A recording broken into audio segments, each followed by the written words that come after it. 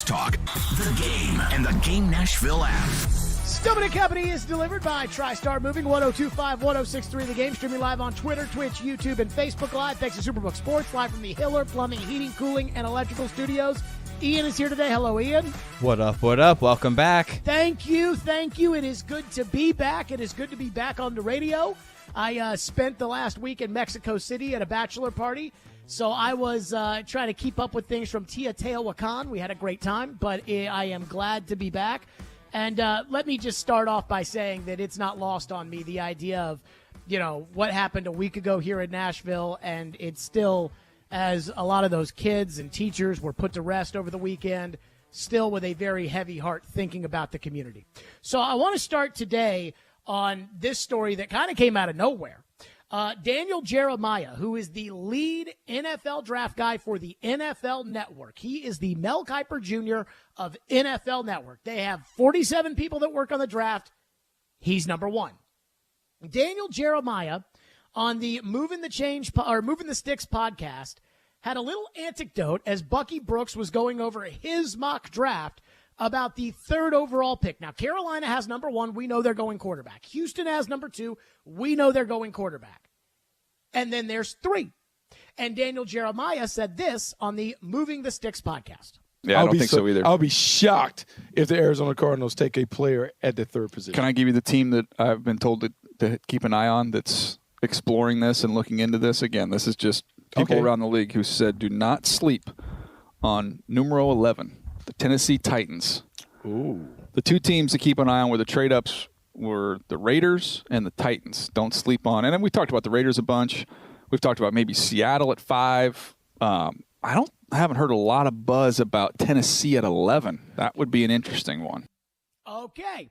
So Daniel Jeremiah puts it out there that the Tennessee Titans are interested in the third overall pick.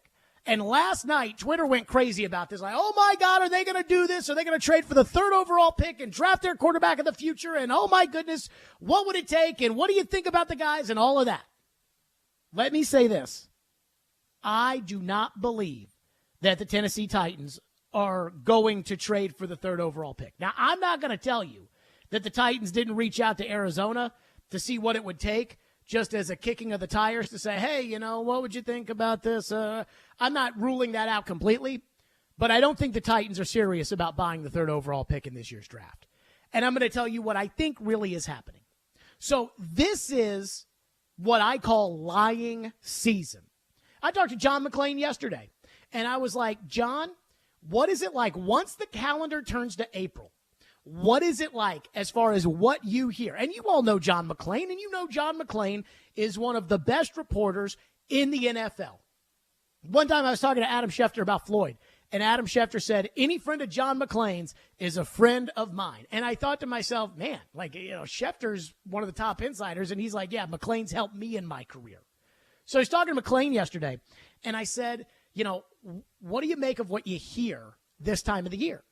And John McClain was like, Jared, I've been doing this for 48 years, and for 40 of them, I've known not to believe a thing that I hear in the month of April. And the reason that I say that is because I don't think this has to do with the Titans. I know it's exciting to think, hey, the Titans might trade up to number 3. The Titans might draft Anthony Richardson. The Titans could draft Will Levis. And I can hear a lot of people rolling their eyes as I say that to the idea of trading up for the third pick to draft Will Levis. I got it. But I don't think this has to do with the Titans. I think this has to do with the Indianapolis Colts. If you are the Arizona Cardinals, think about this. They hold the third overall pick.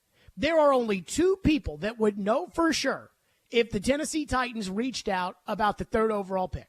The Titans and the Cardinals. Now, I don't think the Titans are running to Daniel Jeremiah saying, we're interested in trading for the third pick. So that eliminates the Titans from the people that could be saying, hey, Tennessee's interested in the third pick, which takes us to Arizona.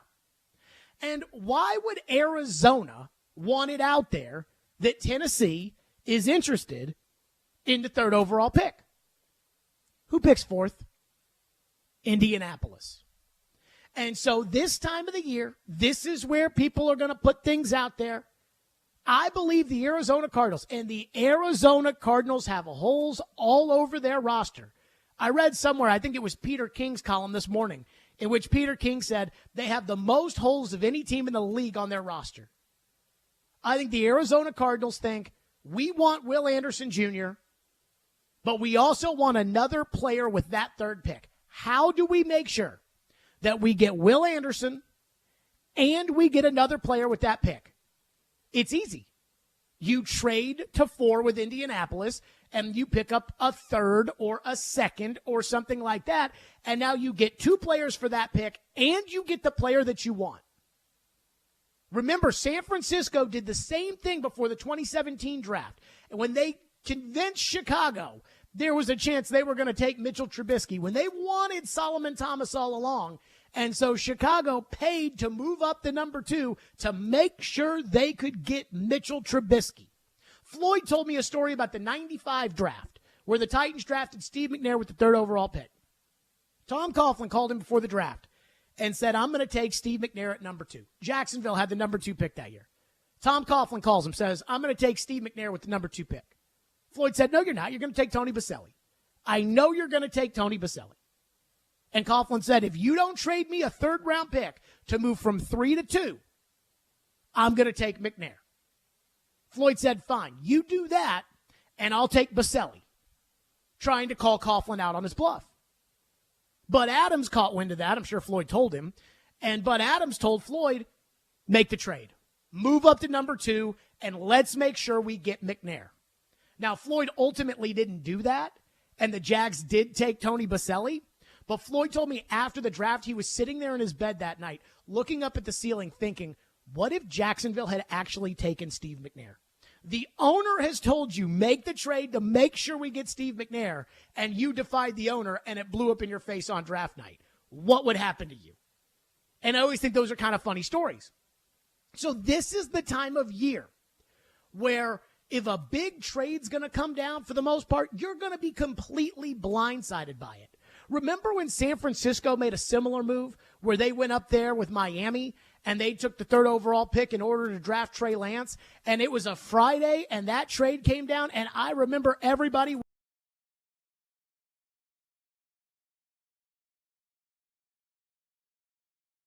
how did this happen? So I go back to the 3rd overall pick. I don't think the Titans are involved for the 3rd overall pick. I think that this is all posturing to try to convince Indianapolis to move up from number 4 to number 3.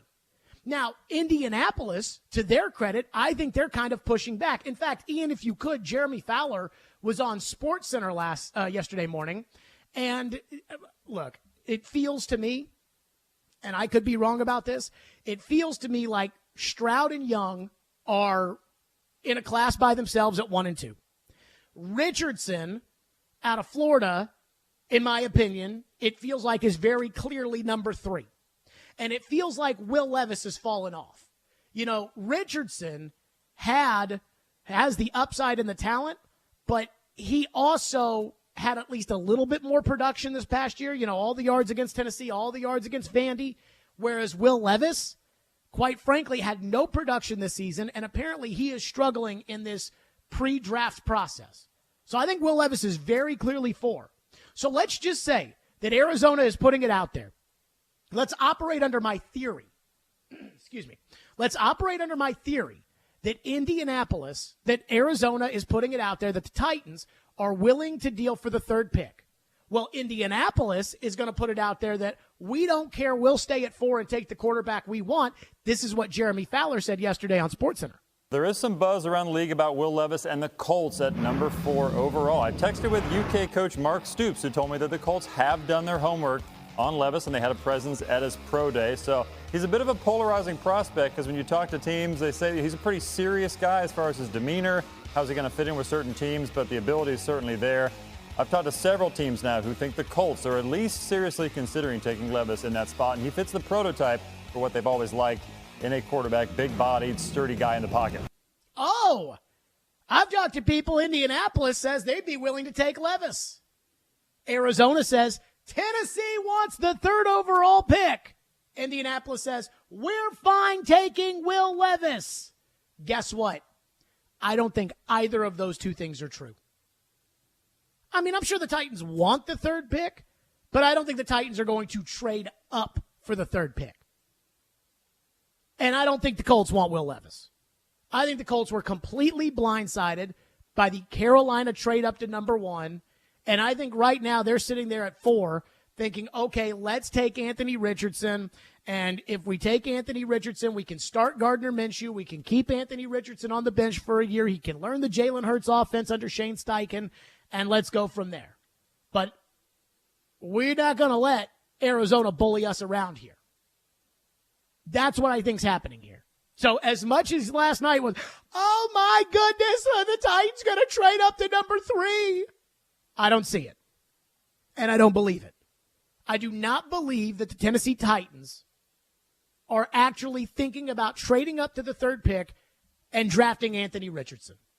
Or drafting Will Levis. Or, if you're Mike Tannenbaum, apparently drafting Hendon Hooker. Now, I saw in a story, A to Z Sports said they confirmed that report when they called the Titans, and the Titans said, yeah, we're willing to take the third overall, or yeah, we really want the third overall pick. We're trying to trade up to get it. Not sure I believe that either. You know, this idea that, oh yeah, we're going to trade up. Yeah, let's tell people we're going to trade up. Come on now.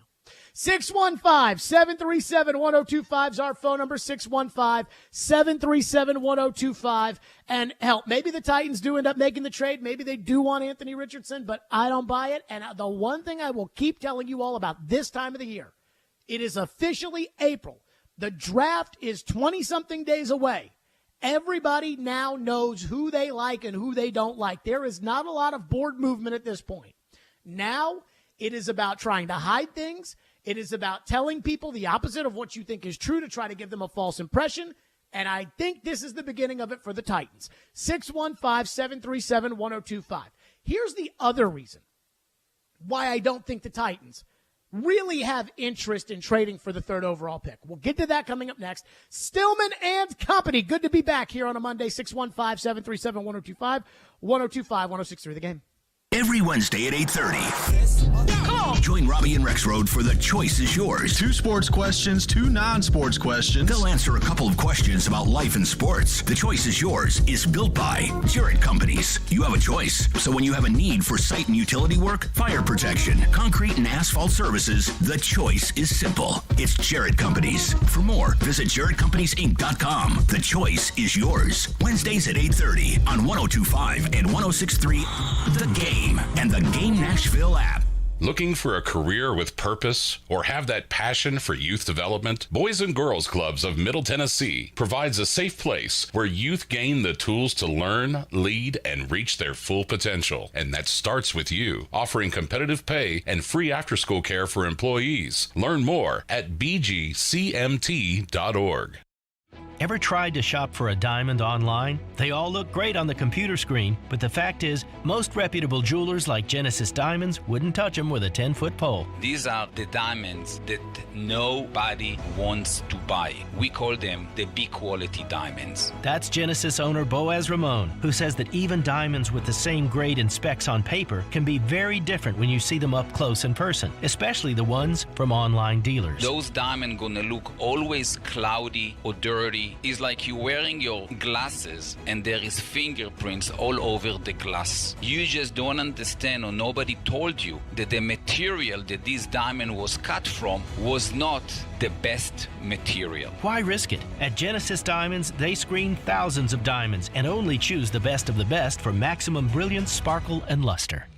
Genesis Diamonds, Green Hills and Cool Springs. I'm Boaz Ramon, and my accent is always on value. You want a mower that delivers a quality cut and an exceptional ride. You need the Kubota Z200 series with the new K-Ride comfort system, designed to give you everything you need to glide your way to a perfectly manicured lawn. Visit your local Kubota dealer today. Visit Coleman Tractor Company, your local Kubota dealer in Clarksville, Nashville, Paris, and White House. Men, this is Evan Bass with the Tennessee Men's Clinic. And I've been helping men with sexual health issues for many years. I've seen the pain and anxiety that men walk into the clinic with when erectile dysfunction is affecting them. And I also know the heartache and difficulty it can bring to their partner. At the Tennessee Men's Clinic, we've been successfully treating men for ED for many years now. We've seen the amazing impacts that those treatments have on a man's confidence and positivity. And we've seen the wonderful things those treatments also do for a man's relationship. That's why I'm pleased to announce that we are now offering the same great services we offer at our Nashville clinic at our new location in Franklin, which will make it much more convenient for those men living south of Nashville to get treated. So call us today and book your appointment at our Midtown location or at our new clinic in Cool Springs.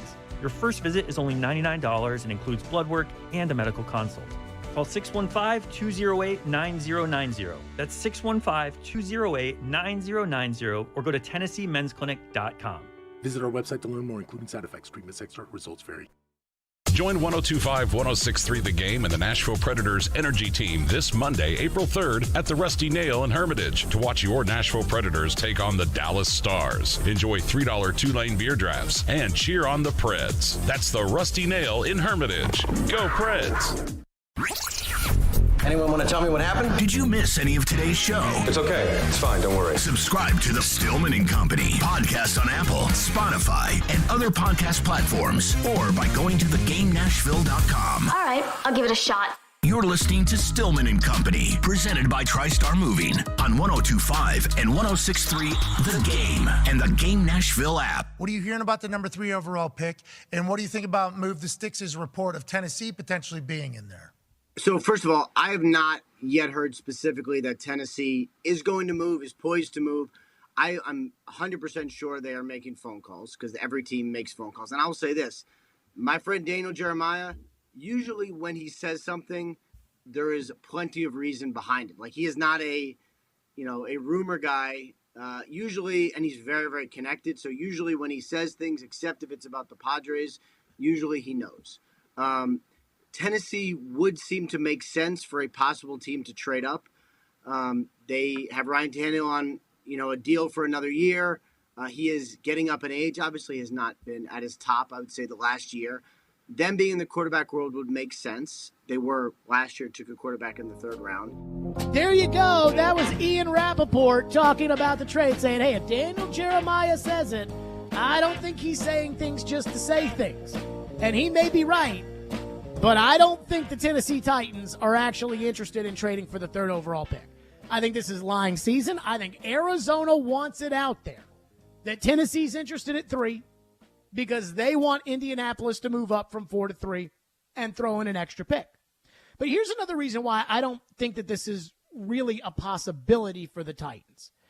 And, Rand Carthon, and I still don't know how much of this is Rand and how much of this is Vrabel, but if Rand Carthon were to go ahead and make this move. See, Rand Carthon has the benefit of the doubt right now because everybody's going to say that anything wrong with next year's team is going to be John Robinson's fault. And there's going to be, some kernels of truth in that. But, I hope that we hold Rand Carthon to the same standard that we held John Robinson to, which was 61% of your games and making the playoffs consistently is not good enough, apparently. But Rand Carthon has a pass this year.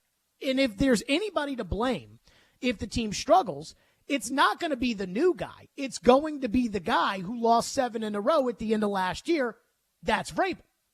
So if you're Rand Carthon and you look at your team and you know that if this team is good next year, and I actually think they're going to be good next year, I know I'm in the minority there, but if you think there's a chance your team's going to be good, you're going to get all the credit for that and none of the blame if things go wrong. But if you trade up for the 3rd overall pick and you draft Anthony Richardson, because let's just call it what it is, trading up to 3 and using that is for Anthony Richardson. There's no other player that the Titans would have any interest in or any ability to get, right? It's Richardson. Young and Stroud are going to go 1, 2 in whatever order. I think it's going to be Stroud 1, Young 2, and then Arizona's at 3. So you would be doing this to trade up for Anthony Richardson. What would you be giving up in order to get Anthony Richardson to sit on the bench? Well, for starters, we all know you'd be giving up the 11th overall pick. But I use the ChatGPT Ian, you familiar with ChatGPT? Not totally. So it's like this AI concept where you just I've ask been it a hearing question about that. and- Yeah. So I asked ChatGPT about picks, trades involving the 3rd and 11th overall pick. They gave me one in 1995. The Cowboys traded for number 3. They gave up number 11, and they gave up 2 second-round picks. Well, that was 30 years ago. More recent, San Francisco goes from 12 to 3 for 3 first-round picks and a 3rd-round pick.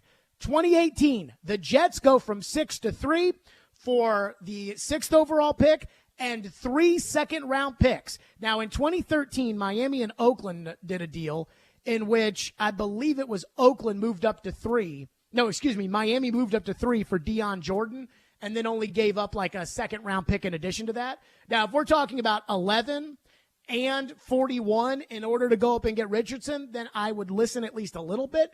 But you all know the price is going to be, for a quarterback with Indianapolis sitting at 4, the price is going to probably be 11, your first next year, 41, and maybe your first, down the road. Or maybe, 2 seconds and a 3rd. Like, it's going to be massive on draft night to move up from 11 to 3.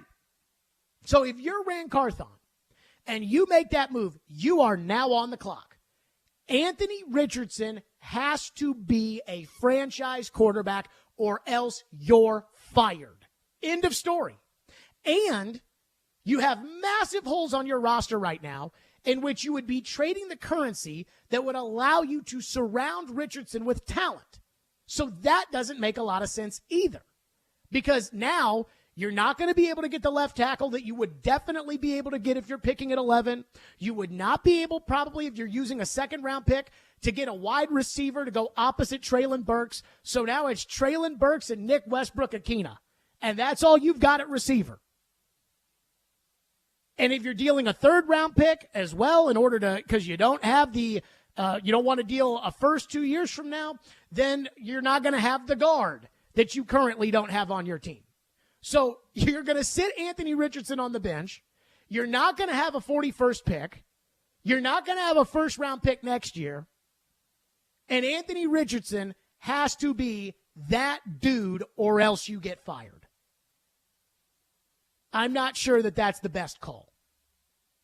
Because the one thing I've always said about developing quarterbacks, and I hope Rand would know this from his time in San Francisco, infrastructure is almost as important as anything else. Now, there are some dudes that can go to total crap holes and turn them around, like Peyton Manning did with Indianapolis or Joe Burrow did with Cincinnati, but those guys are few and far between. Other than that, for the most part, young quarterbacks, even really good young quarterbacks, need infrastructure. They need Travis Kelce and Tyreek Hill and Andy Reid's offense. They need Bill Belichick's defense in the early 2000s for Tom Brady. They need to sit the bench for 3 years and watch Brett Favre before it's time for Aaron Rodgers to go. Again, some quarterbacks are so good that they can just elevate a franchise by themselves. I'm not convinced that any of the 4 quarterbacks in this year's class are that good. I am certainly not convinced Anthony Richardson is that guy.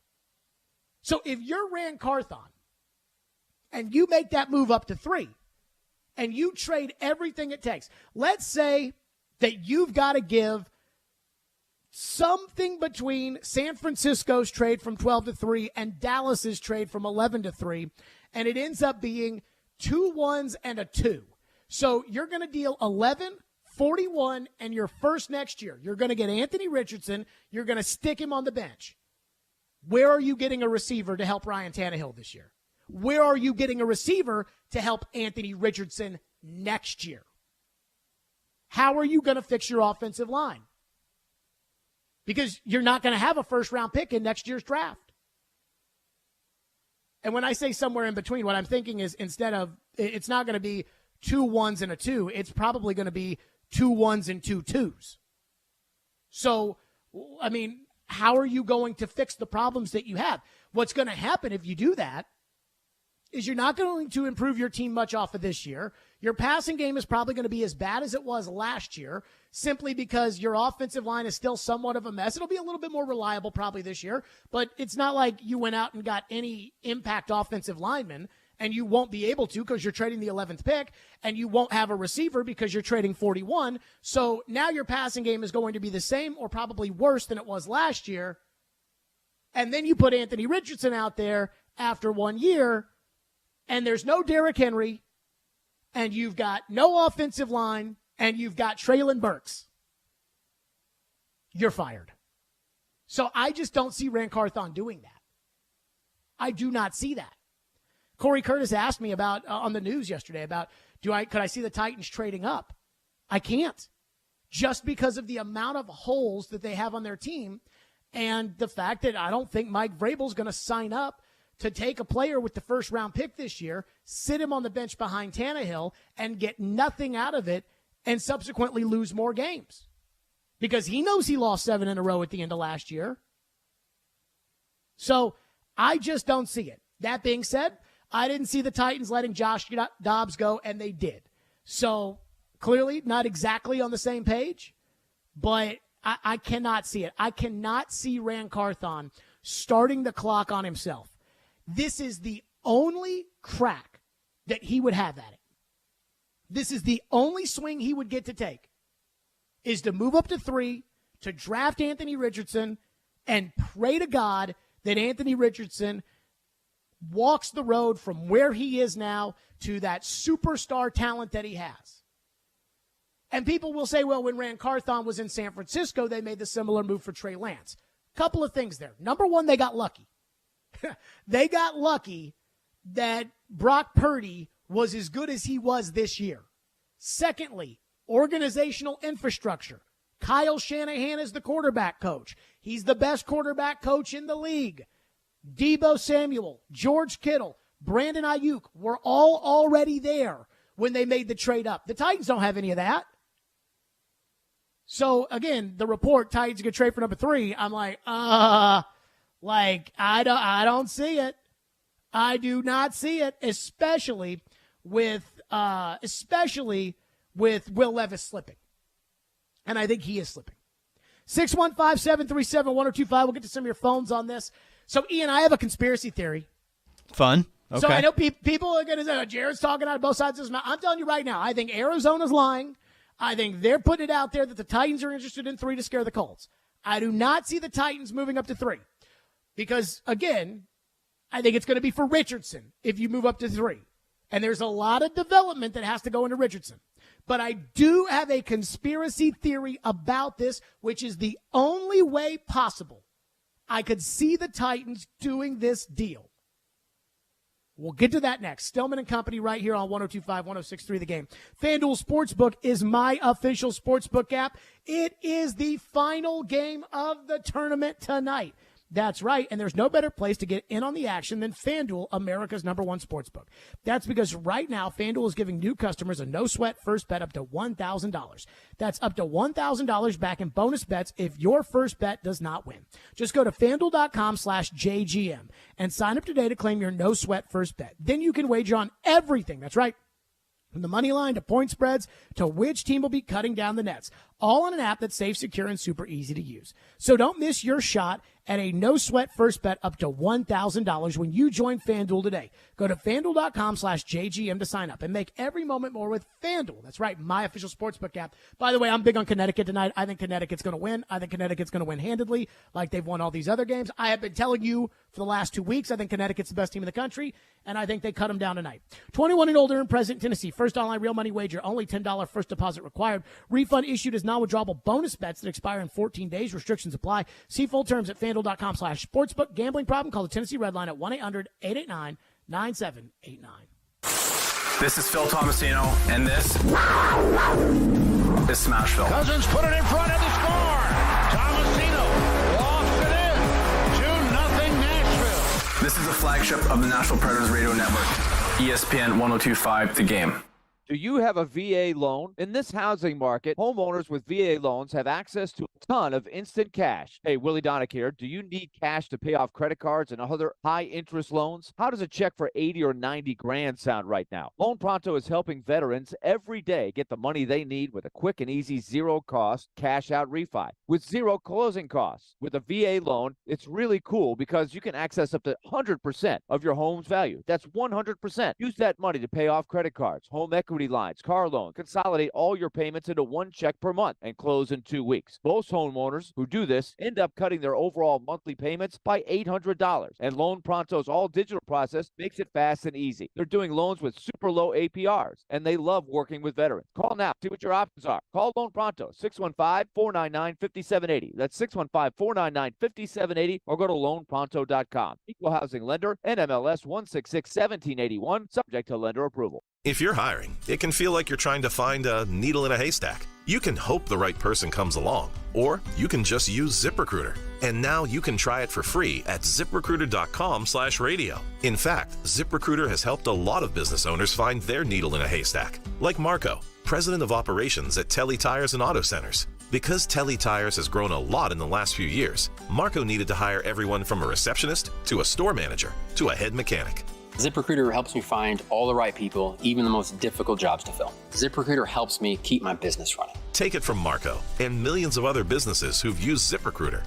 ZipRecruiter can help you find the needle in the haystack.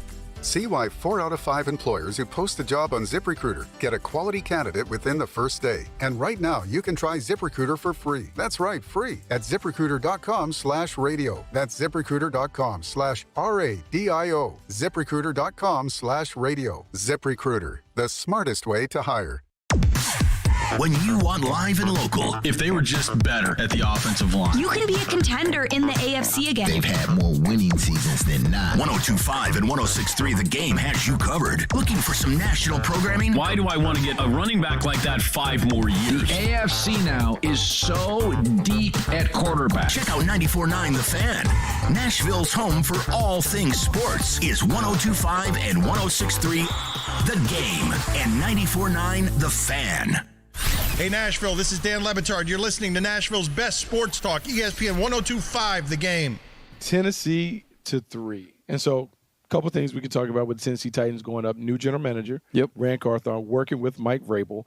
If this was the move, it tells you everything that you need to know about how they felt about their third-round pick, Malik Willis. If you didn't know, based on how they brought Josh Dobbs in, put him at the end of the season, and started him in a game that was to determine whether they're going to the playoffs, it tells you right there they are in the quarterback market, even though they have Ryan Tannehill in tow. And so, yes, that would be not necessarily a big surprise, but it would signal something. And depending upon which quarterback they ultimately selected, speak volumes about how they want this franchise to shift or pivot based on what they're doing. But not necessarily a big surprise, but it would signal something. And depending upon which quarterback they ultimately selected, speak volumes about how they want this franchise to shift or pivot based on what they're doing. But Derrick Henry may be nearing the end of his run with the team.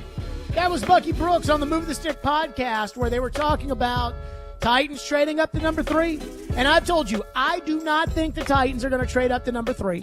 I do not think Rand Carthon is going to push all his chips in the middle on his first draft for Anthony Richardson. I just don't see it happening, especially with the holes that the Titans currently have on the roster. And if the Titans are going to stink next year, then they'll just draft the quarterback next year or whatever have you. But I do have a conspiracy theory. And Indy Ben has texted into the text line. Phone lines are driven by WilsonCountyHyundai.com. By the way, good to hear from Indy Ben. I can't remember the last time we heard from Indy Ben. Yeah, it was a tough end of the season. It was. Indy Ben says, I'm going to laugh if the Titans trade up for a quarterback, especially with their questionable ability to develop them. You know, again, when you take a quarterback in the first round, the laughing comes after the fact, not when it happens. Even though I thought the Trubisky thing was ridiculous. And I was like, wait a minute, we all watched Deshaun Watson play ball in college. But, again, I digress. So here's my conspiracy theory, and I think this is going to get Indy Ben right in the chute. Frank Reich. You think, wait a minute, what do you mean about Frank Reich? The Carolina Panthers hold the number 1 pick in this year's draft. I think we all know. And I talked to John McClain yesterday, and I said, how does Houston feel about 2? And he said, Houston's going to take whoever Carolina doesn't take. So if Carolina takes Bryce Young, they're taking C.J. Stroud. If Carolina takes C.J. Stroud, Houston's taking Bryce Young. That's just what it's going to be. But Peter King pointed this out in his Football Morning in America column, that Frank Reich has never had a quarterback under 6'4". That I think in the 50 games he's coached, like 4 of them have been quarterbacked by a guy who's under 6'4". Well, C.J. Stroud is 6'3".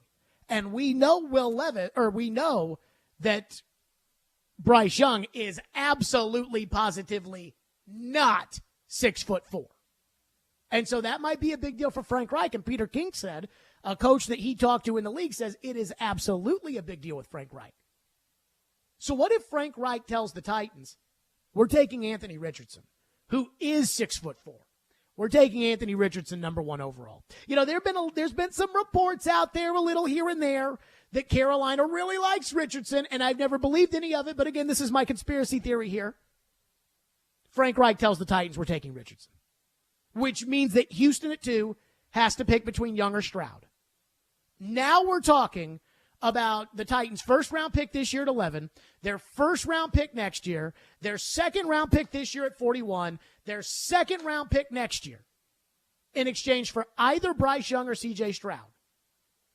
Now it's a different conversation than if you're doing that with Anthony Richardson. And before you say, well, why would Frank Reich tell the Titans that they're going to take Anthony Richardson? 2 things. 1, who just fired Frank Reich? Indianapolis. And 2, listen to Vrabel talk about Frank Reich when Frank Reich got fired, and you tell me if you think they're friends. Tough business. Frank lost his job today in Indianapolis. Any reaction to that? Well, I mean, I think Frank's an unbelievable football coach. I think he's an unbelievable man. I've gotten to know Frank well over the time that we've been in the division, some of the committees that we've been on, his wife, Linda. We all know what we sign up for, and, this is the other side of it that's probably not so, it's difficult. You never want to see anybody lose their job. They made a decision, but, I'll try to, reached out to Frank and try to support him however I can. You tell me after hearing that, you think Vrabel and Reich are friends? We've been on certain committees. He's a good coach. Look, I know the standard line from any coach when another coach gets fired is this is a tough business and we know what our jobs are and he's a good coach and we're hopeful he'll land on his feet. I was in the locker room when Peter Laviolette got asked 2 weeks before he got fired about Mike Sullivan not Mike Sullivan, the coach, the mean coach from the Maple Leafs, Ian. Babcock. Mike Babcock, right. Mike Babcock got fired. By the way, has he turned up anywhere? He has not. So Mike Babcock got fired, and I was standing there in the locker room, and I think the Predators were playing a Canadian team.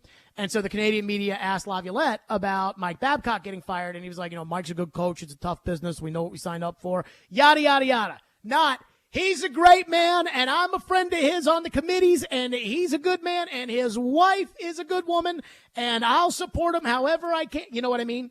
So Vrabel is very clearly friends with Reich. If Reich knows we're going to take Richardson, and TD said it at the Combine, that the Titans like C.J. Stroud.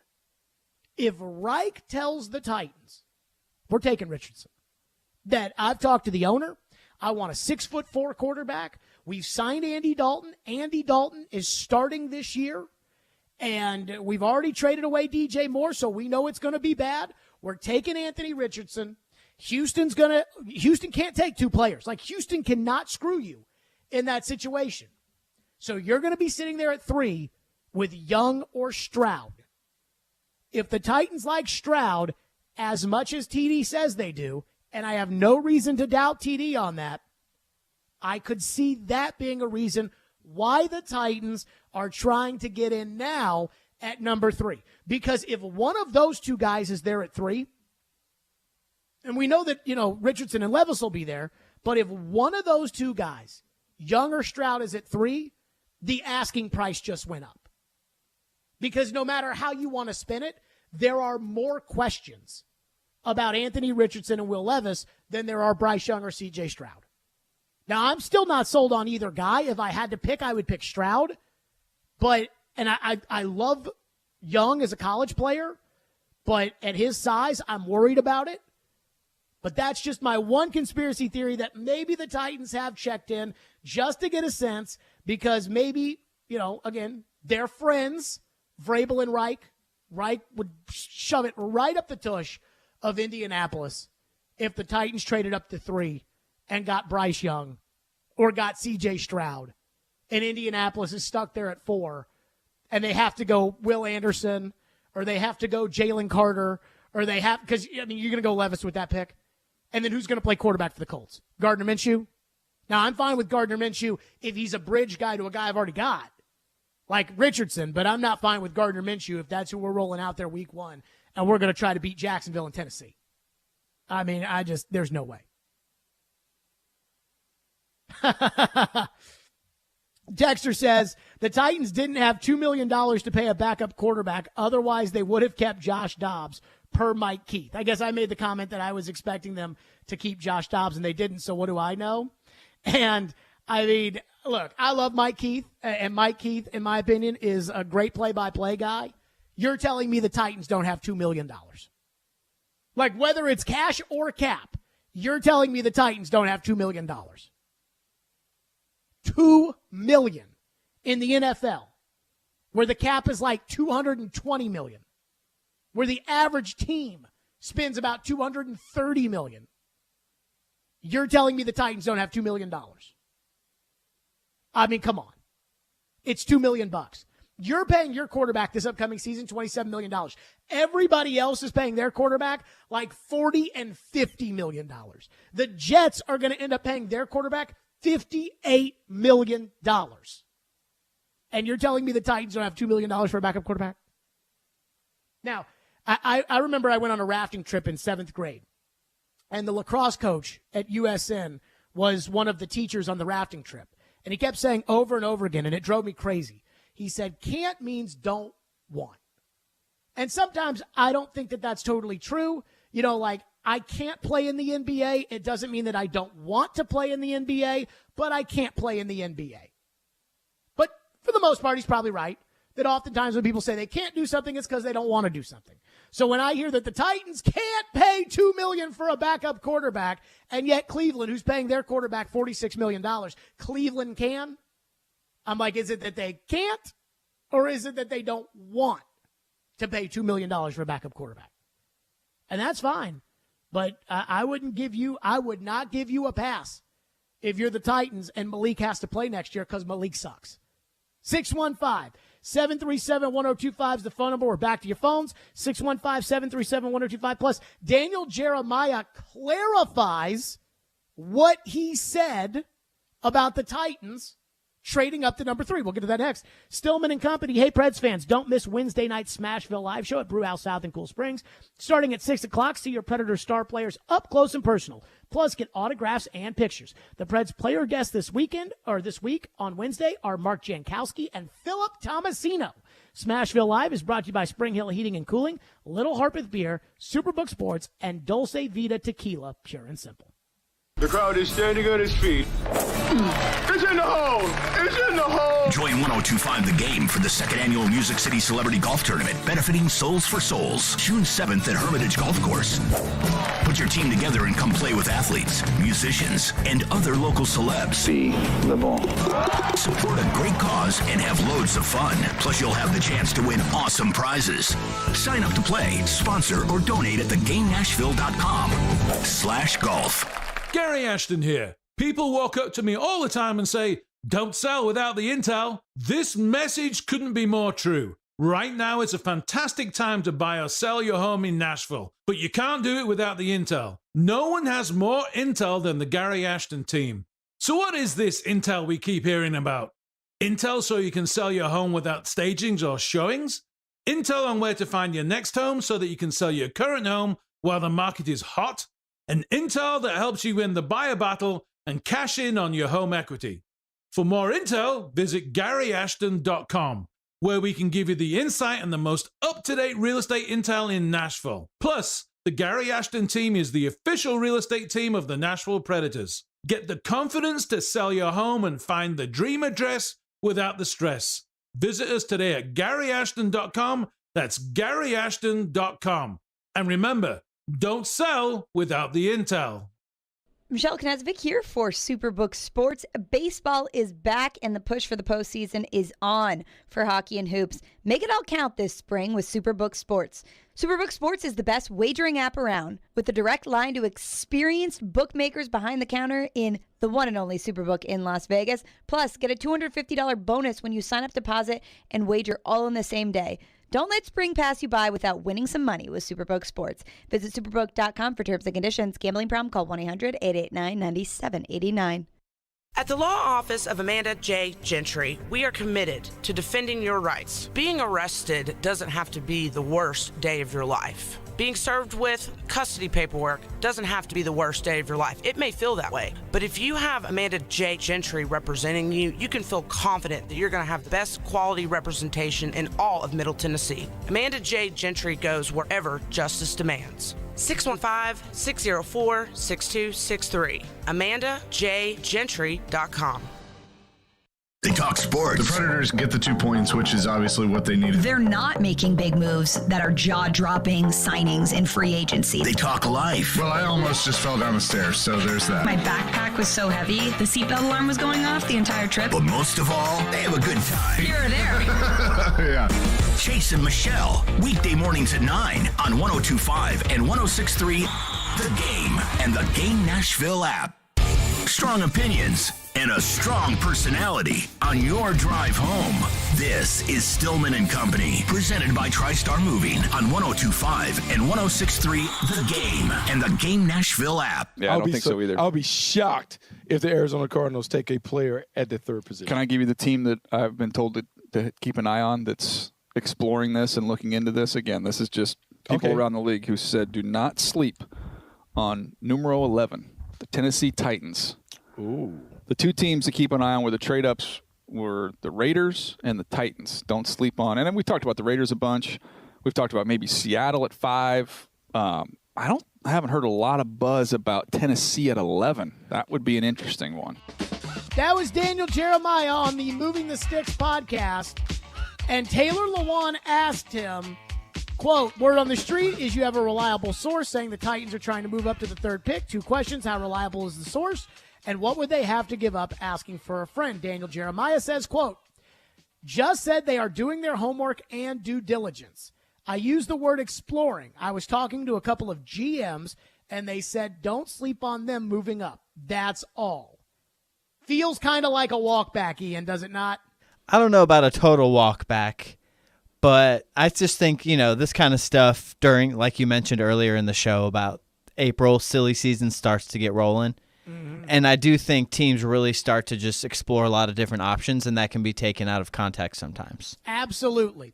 And it reminds me of one time where I was talking to Floyd on the show about Phillip Rivers and Drew Brees and what I'd want in a trade. And then I said, well, that's too much for Drew Brees, so I'm going to call the Chargers for Phillip Rivers.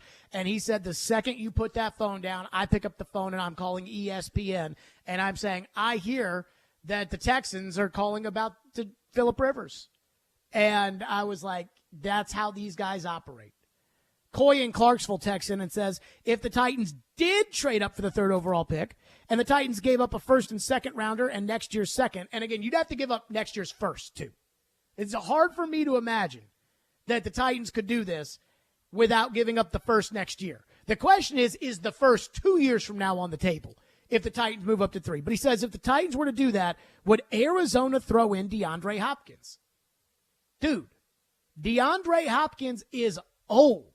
DeAndre Hopkins is expensive. DeAndre Hopkins is coming off of a year in which he was suspended for PEDs. DeAndre Hopkins gets hurt. And you guys want DeAndre Hopkins? Did you not just do this with Julio Jones? The Julio Jones trade, you're still paying for the Julio Jones trade. Because not only, and not that I care about this, but not only is he on your dead cap for this season, but Atlanta, and I do care about this, has your 4th round pick this year. And you want to do that again? You want more of that? No. The reason why DeAndre Hopkins is still on his team is because nobody wants DeAndre Hopkins. No, you don't want DeAndre Hopkins. Brad is up next here on the program. Thank you for calling. Thank you for waiting. What's up, Brad? Hey, a lot of talk about moving up to 3, but I certainly hope the Titans don't do that. I'm really hoping that they find someone to move down a little bit, because I'm just, when you look at the Titans' needs, they've got a lot of holes, like everyone keeps saying, but with the picks that they've got, they absolutely cannot mess up the guard and the wide receiver. Those two are so critical, and I think by moving down, you've got a good shot of getting a starter at both of those positions. And I know we say best player available, and we do have a lot of holes, but those two positions, we can't mess those up this year. I'll hang up and listen. Yeah, I appreciate your call. I mean, the truth is the Titans really need to ace this draft because they've screwed up so many in the past. I mean, to be honest, and the Titans actually had a decent draft last year. Now, when you subtract A.J. Brown out of it, it doesn't look so good. But, Burks had a good season at times, although he was hurt. McCreary had a good season. Okonkwo had a good season. They did not have – Petit Ferrer started at right tackle. They had a good draft last year. But they need to ace this year's draft. But I'm not looking at it so much. Now, I agree with you that the way the Titans have put themselves into the corner, they're going to have to go receiver in this year's draft at some point, and they're going to have to go guard. I was talking to Corey Curtis last night after we taped the interview for News 2, and I was talking about what is this team going to do at receiver, and he starts talking to me about Kyle Phillips, and I'm saying, Kyle Phillips?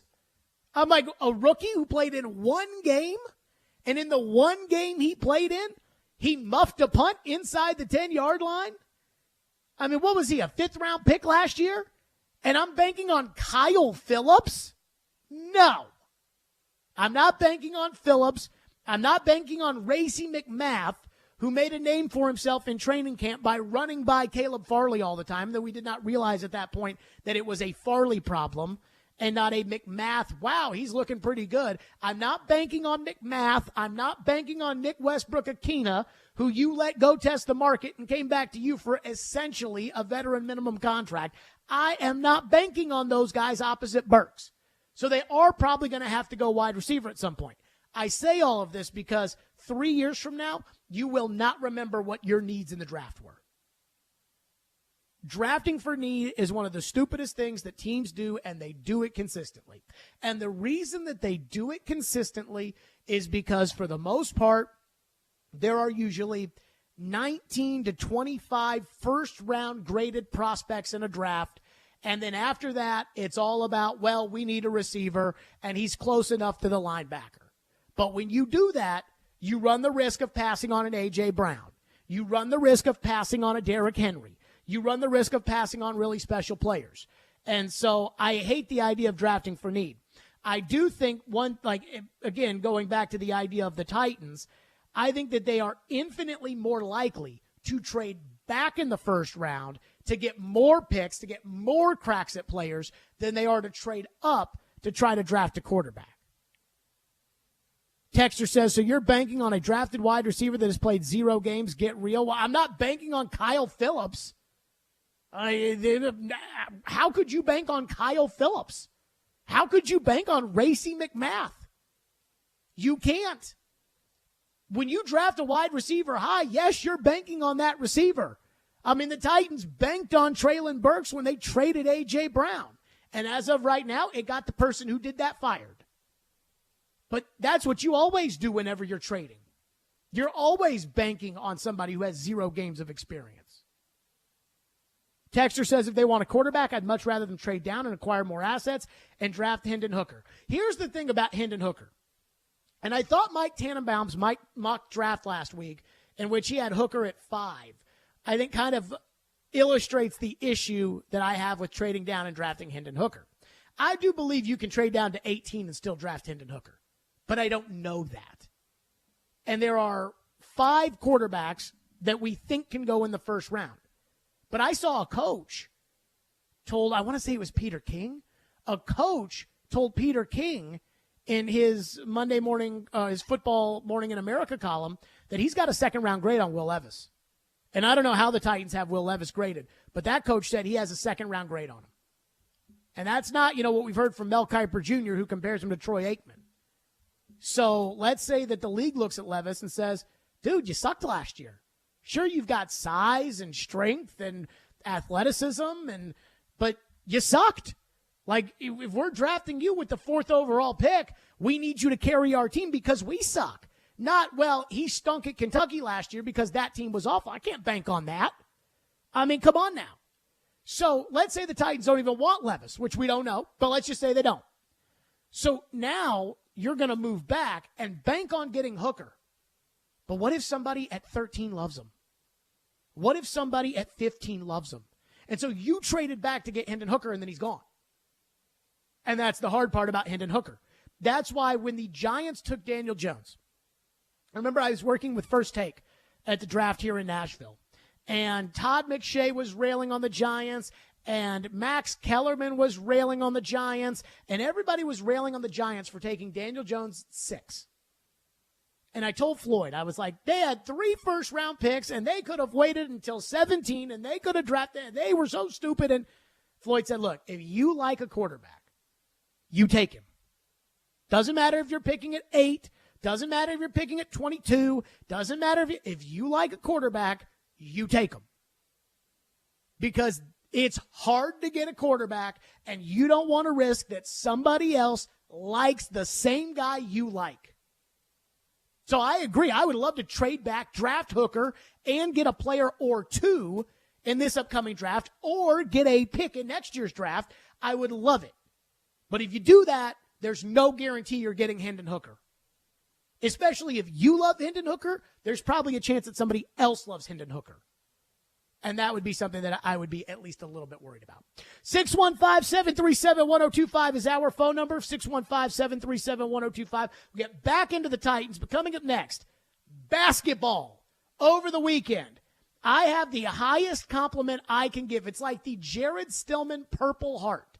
We will do that coming up next. Tune in for Sounds Baseball. That's right, the Sounds are back. Tune in for Sounds Baseball tomorrow night at 6:45 on 94.9 The Fan. The Sounds have their first road series against the Memphis Redbirds, the AAA affiliate of the St. Louis Cardinals. Sounds Baseball on 94.9 The Fan is presented by 312 Pizza and Family Leisure. All the big plays. Ball right to score. Yoshi sets up Matt Duchene. All the big stories. For the Predators, are you holding on to what you got, or are you selling some guys off? All in one place. We are Nashville's best sports talk. 102.5 and 106.3. Green flag is in the air. It may not happen that way every game. His shot stopped. Gotta play better, gotta coach better. TD Tigers. The Game and the Game Nashville app. ElectronicExpress.com. We make it happen. Cards issued by Sutton Bank and Celtic Bank members. FDIC terms and conditions apply. What if you could do business without busy work? With Ramp, you can. Ramp is the future of finance with smart automation, corporate cards, and spend management. Just imagine, no more expense reports or shuffling wrinkled receipts. No more slogging through invoices or getting surprised by unexpected charges. Just your business's big idea with smart spend controls, automation that crushes busy work, and real-time insights so you can make it happen. In other words, Ramp completely reimagined finance to make it work for your business. Get set up, issue corporate cards, and start making payments in less than 15 minutes. See how Ramp does finance. Join today and get $250 just for signing up. Just go to ramp.com/offer. That's ramp.com/offer to get $250 for signing up. That's ramp.com/offer. When you bundle your renters and auto insurance with Progressive, you could save money, but it doesn't cover any terrible memories living rent-free in your head. Remember when one of your best players got injured, but not like on a play or anything? He got injured celebrating a play, and it's not like it was a game-winning play or in the playoffs. And he was out the rest of the season because he was injured while celebrating? Yeah. Sorry, we can't save you from that memory, but we could save you money bundling your renters and auto insurance with Progressive. Coverage from Progressive Casualty Insurance Company affiliates and third-party insurers. Renters insurance and bundle discount not available in all states or situations. Now, your Game Center update. This Game Center update is brought to you by the law offices of Amanda J. Gentry. It's officially NFL Draft Month, as the first round will take place on Thursday, the 27th. The draft rumors are starting to get hot and heavy, and this one involves the Titans. Daniel Jeremiah of the NFL Network mentioned the Titans on his latest podcast. I'll be shocked if the Arizona Cardinals take a player at the third position. Can I give you the team that I've been told to keep an eye on that's exploring this and looking into this? Again, this is just people around the league who said do not sleep on numero 11, the Tennessee Titans. The Nashville Predators are looking to stay in the playoff picture tonight as they are in Dallas to take on the Stars. Nashville sits 5 points behind Winnipeg for the final wildcard spot. The Preds announced this morning they have recalled forward John Leonard from AHL Milwaukee. Puck drop for Preds versus Stars is at 7:30, with pregame coverage at 6:30 right here on the Preds Radio Network. And the NCAA Men's National Champion will be crowned on the hardwood tonight. 4-seed UConn will take on 5-seed San Diego State at 8:20. This update is brought to you by the law offices of Amanda J. Gentry. I'm Ian Safar for 102.5 and 106.3 The Game. For more, follow us on Twitter at 1025 The Game or visit thegamenashville.com. Live from the Hiller Plumbing, Heating, Cooling, and Electrical Studios. WPRT-FM Pegram, WPUC HD2 Laverne. Broadcasting on Alexa. I appreciate that. And other smart speakers. 1025 and 1063. 1, 2, 3, 9. I think it was a good game. Had a couple of big plays. The Game. A Cromwell Media Station. Where you have a voice. He had a competent coaching staff. You just play terrible and you keep playing. And we have strong opinions. What a whiny freaking crybaby response. This is Stillman and Company with Jared Stillman. Presented by TriStar Moving on Nashville's best sports talk, 1025 and 1063 The Game and the Game Nashville app. Stillman and Company is delivered by TriStar Moving, 1025, 1063 The Game, streaming live on Twitter, Twitch, YouTube, and Facebook Live, thanks to Superbook Sports. Live from the Hiller Plumbing, Heating, Cooling, and Electrical Studios. Men's National Championship tonight, women's yesterday. Boy, the women's tournament was fun. This has been an insanely fun March Madness. You know, what I've realized, here's the thing about college basketball. Nobody is going across America, you know, the big picture. Nobody is going to care about college football, college basketball until football season is over. Now, if you've got a school and you like your school, you'll watch your games. But for the most part, you're never going to be around the water cooler and have people talk about college basketball in November, December, January, February, May, June, July, August, September, October, and then back to November. Like, nobody's going to talk about it. Nobody cares. But when we get to March, that tournament is so much fun. And this tournament, which we knew was going to be a wide open tournament, has been incredibly fun. Buzzer beaters, big games, little guys, power programs losing. It's just been great. But I told you guys about 2 weeks ago, after I watched Connecticut just absolutely smoke Arkansas in the Sweet 16, I said, that team's really good. I said, they're the best team in the country. Ian backed me up on that. I think you were up there pretty high on them, yep. I told you, they're the best team in the country after what they did in the Sweet 16 to Arkansas. You know, I was talking with somebody who's an Arkansas fan, and they were like, we're playing terribly, and we're not making shots, and we're not. And I root for Arkansas now, but I'm not a huge Arkansas fan. So I think I can watch it a little bit more objectively. And when I watched that game, I didn't see Arkansas do anything that I'm not used to Arkansas doing. I just thought Connecticut was that much better. I watched them play, and I had heard all the nerds talking going into the week about Connecticut is the most efficient team in the country, according to the KenPom, and that's how well. And I'm like, I don't care about your analytics stat, nerd. And then I watched them play. They never missed a shot. And if they did miss a shot, they got the rebound. And then what they did with your post player is they brought Sanogo out, and they just set a ball screen, and then he'd roll to the basket, and he'd dunk it like he was Shaquille O'Neal. And then if you didn't let Sanogo do that, the guy ran off the ball screen and just went up for three, and he swished it. Nothing but net. And I am about to give them the greatest compliment I think I can give them at age 33. You know, I know about college basketball before the turn of this century. You know, I know about Dean Smith at Carolina. I know about Raleigh Massimino. I know about Lou Carnesecca. I know about UNLV and Jerry Tarkanian, but I didn't live it. So it's hard for me to sit there and compare, you know, the UNLV Rebels in 1990 to the 2010 the Duke Blue Devils. Like, I have a hard time with that. When I watch this Connecticut team play, I see the 2006 Florida Gators. That was the first of the 2 back-to-backs with Joakim Noah, Al Horford, Torian Green, Corey Brewer from Portland, Lee Humphrey, Chris Richard. That was the first national championship that Florida won.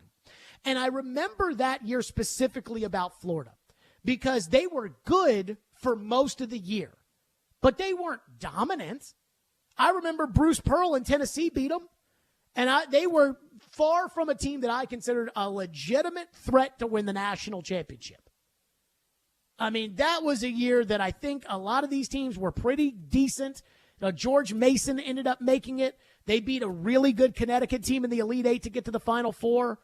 But deep down inside, I mean, we knew Florida was good. But then once tournament play started, Florida caught on fire. And it got to the point that when we would watch these tournament games and we'd watch this Gator team that really only had one NBA star, and that's Horford. And Horford, Horford was good in the NBA. Star might be a little much. Horford's been good. Noah had a nice little run. Other than that, that's it. Billy Donovan is a really good coach. Is Billy Donovan a great coach? I don't know. He's somewhere between really, really good and great. And that's what I see with this Connecticut team. Excuse me. You know what's crazy about this year's Connecticut team? What's crazy is I went to NBADraft.net, and I was wondering, are any of these guys going to be drafted? Arkansas, who they annihilated in the Sweet 16, has 2 guys that are projected to go in the top 7. Connecticut's first guy is projected to go at 29. And they've got 2 guys that are projected to go in the second round.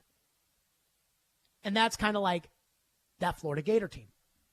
Which, again, now Corey Brewer was a high pick, but Corey Brewer was not an impact NBA player. That is, in my opinion, what makes them so special. Because that Florida team, excuse me one second. That Florida team was just good at every single position. They had a good point guard. Not a great point guard. They had a good one. Excuse me, I'm sorry. They had a good point guard, not a great point guard. They had a good shooting guard. Lee Humphrey, now, you could put him on any team in the country, and he would have never elevated that team to greatness. But on that Florida team, he was the one guy that you'd leave open, and if you left him open, he hit it every time. Corey Brewer was a great forward, and then, of course, Noah and Horford. And they had a good bench. Connecticut's the same way. None of these guys that are on this Connecticut team are going to be superstars in the NBA. It's not going to happen. Not one of these guys is Brandon Miller at Alabama. And yet, if they played Alabama, I think they do to Alabama what they've done to everybody else, which is exactly what the Florida Gators in 2006 did when they got in that tournament. And I just was sitting there thinking about how much they reminded me of that Florida team. And I think even if you were a Tennessee fan or you were a Kentucky fan or you were a Vanderbilt fan or whomever it might be, I think you probably had a lot of respect for those Gator teams and a lot of respect for Billy Donovan. And so I looked it up just to see how much those teams are alike. The current Connecticut team and that first Florida team that won the back-to-back titles. It is crazy how much those 2 teams were alike. Neither team started ranked in the top 25 to begin the season. By the end of the year, Connecticut was 10, Florida was 11. That Florida team was a 3 seed. This UConn team was a 4 seed. So it's not like people just saw greatness to start the tournament with either of those 2 teams. That Florida team won their final 11 games of the season. This UConn team has won 11 of their last 12, and the only game they lost was by 2 points to Marquette. And how about this? That Florida team, the 2006 Gators that won the title, they averaged 78.3 points per game. This Connecticut team, 78.6. And what that means, when you average about 80 points a game, what that means is you can play any style of basketball. Some of these teams, they need the score to be in the 90s. And they can't D up, they just have to outscore you. I thought Iowa last night in women's basketball is an example of that, where if you're going to beat Iowa, you have to score in the 90s. Now, you can score in the 90s, But you're going to have to score. You're going to have to outscore them. I don't think Iowa can play a defensive game, though it was tough against South Carolina on Friday. But for the most part, those teams cannot play defensive games when they have to. Whereas Connecticut is great defensively. Connecticut is great when it comes to rebounding the basketball. They are great when it comes to shooting the ball. They have so much depth with their role players on the bench.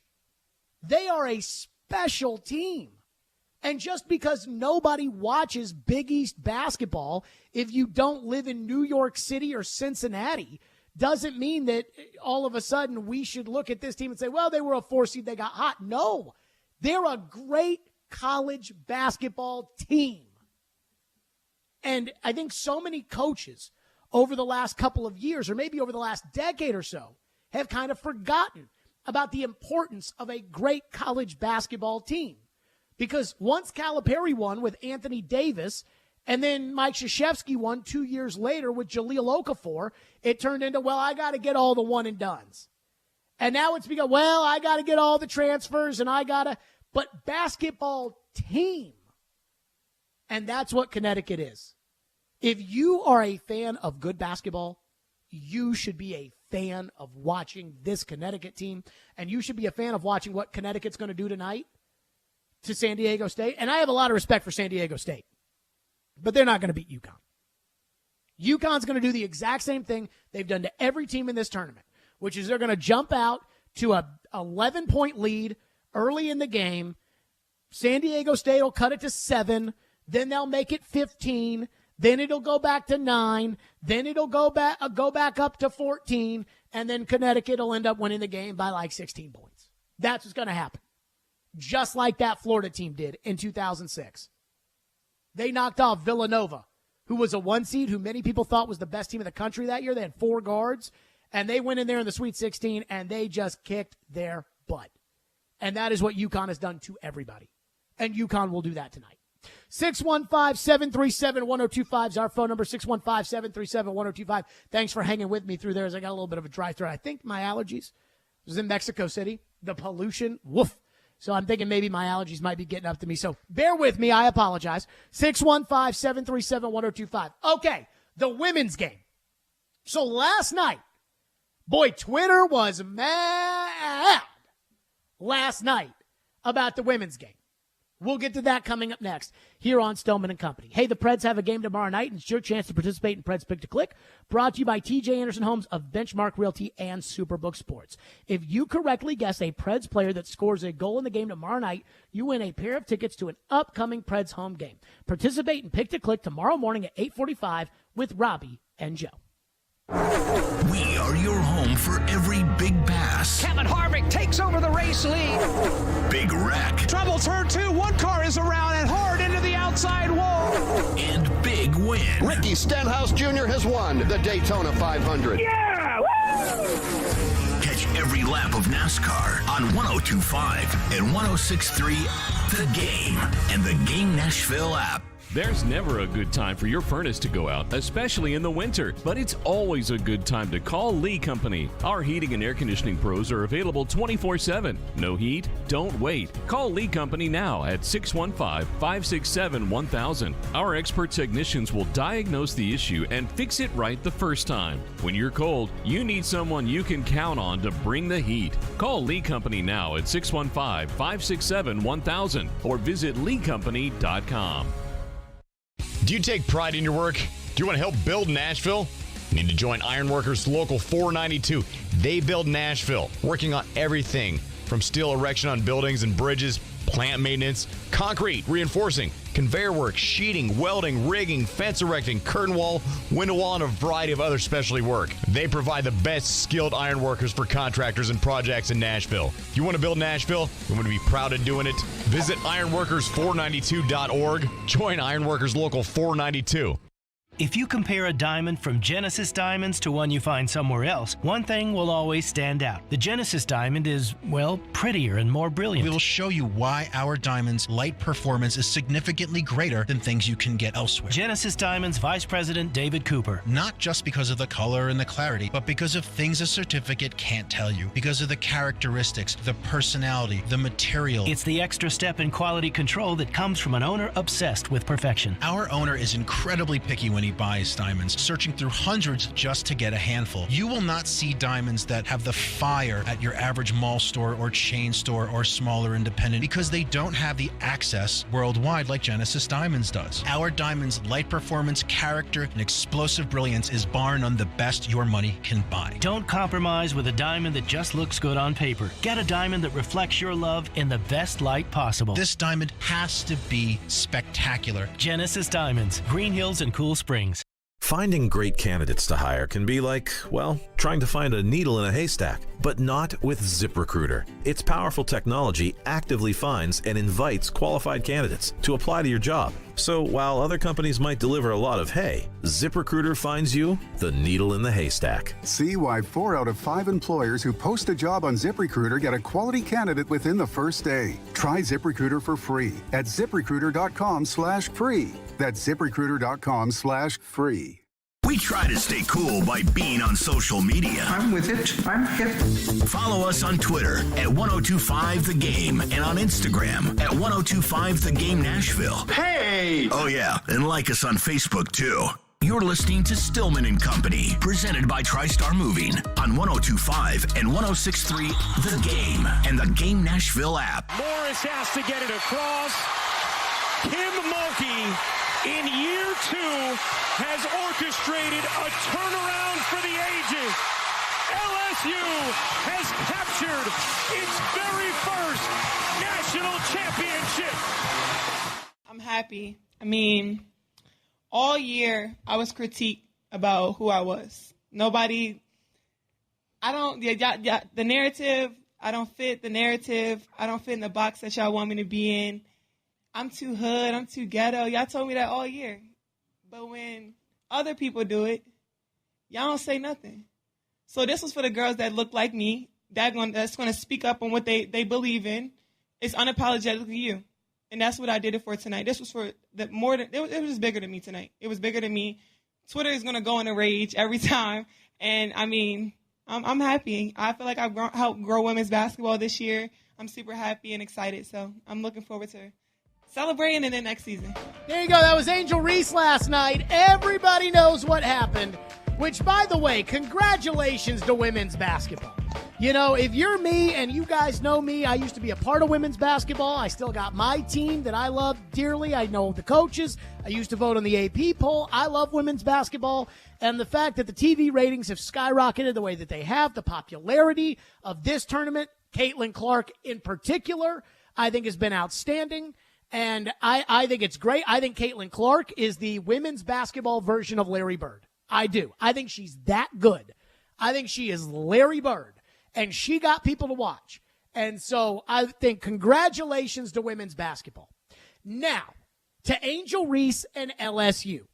All of you guys saw yesterday about the pointing the ring finger in the face of Caitlin Clark, the "you can't see me," the John Cena that she did once it was obvious that LSU was going to win the game.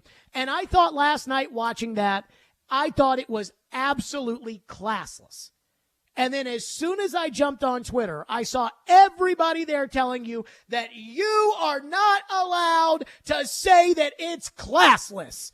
You are not allowed to say that what Angel Reese and LSU did, the way in which they won, and they won like a bunch of sore winners yesterday. The way that they did, you cannot say that that's classless. Why not?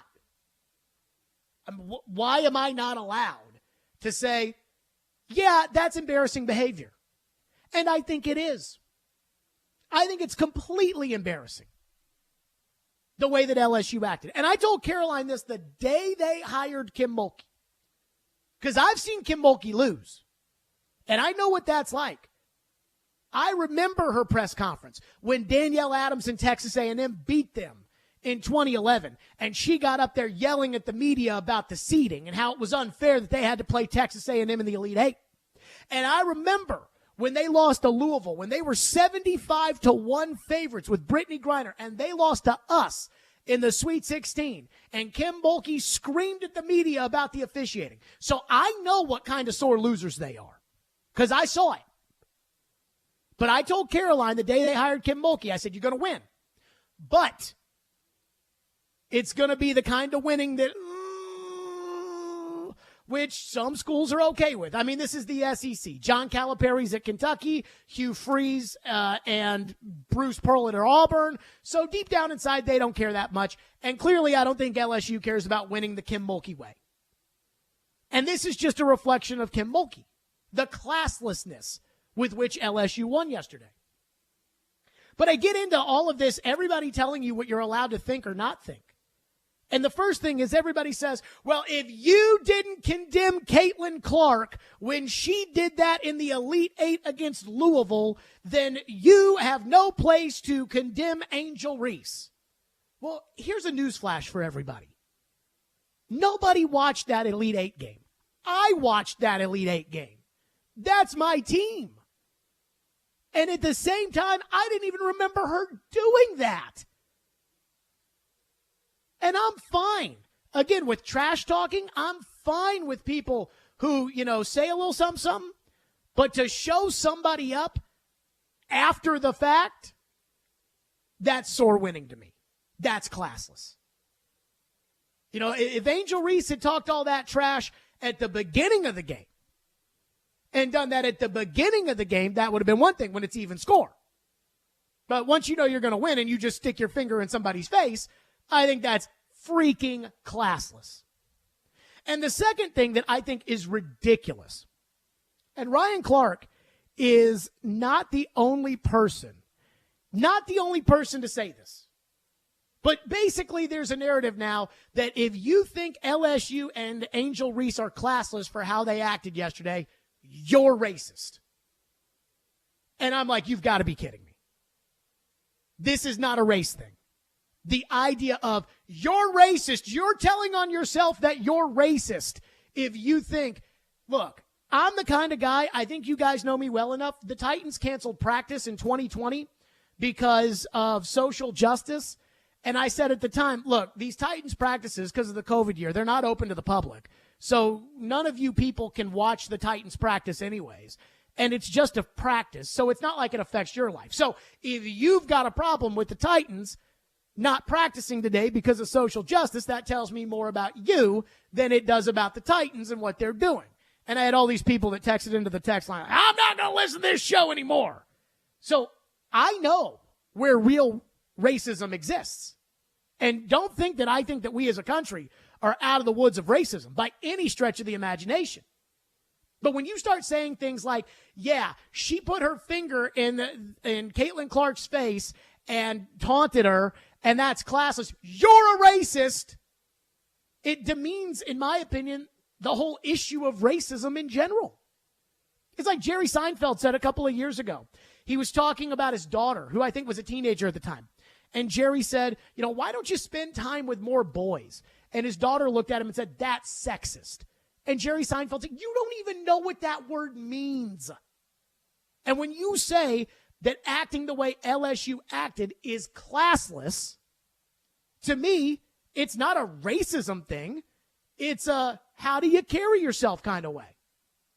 Tom Brady didn't get up at the podium after they won the Super Bowl in Tampa Bay, and Jim Nantz, Tom, congratulations on winning another title, and put his microphone in his face and said, up yours, Bill. You think you need me now? Tom didn't do that. Why? Because Tom Brady has class. What LSU did, and I'm not surprised that this comes from a Kim Mulkey team, but LSU, they're a bunch of sore winners. They're front runners. What Mike Vrabel doesn't like is what LSU was yesterday, which is exactly what I told Caroline they were going to get when they hired Kim Mulkey. But that's what it was. Kevin Byard intercepted a pass against the Cowboys. He ran to the star and did the TO where he, up with the star and put his arms out. And Vrabel absolutely ripped him after the game about making it about himself. That's what Angel Reese did. Nobody's talking about the girl off the bench that hit all those threes yesterday. Nobody's talking about the actual game. All they're talking about are the antics after the fact. And I have another thing, too, on the Angel Reese front that I guess I struggle with a little bit, which was after the game, she said, you all told me I was too hood and I was too ghetto, right? Who said that? The reason I ask is because, quite frankly, there are a lot of things that you can say in the media that aren't going to get you fired. Calling somebody hood and ghetto will get you fired. So when you're sitting there in the press conference room and you've got all these writers from USA Today and ESPN.com and you're, saying, you guys called me too ghetto, I'm thinking to myself, who in that room said you were too ghetto? And I'm not saying it didn't happen because I haven't gone through every story and every talk radio show about LSU women's basketball this year. But who said that? Because I know I've been doing this for a decade now. You start calling people ghetto, you start saying things are too hood, you're going to get fired. So I just think, to me, how bad was it the way LSU acted when they won? It was classless. I didn't like it. I thought it was front-running. I thought it was selfish. I thought it was making it about them more than it was making it about the team. I didn't like it. Now, I didn't say it wasn't good for women's basketball, because I do think it's good for women's basketball. I do think it's good to have a villain. And I do think LSU, they are now the role, and Kim Mulkey and that, they are villains. And I think that's good for sports. They are the bad boy Pistons of women's basketball, and Caitlin Clark is Michael Jordan. So I do think that that's good. Like, that I'm fine with. But what I'm really bothered by more than anything else is just all the people that are telling me that I'm not allowed to say that that was completely classless. And then people that take it a step further and say, you're a racist if you think that that was classless. No, I'm not. Because I would think it was classless if a white person did it. And people say, well, you got to have that same energy about Caitlin Clark when she did it in a game where 1 million people watched, as opposed to yesterday where 10 million people watched. Guess what? If Richard Sherman hits the ball in the air that gets intercepted in the NFC Championship game, and after the game, instead of it being the NFC title game and instead of it being Aaron Andrews when Richard Sherman went crazy about Michael Crabtree, if it had actually been a regular Sunday game on Fox with a noon kickoff and the sideline reporter was, I'm trying to think of like who's down on the level there. No disrespect to Laura Oakman, but let's say it was the Laura Oakman crew. Would it have gone as viral? You know the answer to that. But we were all watching our TVs.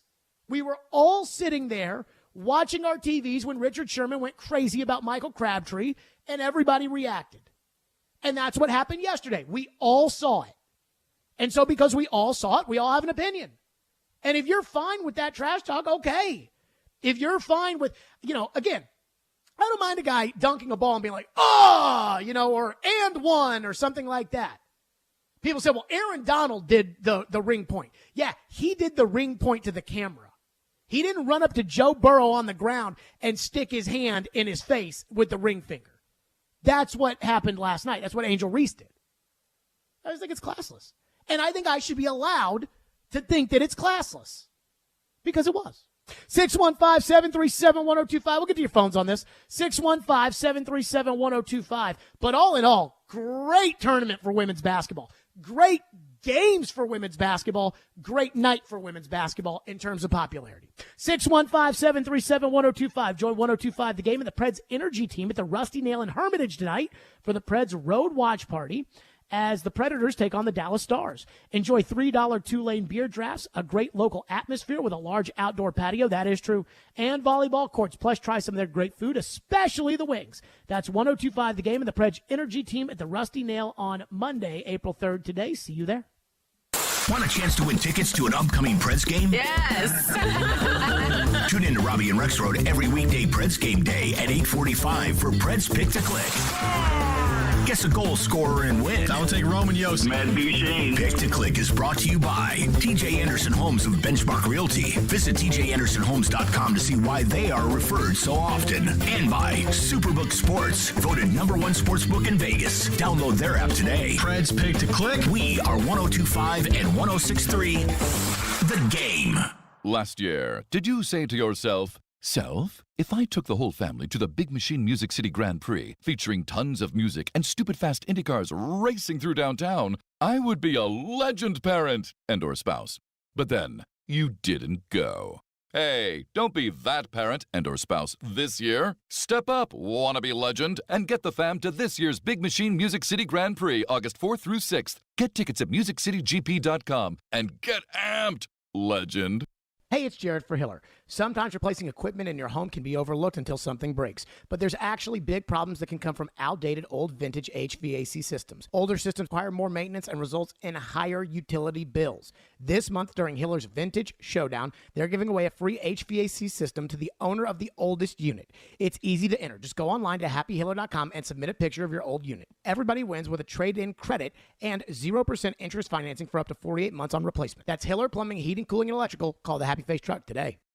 Hey, Robbie Stanley here, and the final game of the tournament is here, and there's no better place to get in on the action than FanDuel, America's #1 sportsbook. That's because right now FanDuel is giving new customers a no-sweat first bet up to $1,000. That's up to $1,000 back in bonus bets if your first bet doesn't win. Just go to FanDuel.com/Rob and sign up today to claim your no-sweat first bet. Then you can wager on everything from the money line to point spreads to which team will be cutting down the net, all on an app that's safe, secure, and super easy to use. I'm going with UConn in this matchup. They've been so impressive all tournament long, but you take it any way you want to take it. Don't miss your shot at a no-sweat first bet up to $1,000. When you join FanDuel today, just go to FanDuel.com/Rob to sign up. You can make every moment more with FanDuel. Must be 21 or older and present in Tennessee. First online real money wager only. $10 deposit required. Refund issued as non-withdrawable bonus bets that expire in 14 days. Restrictions apply. See full terms at FanDuel.com/sportsbook. If you have a gambling problem, call the Tennessee Red Line at 1-800-889-9789. We buy any car. We buy any car. We buy any car. Any. Did you know trading in your car at a dealer could cost you money? A recent study found consumers who trade in their car pay an average of $990 more. So don't trade in. Sell it to We Buy Any Car. Learn more and get your free online valuation now at WeBuyAnyCar.com. Find out how much your car's worth at We Buy Any Car. April was a busy hiring month for Cromwell Media, the owner of this radio station. We're saluting 3 teammates for 8 years of service. Cliff McCardle, our promotions director, and Jared Stillman and Ian Safar on 102.5, 106.3 The Game. Janet Gers in our business office passes the 6-year mark, and Junie Gates in promotions and Lance Mackey in sales are celebrating 2 years with us. These folks are making a difference every day. Come join our amazing team. Send us your resume at together@cromwellmedia.com. That's together@cromwellmedia.com. 102.5 and 106.3 The Game is live and local. And now, let's meet the starting lineups. Robbie and Rexrode 6 to 9. You are talking about a team that's building a roster. Chase and Michelle 9 to 11. He's still under contract. It's not always X's and O's. Caroline, Willie, and D Mace 11 to 2. Trades, free agents. Let's get it going. I think this is a good hire. And Stillman and Company 2 to 6. I can give you one of the best coaches in the league. And don't forget, we're your home for all things Nashville. He scored! Nashville's best sports talk. 102.5 and 106.3 The Game. Hey, it's ESPN NFL analyst Tim Hasselbeck on Nashville's best sports talk, ESPN 102.5 The Game. I want to acknowledge the first group I got to coach last year.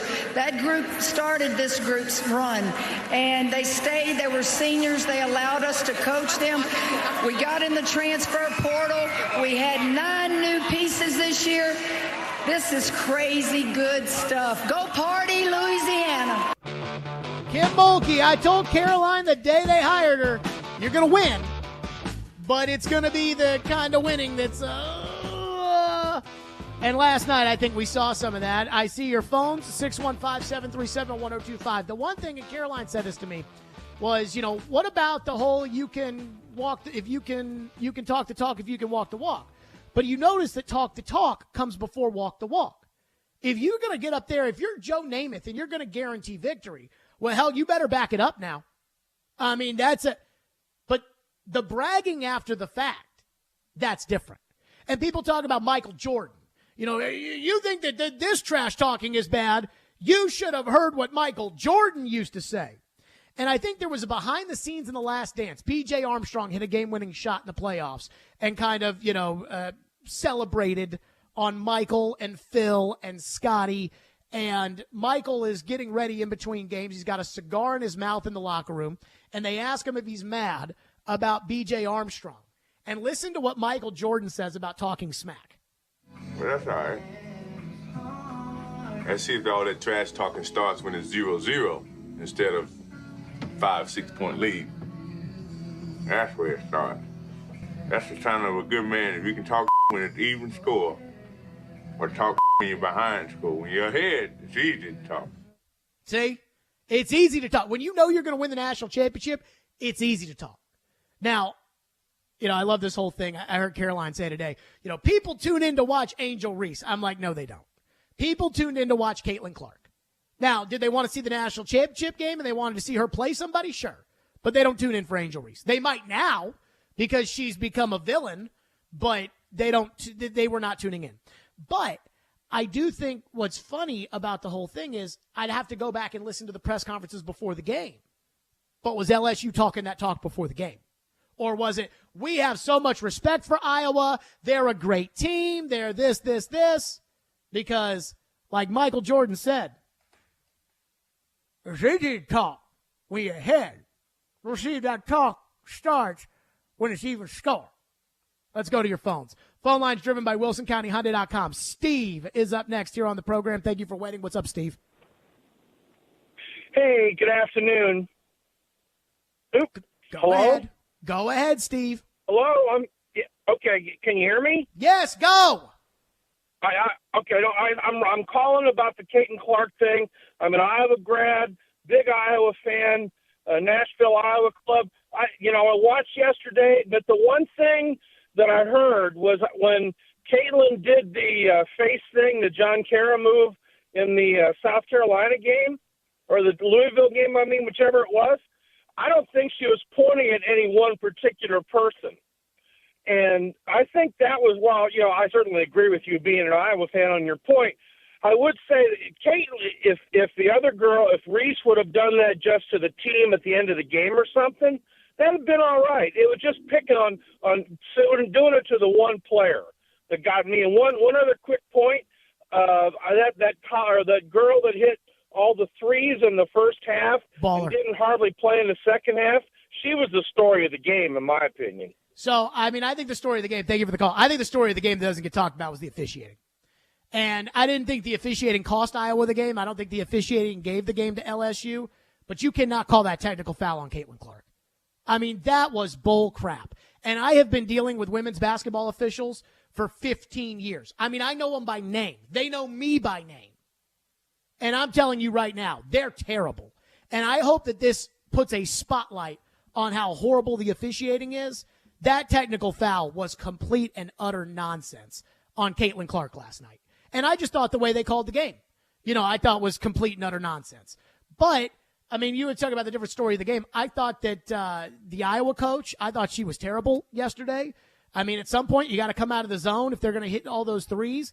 I thought she should have burned her second timeout right before the end of the half. I know you want to keep your timeouts, but I thought she should have burned the second timeout to put Caitlin Clark back in the game for a last-second opportunity, at the end of the first half offensively. Instead, she didn't. They traveled. LSU hit a three, and that was essentially the ballgame. But, I think there were a lot of different stories to the game, and nobody's talking about any of those because, again, Angel Reese decided that she was going to get up there and make it all about her. And I keep going back to the whole, this whole, people told me, or you guys all wrote that I was too hood. Who wrote that? Who wrote that? Again, were you saying that before this game? It's easy to talk. It's easy to talk when you're 5-6 points ahead. See if that happens when it's even score. Let's go to Adam in Portland, who's up next. Thank you for calling. What's up, Adam? Man, I'm sitting here I told my wife, I'm like, I got to get back and watch this game. She's like, what game? I have not cared about the women's national championship since Pat And we used to watch it like religiously when Pat was coach. But Angel Reese should be thanking Caitlin Clark. I've never heard of her before yesterday, and I would never hear of her. And I don't care about LSU, but a lot of people tuned in to see Lady Jordan. Like I'm sure everybody's Googling her, trying to find out the history of Caitlin Clark, because I didn't know about her, 3 or 4 weeks ago. So it's funny. It's funny you say that, Adam. Adam, I think it's hilarious that you say that. Thank you for your call. I think it's funny because all these people are like, well, you didn't see what Caitlin Clark did 3 weeks ago. No, we weren't watching men's basketball 3 weeks ago. You think we were watching Iowa women's basketball 3 weeks ago? I mean, I sat down to watch the game on Sunday. I knew we probably weren't going to win. We were a 5 seed, and Iowa was a 2 seed, and we're playing them in the Elite Eight, Louisville, and I'm sitting down to watch the game. I thought we had a chance to win. I mean, we got up there 7-8-0 to start the game. I'm like, all right, back to the Final Four. We are about to go. Let's do it. And I, was watching the game. I was like, hey, this girl for Iowa is like Kevin Durant. She's unstoppable. But I didn't, know it. And then I watched her score 40 and have a triple-double, and I was like, goodness gracious. Like, she's insane. And then I'm sitting there on Friday, and I'm at a Mexican wrestling match in Mexico City, where they wear the masks and everything. And I'm sitting there, and all of a sudden, everybody on Twitter is going bananas about Caitlin Clark. So I put the game on my phone, and I'm watching the game on my phone. I'm like, she's Larry Bird. She's Larry Bird. And I think everybody in that sport should be thankful that she's in it, because she is bringing people to watch. And this idea that people disrespected us, LSU, you lost 2 games all year. Nobody disrespected you. Now, the fact that you were a 3 seed, that is at least a little concerning. But come on now. And then this idea for me, it's just ridiculous that we're not allowed to say, oh, yeah, no, that was classless. You stick your tush in somebody's face, you should be allowed to say, hey, that's a little classless. And again, just like Michael Jordan said, it's easy to talk that when 5-6 points ahead. I love that. We may have to keep that one in the repertoire. 615-737-1025. Back to your phones. Plus, I have another basketball take, and it's a move, and I don't mean any disrespect to the person I'm about to fire on this, but I'm just saying. We'll get to that coming up. Join 1025 The Game for the second annual Music City Celebrity Golf Tournament, benefiting Souls for Souls, on June 7th at Hermitage Golf Course. Put your team together and come play with athletes, musicians, and other local celebrities to support a great cause and have loads of fun. Plus, you'll have the chance to win awesome prizes. Sign up to play, sponsor, or donate at theGameNashville.com/golf. 185! Every team needs a quarterback. 185! That's why we have Hasselbeck, bootleg, rollout, toss, touchdown. Tim. You can run good plays at the right time. ESPN NFL analyst Tim Hasselbeck gives his expertise on all things NFL. You evaluate players, and then you're turning them over to the coaching staff. Every Tuesday at noon. At the right time. With Caroline, Willie, and D-Mace. Tim on 102.5 and 106.3 The Game and the Game Nashville app. Some people don't do well under pressure. At Northern Tool and Equipment, we do it best. Whether you're spraying down the shop or getting the winter grime off your house, a Northern Tool pressure washer says you're serious about spring cleaning. From an all-electric power horse to a Honda-powered North Star, we'll help you build your perfect cold or hot water package with all the chemicals, attachments, and everything you need for the job ahead. Northern Tool and Equipment. We're made for this. Come see us in store or shop online at northerntool.com. What if you could be credit card debt-free in 10 days and save as much as $1,000 a month? Loan Pronto's all-new Express Equity Line of Credit program is just what you need. Hey, Willie Donick here. You don't have to do a full home refi. You can tap a small portion of the equity you have and enjoy a super low monthly payment. With Loan Pronto's Express Equity Credit Line, you can close in 7 to 10 days. And a $50,000 loan would only cost you around $400 a month. Use that money to pay off high-interest credit cards or do a home improvement. You can access up to 90% of your home's equity, and 9 out of 10 homeowners won't even need an appraisal. Even if you did a total refi recently or just bought your home, you can tap the equity with this fast, easy program. Stop the madness and say no to 24% interest fees. Call Loan Pronto today. 615-499-5780. That's 615-499-5780 or go to loanpronto.com. Equal housing lender, NMLS 1661781, subject to lender approval.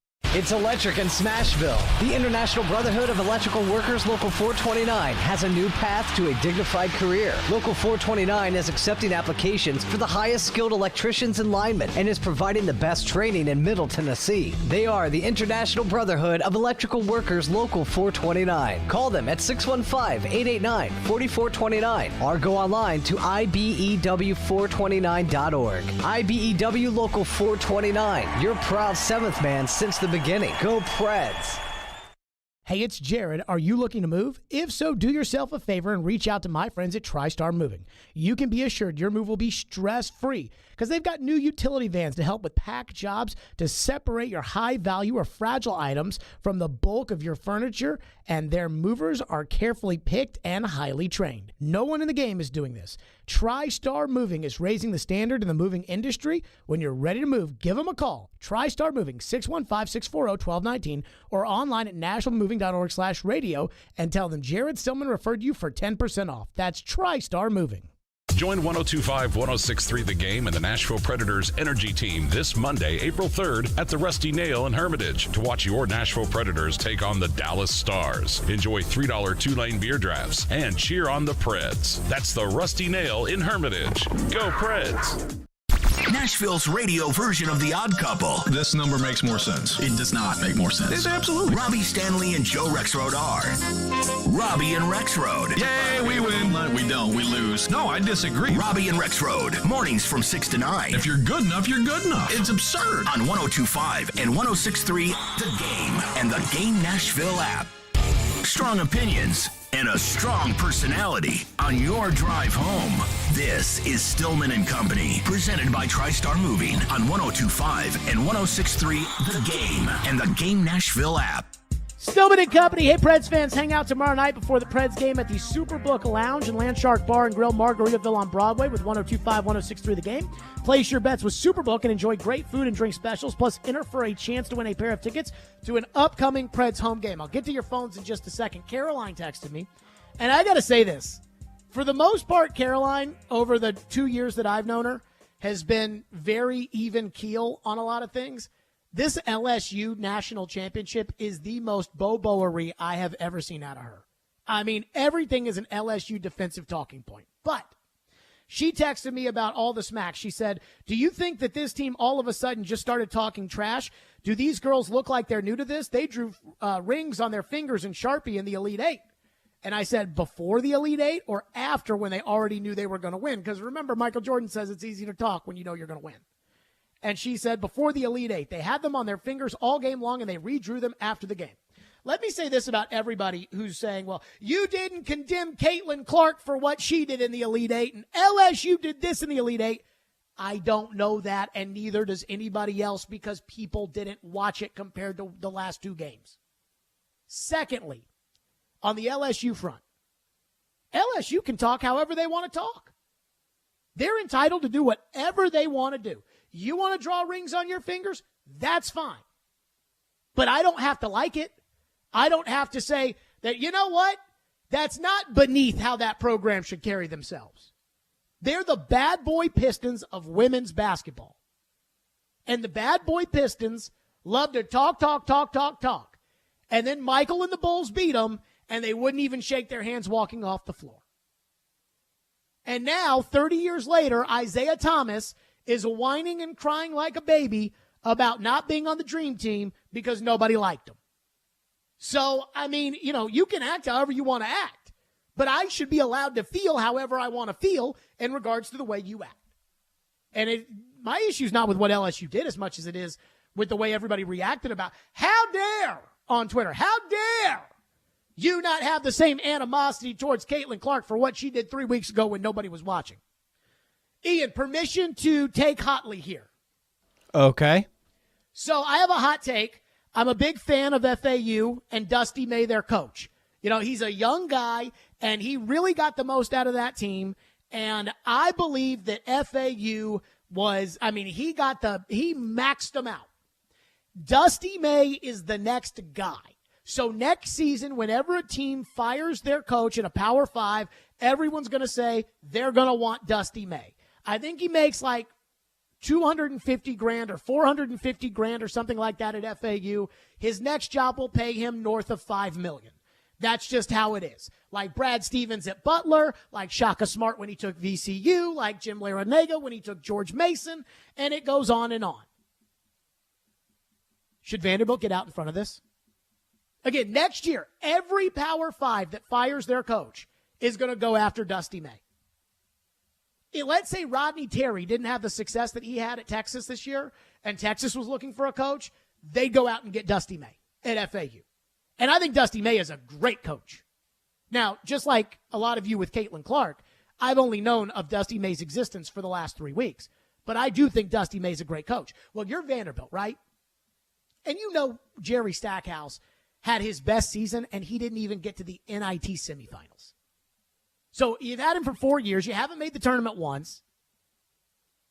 And FAU's coach is making $400,000. If I were Vanderbilt, and I'm not, yelling and screaming about Jerry Stackhouse being fired, but I do think Jerry has to make the tournament this year. And even if he doesn't, I don't think they're going to fire him. But if I was Vanderbilt, I'd call Dusty May's people, and I'd say $5 million a year, 5-year contract at Vanderbilt, yes or no. And we'll give you what it takes to win. And if Dusty May says yes, calling Jerry Stackhouse and I'm firing him. And I'm like, dude, I hate to break it to you, but Dusty May's a better coach, and we're going to go with him. And I know Vandy would never do that. But could you imagine the excitement for a program that has been essentially dormant for the last 7 years until the last 2 weeks of the season this year? Could you imagine the excitement if Vanderbilt went out and hired Dusty May from FAU? Just saying. Let's go to 2-4, who's up next. 615-737-1025. What's up, 2-4? Hey, Dave, man. Thank you for taking the call. Sure. First off, let me say I love Caitlin Clark. Caitlin Clark is must-see TV. I love everything about her game, including the trash talk. But if you go trash talk, you got to be able to take it, too. But did she not show that she was able to take it? Yeah, she did. But why is everybody coming to her defense for that? I'm not coming to her defense for it. Basketball. I mean, is me saying that it's classless on LSU's part, me coming to her defense? No, it's not. But a lot of people are coming to her defense. Now, I have no problem with you feeling like it was classless. Because that's your opinion. You may feel that way. Right. Somebody texted in and said that I'm classless. And guess what? That's your opinion. Right. No, I won't go that far. But just like you feel like that was classless, I don't believe that just because not as many people watched it means that it wasn't classless when she did it. So, again, I believe it's all the same. My whole point about that, thank you for your call, 2-4. It's not a bad call. My whole point about that is that we're acting like women's basketball is now the NFL. We're acting like everybody should know everything that happened, and you weren't outraged when that happened because I didn't see it, right? Like, so how can I be angry at something that I didn't see? Now, I'll tell you this. I talked to a coach last night, and I said, now I've never liked Kim Mulkey, and, I just think Kim Mulkey is, we talk about classless. I think Kim Mulkey is the definition of that. I think she's the definition of a sore winner and the definition of a sore loser. I mean, nobody bitches when they lose like Kim Mulkey does. You just go back to that 2013 Sweet 16 or the 2011 Elite 8. I mean, nobody complains like she does. And I think this is just the trickle down off of that. But I do think this is good for the sport. And I do think more people are going to watch next year in the tournament. And Caitlin Clark's coming back, which I think is great for women's basketball. And I think she's going to make a fortune in NIL money. And that's great. But this whole idea, for me, that I'm supposed to sit here and I'm supposed to just automatically accept everything LSU did and not say, like, yeah, that's kind of classless. Well, that's not defending Caitlin Clark and what Caitlin Clark did or didn't do. And I didn't see what everybody was outraged about Caitlin Clark doing. Look, I watched the whole game on Sunday night when they smoked us in the Elite Eight. And that game started, I think that game tipped at 8 p.m.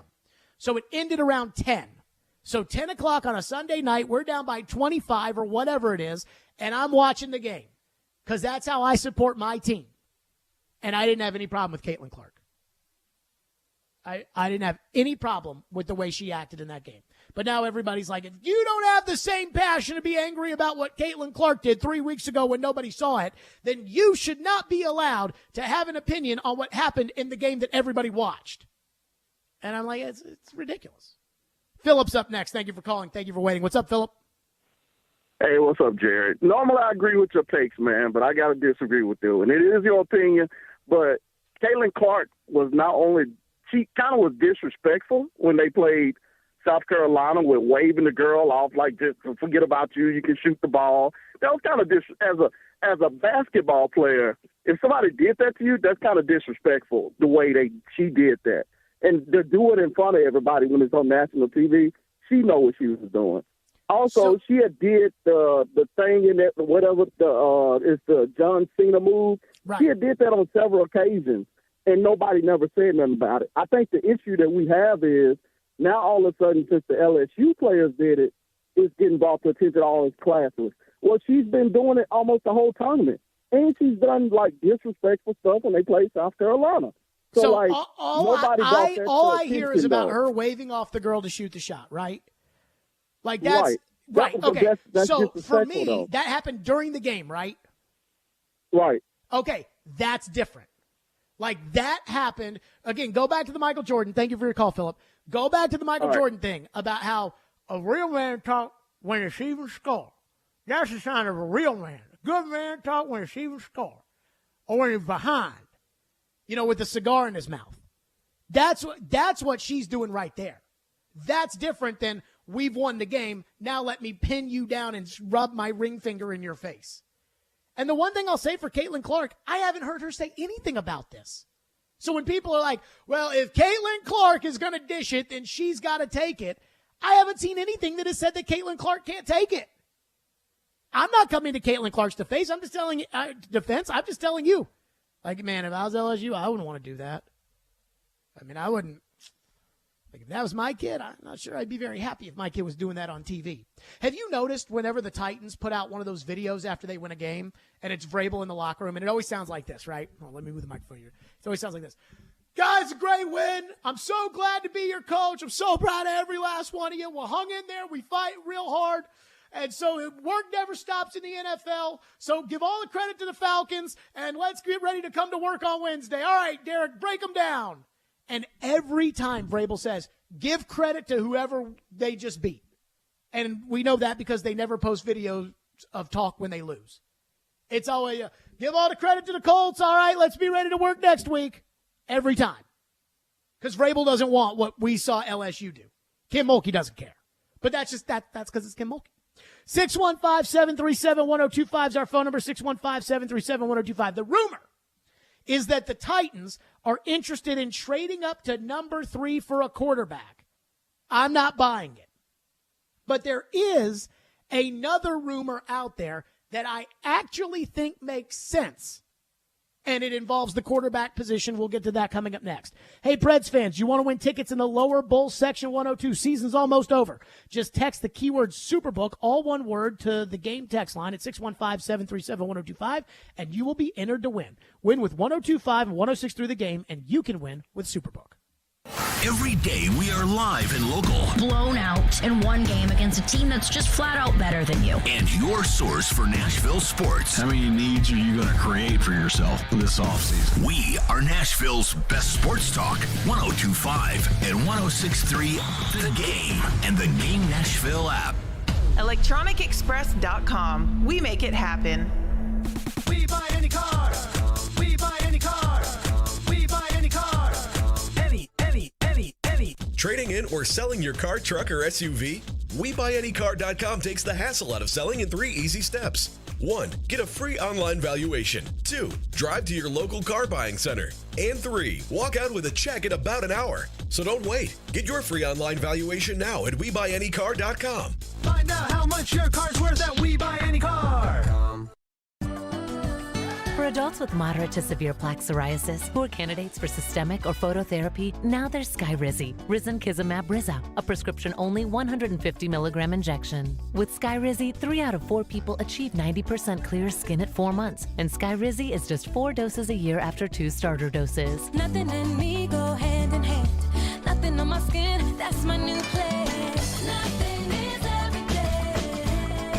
Don't use if allergic to Skyrizi. Serious allergic reactions and an increased risk of infections or a lower ability to fight them may occur. Before treatment, your doctor should check for infection and tuberculosis. Tell your doctor if you have an infection or symptoms, such as fever, sweats, chills, muscle aches, or cough, or if you plan to or recently received a vaccine. With Skyrizi, you could achieve 90% clearer skin. Ask your doctor about the #1 dermatologist prescribed biologic in psoriasis and visit skyrizi.com or call 1-866-SKYRIZI to learn more. If you're hiring, it can feel like you're trying to find a needle in a haystack. You can hope the right person comes along, or you can just use ZipRecruiter. And now you can try it for free at ZipRecruiter.com/radio. In fact, ZipRecruiter has helped a lot of business owners find their needle in a haystack, like Marco, president of operations at Telly Tires and Auto Centers. Because Telly Tires has grown a lot in the last few years, Marco needed to hire everyone from a receptionist to a store manager to a head mechanic. ZipRecruiter helps me find all the right people, even the most difficult jobs to fill. ZipRecruiter helps me keep my business running. Take it from Marco and millions of other businesses who've used ZipRecruiter. ZipRecruiter can help you find the needle in the haystack. See why 4 out of 5 employers who post a job on ZipRecruiter get a quality candidate within the first day. And right now, you can try ZipRecruiter for free. That's right, free at ZipRecruiter.com/radio. That's ZipRecruiter.com/RADIO. ZipRecruiter.com/radio. ZipRecruiter, the smartest way to hire. It's Championship Week at the Electronic Express Markdown Mania sales event. We've got slam dunk deals in every department, including all 4K TVs, computers and tablets, smart home, headphones, and more. Is it time to update your kitchen? Visit our convenient locations for up to 50% off all your appliance needs in stock and ready to deliver. Plus, get up to 3 years interest-free financing. Sale ends Saturday. Electronic Express. We make it happen. Your Game Center Update. This Game Center Update is brought to you by the law offices of Amanda J. Gentry. It's officially NFL Draft Month, as the first round will take place on Thursday, the 27th. The draft rumors are starting to get hot and heavy, and this one involves the Titans. Daniel Jeremiah of the NFL Network mentioned the Titans on his latest podcast. I'll be shocked if the Arizona Cardinals take a player at the 3rd position. Can I give you the team that I've been told to keep an eye on that's exploring this and looking into this? Again, this is just people around the league who said do not sleep on numero 11, the Tennessee Titans. The Nashville Predators are looking to stay in the playoff picture tonight as they are in Dallas to take on the Stars. Nashville sits 5 points behind Winnipeg for the final wildcard spot. The Preds announced this morning they have recalled forward John Leonard from AHL Milwaukee. Puck drop for Preds versus Stars is at 7:30. With pregame coverage at 6:30 right here on the Preds Radio Network. And the NCAA Men's National Champion will be crowned on the hardwood tonight. 4-seed UConn will take on 5-seed San Diego State at 8:20. This update is brought to you by the law offices of Amanda J. Gentry. I'm Ian Safar for 102.5 and 106.3 The Game. For more, follow us on Twitter at 1025 The Game or visit thegamenashville.com. Live from the Hiller Plumbing, Heating, Cooling, and Electrical Studios. WPRT-FM Pegram, WPUC HD2 Laverne. Nashville's exclusive home for the Nashville Predators. 102.5 and 106.3. A gunny performance. Do your job. And the Tigers regain the lead. The Game. A Cromwell media station. Where you have a voice. He had a competent coaching staff. You just play terrible and you keep playing. And we have strong opinions. What a whiny freaking crybaby response. This is Stillman and Company with Jared Stillman. Presented by TriStar Moving on Nashville's best sports talk, 102.5 and 106.3 The Game and the Game Nashville app. Stillman and Company is delivered by TriStar Moving, 102.5, 106.3 The Game, streaming live on Twitter, Twitch, YouTube, and Facebook Live, thanks to Superbook Sports, live from the Hiller Plumbing, Heating, Cooling, and Electrical Studios. So the rumor that came out was the idea that the Titans are going to trade up for the third overall pick. That came from Daniel Jeremiah on the Moving the Sticks podcast that he has. He said, just hearing word on the street is Tennessee could be a team that tries to move up to number 3, and I don't buy it. I don't think the Titans are going to trade all the picks in order to get Anthony Richardson. I don't think Rand Carthon is going to start the clock on his own tenure as general manager. But there was another rumor that came out that I thought was fascinating. And this came apparently from a San Francisco radio host. So from the second the Titans hired Rand Carthon, there was talk about could the Titans be involved in acquiring Trey Lance? And I have no idea how good Trey Lance is. I know this. He played 2 preseason games last year. He lit it up against Green Bay, and he stunk versus the Texans. He played 1 game last year against the Chicago Bears in a monsoon, and then he broke his ankle at the beginning of the second game. That's all I know about Trey Lance. So Larry Krueger, who apparently hosts a show in San Francisco, his bio on Twitter says proud husband / father of 4, host of the Krug Show on YouTube and Spotify, host at 95.7 The Game, which is a big station out there in the Bay Area, ex-CFL and NFL scout. Now, I've never heard of Larry Krueger before, but Larry Krueger put it out there on Twitter, apparently, that he has heard the Titans are connected to Trey Lance. Quote, based on what I've heard from Shanahan, Lynch, and York, I expect Trey Lance will be traded during the 2023 NFL Draft. My guess is he'll be dealt to the Titans for Malik Willis and a pick swap that gives the 49ers a day 1 or 2 pick as well. With that pick, they'll fill a major roster hole. Now, I think that makes a whole lot more sense than the Titans trading up for the number 3 pick of the draft.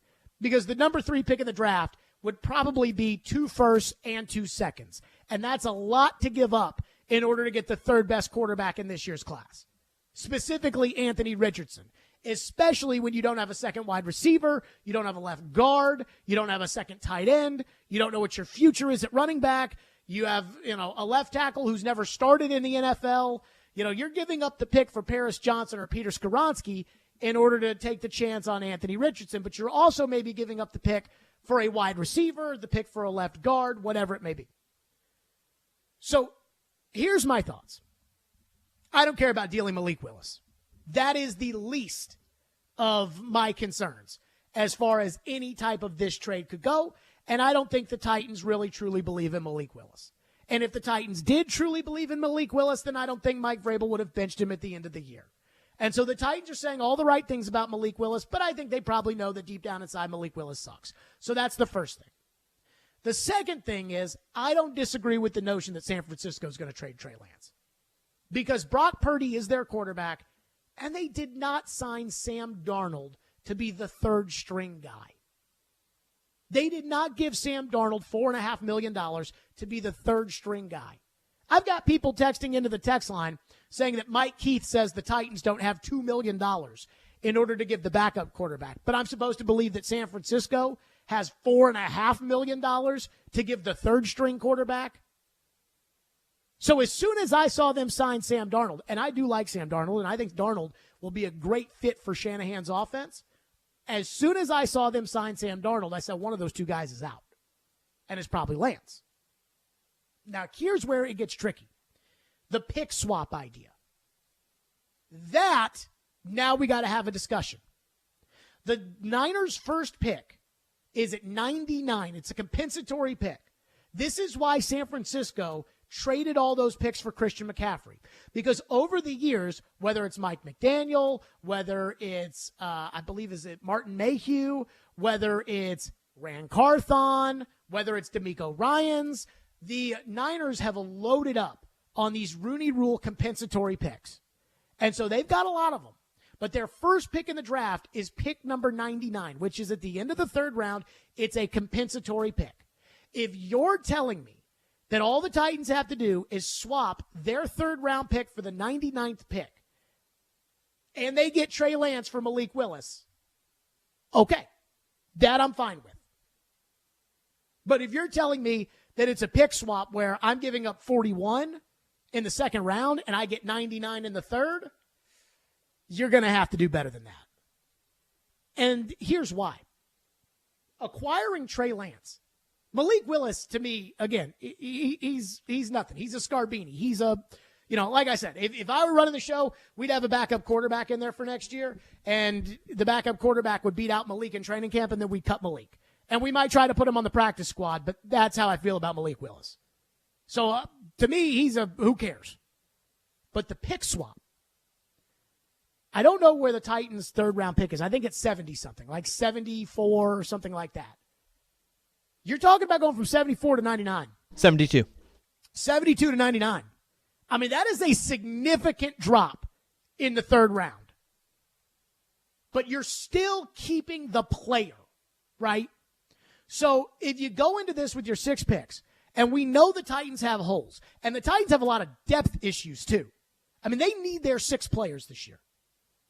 If the Titans do this with a pick swap, where it's a third rounder, where it's 72 to 99, you're still keeping the third round player. It just won't be as good of a third round player, but you will upgrade at least your backup quarterback position with a young contract. Now, here's where Ran Carthon's knowledge of Trey Lance becomes very important. Does he think Trey Lance can be a franchise guy? Because I wonder if San Francisco actually thinks Trey Lance can be a franchise guy after last season. Now, this time last year, they were gung-ho about Trey Lance. They told Garoppolo, you're not welcome back. Don't even show up for practice, because if you get hurt in practice, that's $20 million right down the tubes for us, and we don't want that. So don't even bother showing up. Brock Purdy was Mr. Irrelevant. And I listened in training camp when John Lynch was like, Trey is the guy. And Kyle Shanahan, Trey is the guy. And now they signed Sam Darnold? So I don't think they think Trey is the guy anymore.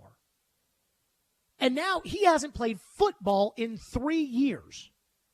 And after this year, you have to make a decision on whether you're going to pick up his 5th-year option. And considering that he was the number 3 pick in the draft and plays quarterback, that's a lot of money. So Ran Carthon better know that if he's making a pick swap in order to bring Lance in here because he thinks Lance can be the quarterback of the future, well, he better know that he's not just some backup quarterback Scarbini. Because you're going to have to make a decision after this year. And I'm not convinced that Lance would beat out Ryan Tannehill. And at this point in the offseason, you can't move Ryan Tannehill anywhere. You can cut him, but you can't move him. But if, again, the pick swap is in the third round, if it's 72 to 99, and I get Trey Lance from Malik, I'm fine with it. If it's 41 for 99, absolutely not. Because Trey Lance just doesn't have that value anymore. And I laugh. I laugh at the whole Malik thing. This is perfect. Because Purdy's going to be their starter. Darnold's the backup. You make the move. Trey Lance for Malik. You basically say it as, we see Malik as a very developmental prospect that we really believe that we can mold into a really good player. And for Trey, he was behind Brock. And so we just felt like it was best for him to go to Tennessee. And we're doing right by Trey Lance. But the truth is, what they're doing is they're buying 2 extra years of control. And they're making Malik the third-string quarterback. And the Niner fans, because they win, and because they have a quarterback, and because they have a backup quarterback, the Niner fans will like it. But it's their way of offloading the massive, and it's not as bad of a mistake because they've won since they've done it. But you trade 3 first-round picks for Trey Lance and you get 2 starts out of him? Woo! That's tough. If you didn't win, you'd get fired for it. But because they've won and they have Brock Purdy, it's okay.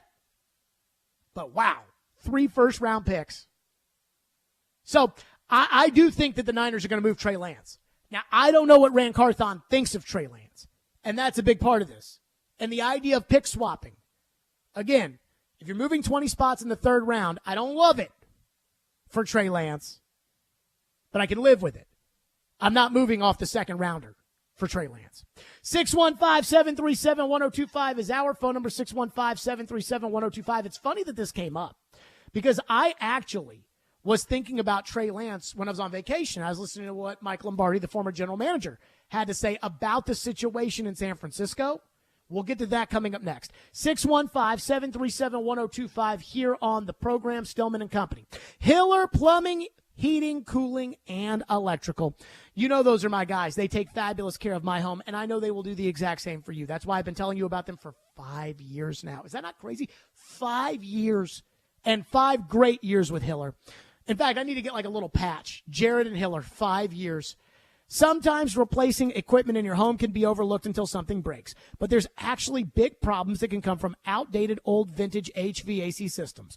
Older systems have higher repair costs, require more maintenance, and result in higher utility bills. And even worse, they can break down when you need them the most. This month, during Hiller's Vintage Showdown, they're giving away a free HVAC system to the owner of the oldest unit. It's easy to enter. Just go online to happyhiller.com and submit a picture of your old unit. Plus, everybody wins with trade-in credits and 0% interest financing for up to 48 months on replacements. That's Hiller Plumbing, Heating, Cooling, and Electrical. My guys, proud supporters of the Nashville Predators, the Tennessee Volunteers, and the Vanderbilt Commodores. Hiller, call the Happy Face Truck today.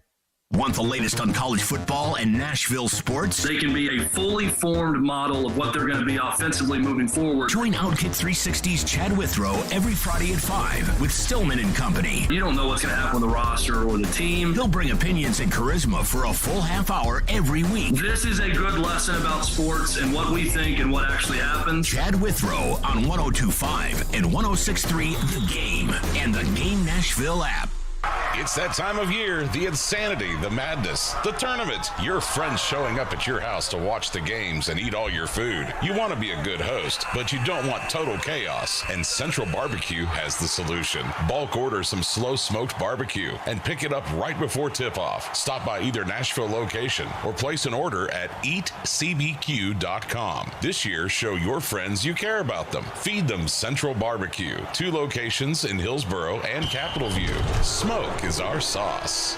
What if you could be credit card debt-free in 10 days and save as much as $1,000 a month? Loan Pronto's all-new Express Equity Line of Credit program is just what you need. Hey, Willie Donick here. You don't have to do a full home refi. You can tap a small portion of the equity you have and enjoy a super low monthly payment. With Loan Pronto's Express Equity Credit Line, you can close in 7 to 10 days. And a $50,000 loan would only cost you around $400 a month. Use that money to pay off high-interest credit cards or do a home improvement. You can access up to 90% of your home's equity, and 9 out of 10 homeowners won't even need an appraisal. Even if you did a total refi recently or just bought your home, you can tap the equity with this fast, easy program. Stop the madness and say no to 24% interest fees. Call Loan Pronto today. 615-499-5780. That's 615-499-5780 or go to loanpronto.com. Equal housing lender, NMLS 166-1781, subject to lender approval.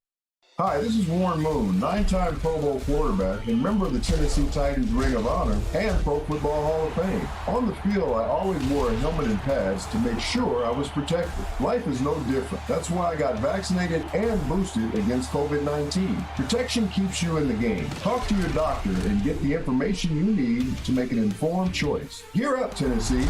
Protect yourself and your family against COVID-19 today. For more information, go to nflagearup.org/Tennessee. Want to weigh in on the conversation? It's a brain booster. Slide into our DMs. Or just text or call at 615-737-1025. Our phone line is driven by WilsonCountyHyundai.com. You're listening to Stillman and Company, presented by TriStar Moving on 102.5 and 106.3 The Game and the Game Nashville app. Tennessee to 3. And so a couple things we could talk about with the Tennessee Titans going up. New general manager, Rand Carthon, working with Mike Vrabel. If this was the move, it tells you everything that you need to know about how they felt about their third-round pick, Malik Willis. If you didn't know, based on how they brought Josh Dobbs in, put him at the end of the season, and started him in a game that was to determine whether they're going to the playoffs, it tells you right there they are in the quarterback market, even though they have Ryan Tannehill in tow. And so, yes, that would be not necessarily a big surprise, but it would signal something. And depending upon which quarterback they ultimately selected, speak volumes about how they want this franchise to shift or pivot based on what they're doing. But not necessarily a big surprise, but it would signal something. And depending upon which quarterback they ultimately selected, speak volumes about how they want this franchise to shift or pivot based on what they're doing. But Derrick Henry may be nearing the end of his run with the team. That was Bucky Brooks. And again, all the questions are, what are the Titans going to do at quarterback? Are they going to trade up to number 3? I don't think so. And then the San Francisco host said Trey Lance and swapping day 1 or day 2 picks. The Niners don't have a day 1 pick. So I don't think that that's possible. And I'm not trading 11. So swapping day 2 picks, which to me would be 72 for 99, 72 for 99, Malik Willis, and Trey Lance you get. And I'm like, you know what? Even if Trey Lance doesn't beat out Tannehill, I didn't give up that much. He's a much better backup option behind Tannehill than Malik Willis is. And then I either negotiate a deal with him or I don't pick up his 5th-year option and we go from there. Not that big of a deal.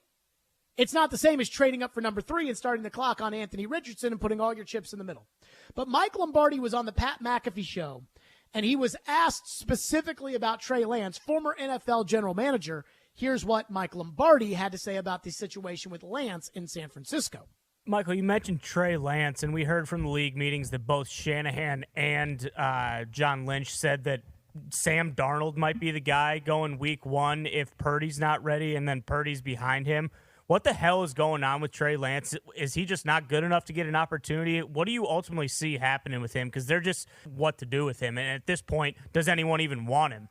He don't fit. I mean, I don't think he fits what they do. He hasn't played in 4 years. I mean, think about this. Lamar sat in there for 31 picks. Trey Lance didn't even play his senior year and got picked 3rd overall. He's a great athlete. Lamar's a great athlete. You know, he's got a great arm. Lamar's got a great arm. Like, seriously, like, how does these things happen? It's all propaganda. It's all marketing. And so, to me, Lance came out. He wasn't really fit what they did, you know, and there was a lot of debate. Well, should have been Mac Jones, should have been Trey Lance, all that. You know, and Kyle's offense, I think Sam Darnold fits Kyle's offense perfectly. I think if you watch the end of the year last year, you know, was Sam Darnold great? No, but I thought he was a lot better than he was at the Jets. This is what we do know about San Francisco. They are a quarterback-friendly team, and they have great yards after the catch receivers. And so they make the quarterback look better. But unfortunately for Trey Lance, after the Houston game, they didn't make him look better. And on that airplane flying back from the Houston preseason game, the 49ers knew they couldn't win with Trey Lance. They needed to get Garoppolo back. They knew that. Okay. So Lombardi basically is like, no. And I'm thinking to myself, you know, is that revisionist history? Because the Houston game was the last preseason game. Now, I watched San Francisco's preseason games. I know you guys are going to think this is crazy. I watched San Francisco's preseason games for a couple of reasons. Number one, during the summer, you talk NFL, and there's preseason games. Nobody that has an established quarterback plays their established quarterback. So Trey Lance lighting up the Green Bay Packers was a big topic on a national radio show. So I watched that game so I could talk about it. Then I watched the San Francisco-Minnesota game in the preseason because I wanted to see those backup quarterbacks because they run the same system as the Titans. And I was wondering if any of those guys could come in to back up Tannehill because Logan Woodside and Malik Willis absolutely were freaking sucking it up in the preseason. And then third, I watched the Texans game because it was the first game on Amazon. And I thought Lance was great in the Green Bay game. I thought he was terrible in the Texan game. And then I watched Lance in that first game he played in that monsoon, and it was all kind of RPO stuff. It's very different than what they would run with Garoppolo and Purdy. Now, I think that with Purdy, they just ran what they were running with Garoppolo, and Purdy was better at it. But did they sit there and really say to themselves after that game that we can't win with Trey Lance? Now, I don't know the answer to that. And I don't think Mike Lombardi actually knows the answer to that. I don't think that Mike Lombardi knows that they knew that somebody told him that, John Lynch or somebody said, we realized after that Texan game that we had to find a way to bring Jimmy back. Because they still cut Jimmy's salary by like 4/5. They're supposed to make like $28 million. He ended up making 5 or 6. So they still cut his salary down significantly, and I don't think that if he did that, they would have cut him. So I don't think that they didn't think they could win with Trey Lance. especially when they spent the whole offseason and training camp saying, he's the guy, we can win with him, we believe, all that kind of stuff. But you know who would know that? Because I don't know if San Francisco really felt after the second preseason start against the Texans that we cannot win with Trey Lance, but your general manager would know because he would have been a part of those discussions. He would have seen it. And that's where you have to rely on his knowledge of if you do make a deal for Trey Lance, and if they do want him to eventually be the starting quarterback of the Titans, you have to bank that this general manager would know more than just the standard general manager. I also think what Lombardi said is somewhat alarming, that it's like he doesn't fit with that system. Well, if he doesn't fit with that system, outside of the Ravens and the Bears, whose system does he fit with? And I don't want to run the Ravens and the Bears system. Don't the Titans kind of run the San Francisco system? Yes. Which is not less than ideal there. Yes. So you see what I'm saying? Like, if he can't run this system, then he can't play here, I don't think. But again, they must have seen something in him that he ended up not playing a year of college football because of COVID, not playing last year and or in 2021, and they still wanted to make him the starter in 22. But he also must not have shown them enough for it to be the end of the world because, well, they're going to give that job to Brock Purdy. So we'll keep our eyes on that. But I thought Lombardi said, the one thing I will say is he hasn't played football in 3 years. He didn't play in 20, he didn't play in 21, he didn't play in 22.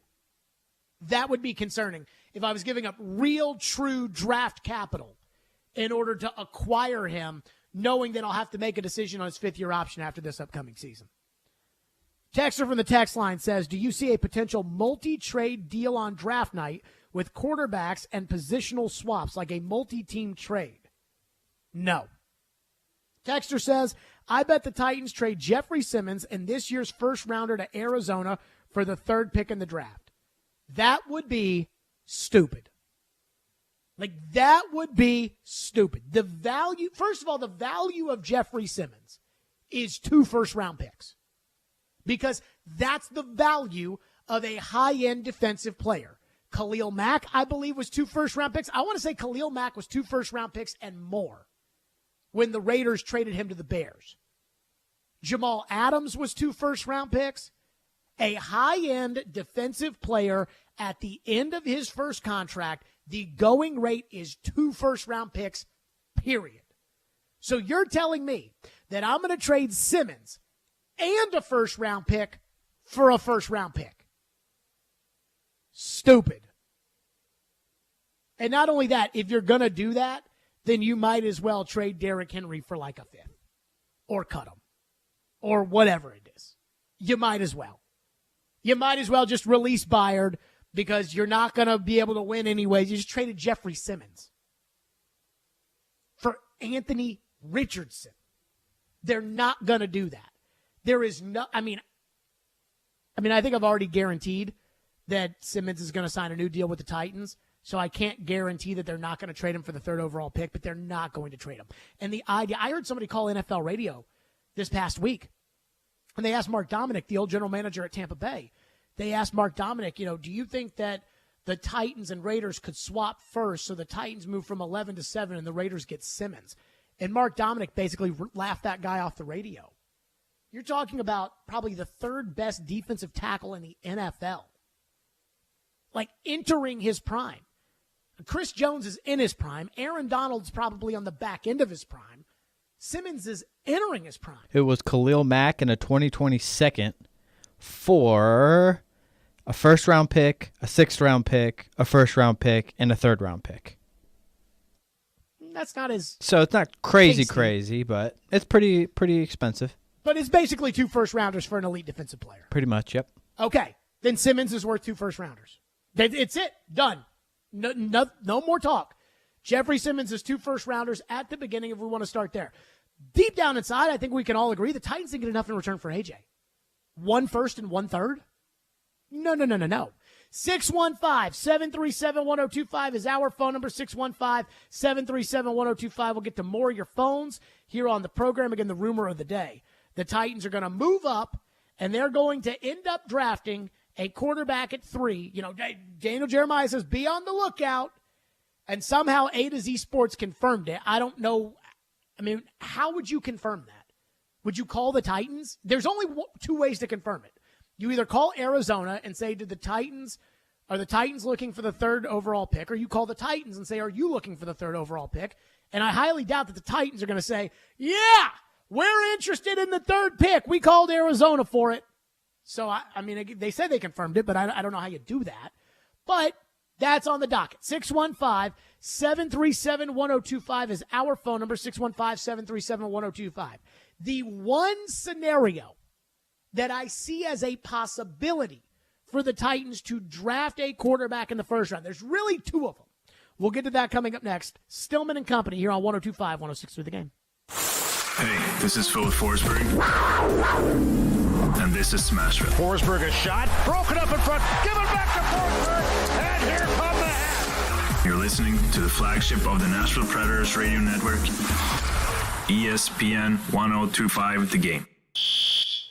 Attention all fire and safety line experts. Middle Tennessee's fastest growing fire protection company is looking for experienced service technicians, designers, and sprinkler system experts like you. Tired of working for a large corporate employer? Work for a company where you're more than just a number. Jarrett Fire Protection is owned and operated by Nashville natives and wants to invite you to grow with their amazing team. Hi, I'm Jason Jarrett, owner of Jarrett Companies. I'm looking to hire experienced sprinkler experts and will offer a sign-on bonus of up to $5,000 for certified professionals. In addition to our great benefits that include a 401k match, PTO, and top pay with annual bonuses, we will also provide you with the top-of-the-line tools, trucks, and equipment that you need to grow your career. Our customer base is large and business is booming with many opportunities for advancement. Give us a call or go online to jarrettfire.com and apply today to become a member of our family and protect our community. That's JARRETT fire.com. Jarrett Companies, where we are above and beyond industry standards. Hey, what's up? Teron Davenport here for Superbook Sports. Baseball season is back, and the push for the postseason is on for hockey and hoops. Make it all count this spring with Superbook Sports. Superbook is the best sports wagering app around, with a direct line to experienced bookmakers behind the counter in Las Vegas. Plus, check this, get a $250 bonus when you sign up, deposit, and wager in the same day. Don't let spring pass you by without winning money with Superbook Sports. Visit superbook.com for terms and conditions. Gambling problems? Call 1-800-889-9789. Buying or selling a house doesn't have to be overwhelming. Wouldn't it be nice if you had 1 or 2 people there to help you with everything? That's exactly what the team at Regal Realty Group will do for you. Writing up the contract, scheduling the inspection and appraisal, meeting deadlines, making sure all paperwork is correct with the state, basically making sure that you are protected throughout the real estate process. Regal Realty Group will do it all for you, including their in-house title company, Monarch Title. It's contract to close convenience. Give them a call at 866-OUTKICK and let them get to work for you. Get in on the conversation at 615-737-1025. The Game text line is driven by Wilson County Hyundai. Online at wilsoncountyhyundai.com. Bob's Steak and Chop House in the Omni Nashville Hotel. Hi, this is Chef Mark again from Bob's Steak and Chop House at the Omni Nashville Hotel. Come join us before any Preds game or concert at Bridgestone Arena. Enjoy one of our prime steaks. Why Bob's, you may ask? Because at Bob's, we not only serve prime beef, but the top 2% of prime beef in the world. Try our certified Japanese A5 or Australian tomahawks. So come see us at Omni before you go to any game and make sure to ask for Chef Mark. Let's go Preds. Attending an event downtown? Dine at Bob's Steak and Chop House in the Omni Nashville Hotel. When you want live and local, if they were just better at the offensive line, you can be a contender in the AFC again. They've had more winning seasons than not. 102.5 and 106.3 The Game has you covered. Looking for some national programming? Why do I want to get a running back like that 5 more years? The AFC now is so deep at quarterback. Check out 94.9 The Fan. Nashville's home for all things sports is 102.5 and 106.3 The Game and 94.9 The Fan. Hey, this is Ryan Johansson. You're listening to Nashville's best sports talk, ESPN 102.5 The Game. With this maybe being a redshirt year, which he's not a day one guy. He's not a day one starter. Mm-hmm. But if you take him at the end of the first round and you have the 5th-year option on there, could that be intriguing for teams? Yeah, I mean, because now you got 4 years, once he's healthy, 4 years of control at a pretty moderate level. Because chances are if that happens, it would be like back end of the first round. Jeffrey Simmons was a 19th pick, fifth-year option. He's playing. It's $10.75 million. Right. Now, obviously, different position. Sure. You know, but so the number's going to be higher, but still, it's another year of having a guy on a more manageable pay scale, and that allows you to do things outside to build around it. That was TD talking about Hendon Hooker. So a lot of people are thinking about how can the Titans get a quarterback. Now, I'm not interested, honestly, in quarterback in this draft. I'm not going to say no to it. Either the Titans can take the best available player.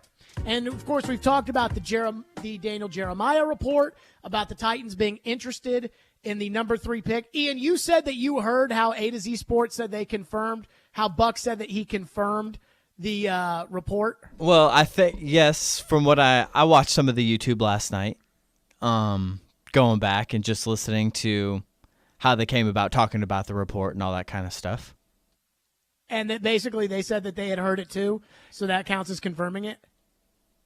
Well, I think, Buck Rising had put out there that he had heard that earlier in the week that the Titans kind of had been moving around for the 3rd overall pick, or talking about it anyways. Wasn't really able to confirm that, but with Daniel Jeremiah putting it out there, made it sound like they thought it was a little bit more plausible. Okay, so I don't know if that's confirming, but it's the same as hearing the same thing. Here's my thoughts on the idea of quarterback in the first round this year. The first thing I would say is your best bet at a quarterback is to wait at 11 and take Will Levis. Now, I don't want Will Levis, but I do think there's a chance that Will Levis is truly slipping. And here's why I think Will Levis is slipping in this draft. The only thing that he has going for him are the measurables and his 2021 tape. Well, that's great that when you had a good offensive line or good receivers or a good running back, that's, good for you, good for you that you were able to play semi-decent. But then once you had to carry the team, you couldn't do it. And I saw somebody write this up. I think it was Bruce Feldman, who was talking to college coaches about all these draft prospects and did a mock draft, and he actually had the Titans taking Will Levis at 11, and he talked to a college coach, and the college coach said he was seeing ghosts this year because the protection was so bad.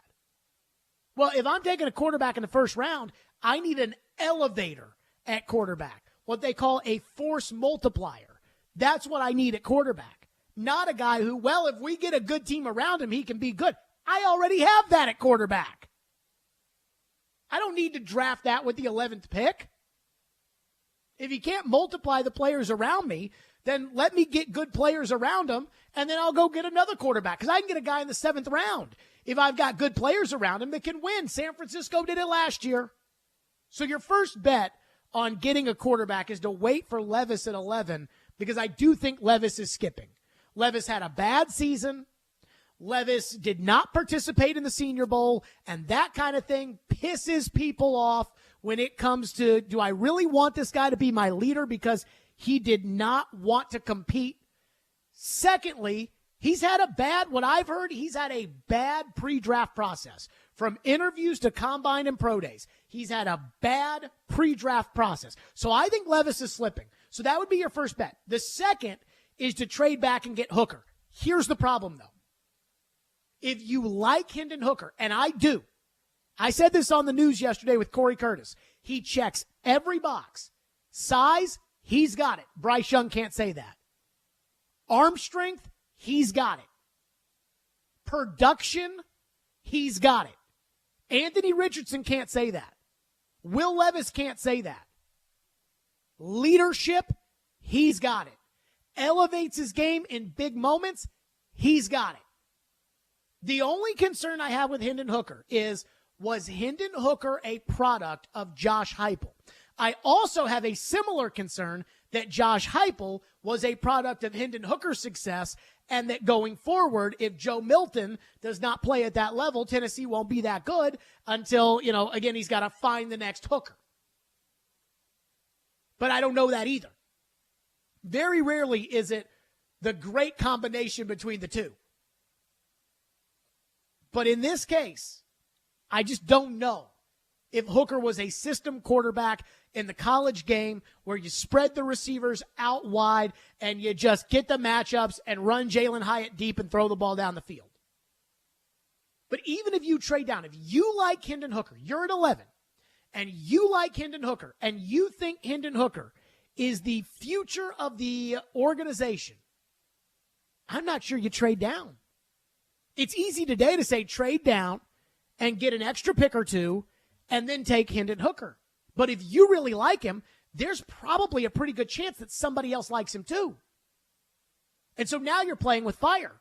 You say, man, we love this quarterback, but because he's coming off the knee injury and because he's 25 years old, we're going to move back to 24. We're going to end up picking up a first-round pick in next year's draft and an extra third-round pick in this year's draft. So then we're going to be able to get a guard or a receiver or a tight end with that pick, and we're going to actually add a player. Hooker sits on the bench behind Tannehill, and the next year he's our guy. So we're moving back to 24. And then all of a sudden, Seattle, with their second first-round pick, takes Hendon Hooker ahead of you. Now what do you do? You see what I'm saying? If you really like him, you take him. And I don't know if they really like him or not. But again, the only knocks on Hendon Hooker are that he's old, coming off the knee injury, and I think the knee injury is the least of my concerns. But he's old, he's coming off the knee injury, and he's a system quarterback as of right now. Now, we don't know if that's true or not. We don't know if he can play this system, whereas Levis, when he did play this system at Kentucky, actually was pretty good in 21. But those are your two options. Trading up to 3, in my opinion, not that much of an option. Texter said, Rand Carthon said about the Niners having 3 quarterbacks, something to the effect of, yeah, that's crazy, and we got better at the position each time. He did say that. It was on the Adam Schefter podcast. And he said that each time they got better at the position, talking about going from Lance to Jimmy, Jimmy to Brock, which, by the way, I'm not even sure Rand Carthon was allowed to say because he's under contract with the Titans, and that would technically, I guess, be tampering. But to say they got better each time is not a humongous, trying to think of the right way to say this. It's not a huge endorsement in the direction of Trey Lance of the future. Texter asks, why is nobody talking about Stetson Bennett? I understand his age is a legitimate concern, but if his age is going to drop him into the second or third round, is there an on-field reason why he's not worth taking instead of Hooker, Richardson, and Levis? Well, first of all, he does not have the size and arm strength that those 3 guys have. Specifically Richardson, who is a freak of nature, or Levis, who really does check all the boxes as far as quarterback's concerned. Stetson Bennett, to me, is a 6th-round pick. And maybe because he tested well at the combine, maybe he's a 5th-round pick. But that's all it is. And with Stetson Bennett, and I like Stetson Bennett fine as a college player. I think Stetson Bennett is a great college player, and we will remember Stetson Bennett as a great college player. But I also kind of think at the end of the day, Stetson Bennett was more of Georgia had an incredible team, and he managed the game properly with that incredible team. I like Stetson Bennett, and he was the quarterback, but I don't feel like Stetson Bennett led Georgia, whereas I do feel like Hendon Hooker led Tennessee, and Bryce Young led Alabama. I didn't feel that way about Hendon Hooker. 615-737-1025 is the phone number. It is a reentry Monday because I was out for most of last week. Coming up next, there was a story last week that people apparently didn't like, and I don't have any idea how anybody cannot understand this and how anybody who doesn't play in the NFL cannot like this. We'll get to that next. Stillman and Company right here, 102.5, 106.3 The Game.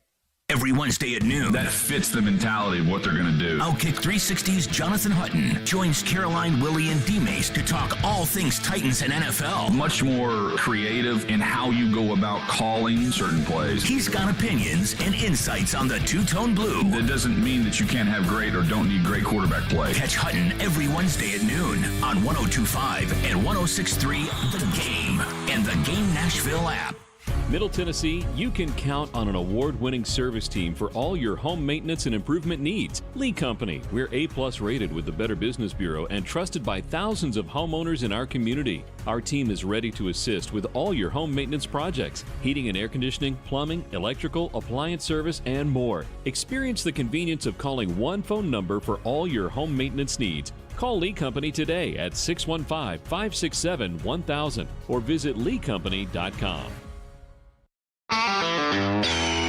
This is for the men who never settle, the ones who believe only quitters end a game and a tie, the type of guys who choose the bar with the biggest TVs to overcompensate for theirs at home. This is the Lodge mentality. This is Twin Peaks. Twin Peaks has you covered for Lent. Try the fish and chips bundled with our 22-ounce draft for a steal on Fridays, or reel in one of our other seafood options like blackened fish tacos, shrimp Caesar, and char-grilled salmon. Gary Ashton here. People walk up to me all the time and say, don't sell without the intel. This message couldn't be more true. Right now, it's a fantastic time to buy or sell your home in Nashville, but you can't do it without the intel. No one has more intel than the Gary Ashton team. So what is this intel we keep hearing about? Intel so you can sell your home without stagings or showings? Intel on where to find your next home so that you can sell your current home while the market is hot?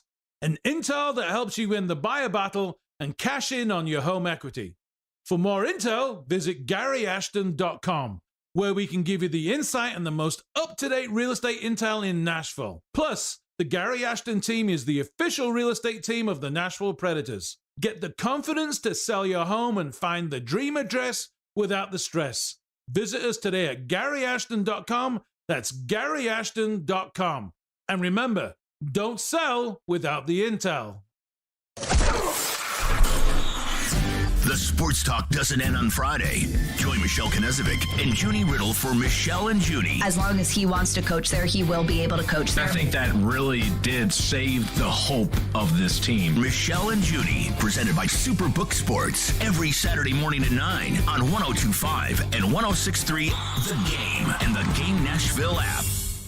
Strong opinions and a strong personality on your drive home. This is Stillman and Company, presented by TriStar Moving on 102.5 and 106.3 The Game and the Game Nashville app. On the way out of the meeting, John Mara said he was adamantly opposed to the idea of flexing Thursday night games. He called the idea abusive and made a plea to consider the fans who go to the games. And he said, what are we thinking about? What is your feeling on flexing Thursday night games? And I know it's going to come up again in May, so where do you think it's headed? Well, we'll see.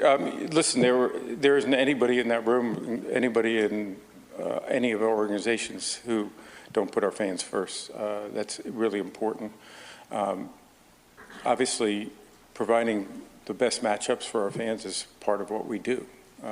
That's part of what I think our scheduling has always focused on. And flex has been a part of that. We are very judicious with it, and we're very careful with it. And we look at all of the impacts to that. And so before those decisions are made, I think we average, in the years we've been doing it, about a flex and a half a year. It can vary any particular year. So it's a very important thing for us to balance with the what I would call season ticket holders and the in-stadium audience, but we have millions of fans who also watch on television. And so reaching them is a balance that you always strike and making sure we do it right. Roger Goodell last week. So this was a topic that I actually got really excited about. Flexing Thursday night football. And John Mara of the Giants, he was furious about the idea of flexing Thursday night football. How can we do this to our fans? It's bad enough that we're thinking about flexing Monday night football, but how can we do this to our fans? And apparently the teams that are against flexing Thursday night football are the Giants, the Jets, the Packers, and the Bears. I think Carolina and the Raiders abstained from voting on this, and then I think everybody else is for it. And I think they need two more teams to be for it or something like that, and then flexing Thursday Night Football becomes a reality. And ultimately, we're going to flex Thursday Night Football. Can I ask a question? Who's against flexing Thursday Night Football? And I understand the idea about, well, what about the guy in the stands? But who cares? Like, I understand that it may inconvenience at most 30,000 people for the 1 or 2 times a year that they flex out of these games. Because, again, you're not going to flex. When you flex, you're not going to ruin everybody's experience. Because somebody like me, if you flex the Titans Thursday night game out and you move it to Sunday, well, I live here. So, well, I guess I'll just go on Sunday instead of going on Thursday. So maybe half the stadium are people that have travel plans and can't change their travel plans because of a flex Thursday night game, which I understand. I went to the Thursday night game last year at Green Bay. It was an unbelievable experience. And if they had flexed that game after deciding to go, I would have been really upset. Now, I still would have gone probably on Sunday, and it would have been easier to do, but I understand. And I think the fear is more so for the people that decide they're going to go to a game on Sunday, and then it gets flexed to Thursday. Did you hear what Roger Goodell said in that very long and lengthy politician-like answer, which was, we have to factor in the millions of people at home that watch the games. Bingo!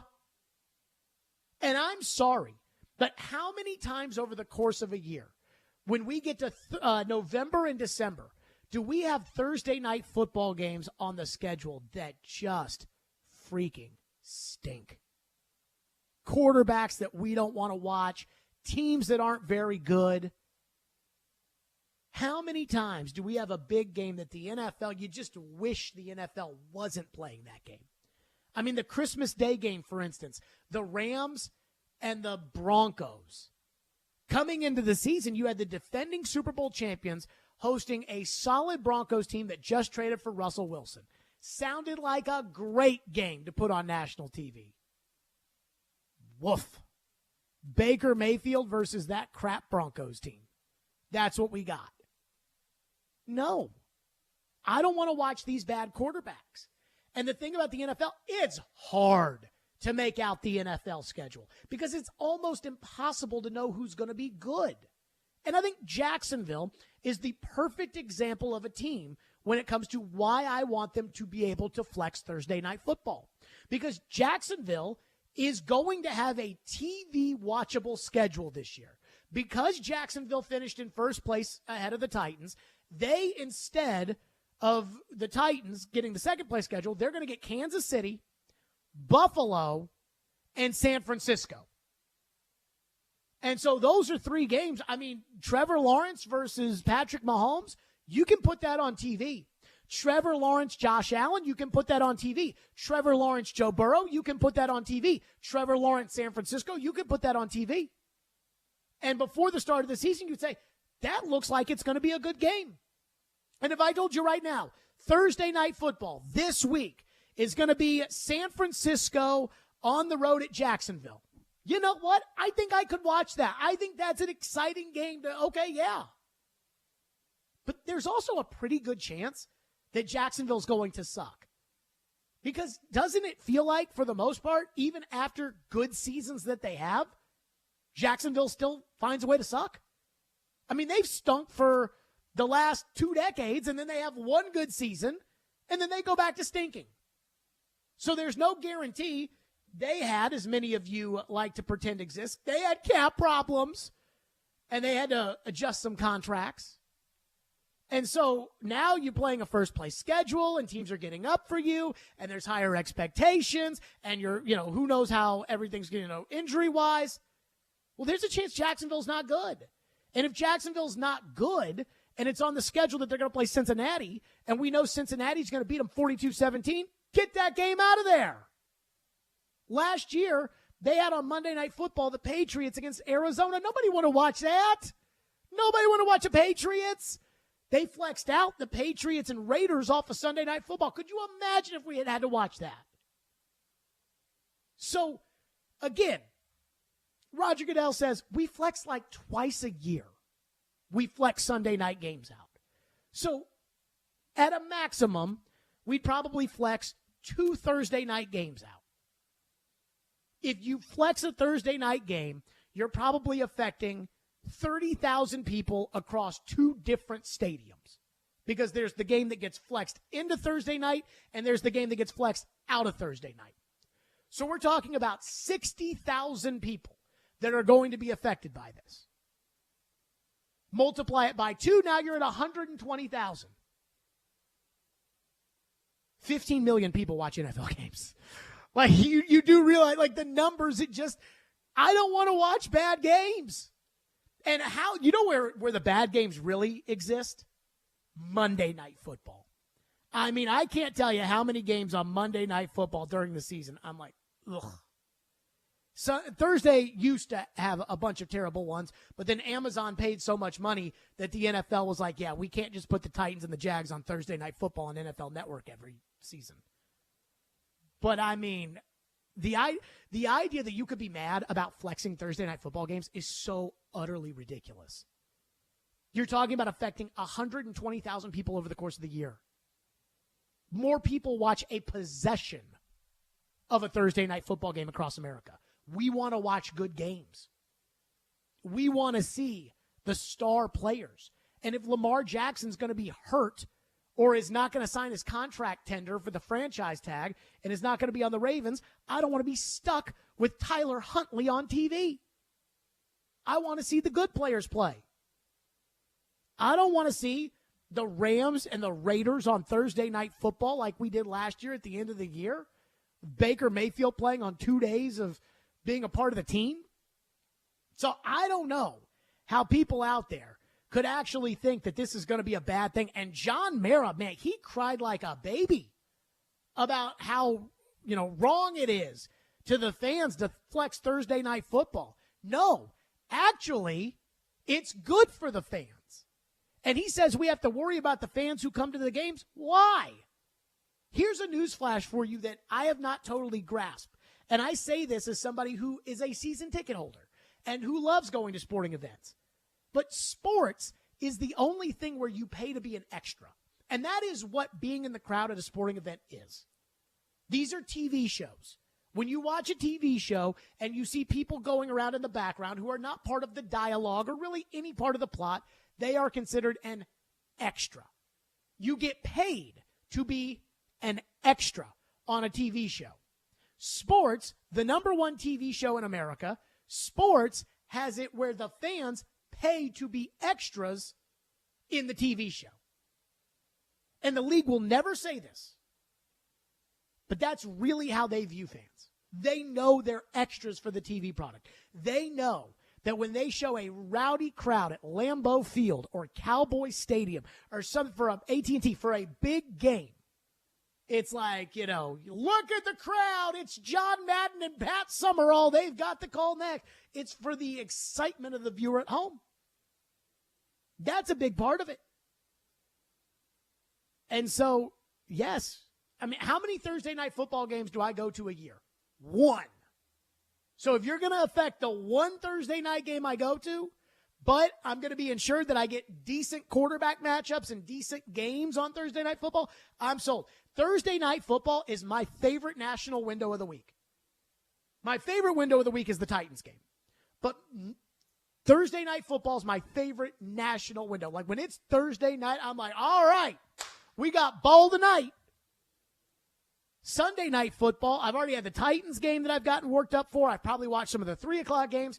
I'm getting on the verge of being footballed out. And Monday, I do like Monday Night Football, but there's a little bit of football out that I get, especially with some of these bad matchups that we've had in the past. I love flexing Thursday Night Football. I think you're crazy if you don't like it. 615-737-1025. The rumor of the day, are the Titans going to trade up for the 3rd overall pick? Where it came from, where we think it means, we'll get to that next here on Stillman and Company. TriStar Moving, my official movers. That's right. I moved with TriStar Moving almost 3 years ago. I can't believe it's that long ago. I moved with TriStar Moving, and the process was absolutely fabulous. So much so that I have absolutely no hesitation in referring people to TriStar Moving. Why? Because they are the best at what they do. I always tell people, get a bid. If you're looking to move, get a bid, because moving's expensive. And when you work with TriStar, you'll see that process and you'll say, this is the best moving company and it's the best deal. And I'll give you 10% off if you tell them that I sent you. And that's a lot of money in a move because moving's expensive. That's TriStar Moving at 615-640-1219. Or visit them online at nashvillemoving.org/radio. Again, you'll get 10% off your entire move. Those are my guys at TriStar Moving, 615-640-1219. nashvillemoving.org/radio. Get a bid before your next move. TriStar Moving, my official movers. All the big plays. Philip Forsberg scores! All the big stories. If you're not ready to play in this league, you will lose. I don't care who you're playing. All in one place. We are Nashville's best sports talk. 102.5 and 106.3. Because I love the sport. We played the way we needed to. Why would he make that move? 360, he slams it home! The Game. And the Game Nashville app. ElectronicExpress.com. We make it happen. Time for the Preds Report. Presented by Newton Nissan. The Nashville Predators hosted their division rivals, the St. Louis Blues, Saturday afternoon at Bridgestone Arena, and they held a 3-0 lead. An even strength goal, power play goal, and a shorthanded goal, and then it was another one of the youngsters who came through for the Preds. Goes down and centers it to score! Kiefer Sherwood centered. Luke Evangelista puts it in. It's 4-0 Nashville at 13:27. Luke Evangelista scoring his 6th of the year from Sherwood and Novak as the Predators take a 4-0 lead there and go on to win it 6-1. Up next, Predators taking on the Dallas Stars Monday night in Dallas. This is Pete Weber reporting. All the best car deals in Smashville start at Newton Nissan. Visit them at Newton Nissan of Gallatin or Newton Nissan South in Shelbyville. This is Nashville's best sports talk. ESPN 102.5 The Game. If you're hiring, it can feel like you're trying to find a needle in a haystack. You can hope the right person comes along, or you can just use ZipRecruiter. And now you can try it for free at ZipRecruiter.com/radio. In fact, ZipRecruiter has helped a lot of business owners find their needle in a haystack, like Marco, president of operations at Telly Tires and Auto Centers. Because Telly Tires has grown a lot in the last few years, Marco needed to hire everyone from a receptionist to a store manager to a head mechanic. ZipRecruiter helps me find all the right people, even the most difficult jobs to fill. ZipRecruiter helps me keep my business running. Take it from Marco and millions of other businesses who've used ZipRecruiter. ZipRecruiter can help you find the needle in the haystack. See why 4 out of 5 employers who post a job on ZipRecruiter get a quality candidate within the first day. And right now, you can try ZipRecruiter for free. That's right, free at ZipRecruiter.com/radio. That's ZipRecruiter.com/RADIO. ZipRecruiter.com/radio. ZipRecruiter, the smartest way to hire. Now, your Game Center update. It's officially NFL Draft Month, as the first round will take place on Thursday, the 27th. The draft rumors are starting to get hot and heavy, and this one involves the Titans. Daniel Jeremiah of the NFL Network mentioned the Titans on his latest podcast. I'll be shocked if the Arizona Cardinals take a player at the third position. Can I give you the team that I've been told to keep an eye on that's exploring this and looking into this? Again, this is just people around the league who said do not sleep on numero 11. The Tennessee Titans. The Nashville Predators are looking to stay in the playoff picture tonight as they are in Dallas to take on the Stars. Nashville sits 5 points behind Winnipeg for the final wildcard spot. The Preds announced this morning they have recalled forward John Leonard from AHL Milwaukee. Puck drop for Preds versus Stars is at 7:30, with pregame coverage at 6:30 right here on the Preds Radio Network. And the NCAA Men's National Champion will be crowned on the hardwood tonight. 4-seed UConn will take on 5-seed San Diego State at 8:20. I'm Ian Safar for 102.5 and 106.3 The Game. For more, follow us on Twitter at 1025 The Game or visit thegamenashville.com. Live from the Hiller Plumbing, Heating, Cooling, and Electrical Studios. WPRT FM Pegram, WPUC HD2 Laverne. Bobby and Rexrode, Chase and Michelle. Caroline, Willie, D-Bay. Stillman Company.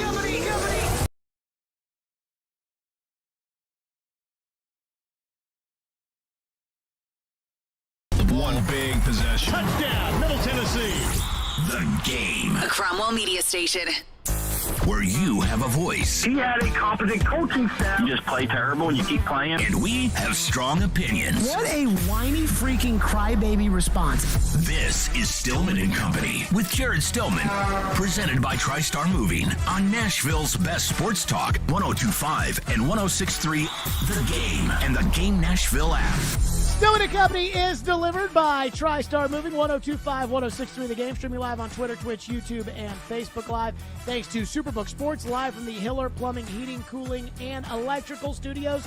You did hear in Ian's update right there, Daniel Jeremiah saying he is hearing, the Titans have been snooping around trying to get up for the number 3 pick in this year's draft. And I saw that yesterday, and everybody said, the Titans are interested in the 3rd overall pick. And I thought, hold on, everybody. You know how they say the Masters is a tradition unlike any other? So is phony reporting ahead of the NFL draft. It is a tradition unlike any other. I'll remember Jay Glazer reporting that the Cleveland Browns were absolutely out on Johnny Manziel before the 2014 draft. And then when they drafted him, I thought, but Jay Glazer said they were out. And a guy I was working with at the time who was older than me said, right, they wanted everybody to think that they were out. And so they put it out there that they were out, and so nobody would think that they would want to jump them in order to get them because that's who they wanted. I said, really? Yes. This is misinformation season if there ever was. Mel Kiper Jr. says that he's got to filter out 80% of the things that teams are telling him at this time of the year. So Daniel Jeremiah says, I am hearing that the Titans are snooping around about the 3rd pick. And the one thing that I will ask of every single person when it comes to this month as we lead into the NFL draft is to ask yourself, why is somebody telling Daniel Jeremiah that? And who would it be? Do you think the Titans are telling Daniel Jeremiah that they're snooping around for the 3rd overall pick? I was trying to figure out last week why at the owners' meetings, Rand Carthon told Jim Wyatt that I'm going to Alabama's Pro Day, Ohio State's Pro Day, Tennessee's Pro Day, and Kentucky's Pro Day. All of the quarterbacks. Trying to figure out why that is. Why do you want people to know you're interested in a quarterback? Because you're going on the record saying, I'm going to all the quarterbacks. So maybe it could be the Titans. But do you really think the Titans would call and tell people, hey, we're interested in trading up to 3? If they were actually interested in trading up to 3? Nobody talked about Carolina being interested to trade up to 1 until they did it. And it was like, my God, I can't believe they did that. So why? Why is that out there? And there was another thing. Again, it's the calendar flipped to April that I heard yesterday. And I said, why is that out there? So the first thing is the Daniel Jeremiah cut, which is that the Titans are interested in trading up with Arizona to get the 3rd pick in the draft. This is what Daniel Jeremiah said on Moving the Sticks podcast. Yeah, I don't think so either. I'll be shocked if the Arizona Cardinals take a player at the 3rd position. Can I give you the team that I've been told to keep an eye on that's exploring this and looking into this? Again, this is just people around the league who said do not sleep on numero 11, the Tennessee Titans. Ooh. The 2 teams to keep an eye on were the trade-ups were the Raiders and the Titans. Don't sleep on. And then we talked about the Raiders a bunch. We've talked about maybe Seattle at 5. I haven't heard a lot of buzz about Tennessee at 11. That would be an interesting one. Okay. So who's telling him that? People around the league are telling me this. GMs around the league are telling me. Who would tell him that? Would it be the Titans? Probably not. Well, who else would know that? Would it be Arizona? Who holds the 3rd pick? Would it be Arizona, who already has a quarterback? Would it be Arizona, who has maybe the most holes on their roster in the NFL? And who would it scare if Tennessee was thinking about jumping up to pick at 3? Would it scare the Falcons? Probably not. Would it scare Tampa Bay? Would it scare Seattle? Would it scare the Colts at 4? Hey, You know you're not getting Stroud or Young. They're going to go 1 and 2. You really want Richardson, don't you? Well, if Tennessee trades up to 3, then you're not getting him either. So trade us a second rounder this year, and then we can get 2 players, and we still get the player we want in Will Anderson Jr. Does that seem more likely? And to counter this, Jeremy Fowler was on SportsCenter yesterday, and he said something that I absolutely, positively do not believe, and that is about the Colts, who we know are going to take a quarterback, and the quarterback that is slipping the most, apparently Indianapolis. The buzz is we like them. There is some buzz around the league about Will Levis and the Colts at number 4 overall. I texted with UK coach Mark Stoops, who told me that the Colts have done their homework on Levis, and they had a presence at his pro day. So he's a bit of a polarizing prospect, because when you talk to teams, they say he's a pretty serious guy as far as his demeanor. How's he going to fit in with certain teams? But the ability is certainly there. I've talked to several teams now who think the Colts are at least seriously considering taking Levis in that spot, and he fits the prototype for what they've always liked in a quarterback, big-bodied, sturdy guy in the pocket. Okay, so now Jeremy Fowler is telling us, we're hearing that Arizona may trade the 3rd pick to the Titans. And then Jeremy Fowler is putting out there, I hear that Indianapolis likes Will Levis. Well, why would they put that out there? What would it benefit the Colts to say we like Will Levis? You know what it is. It is to try to convince teams to not trade for that 3rd pick. That is, you want to jump us because you want to get the quarterback, because you're afraid that we're going to take Anthony Richardson. Well, guess what? We like Will Levis. So you'll be jumping us, Seattle, for no reason.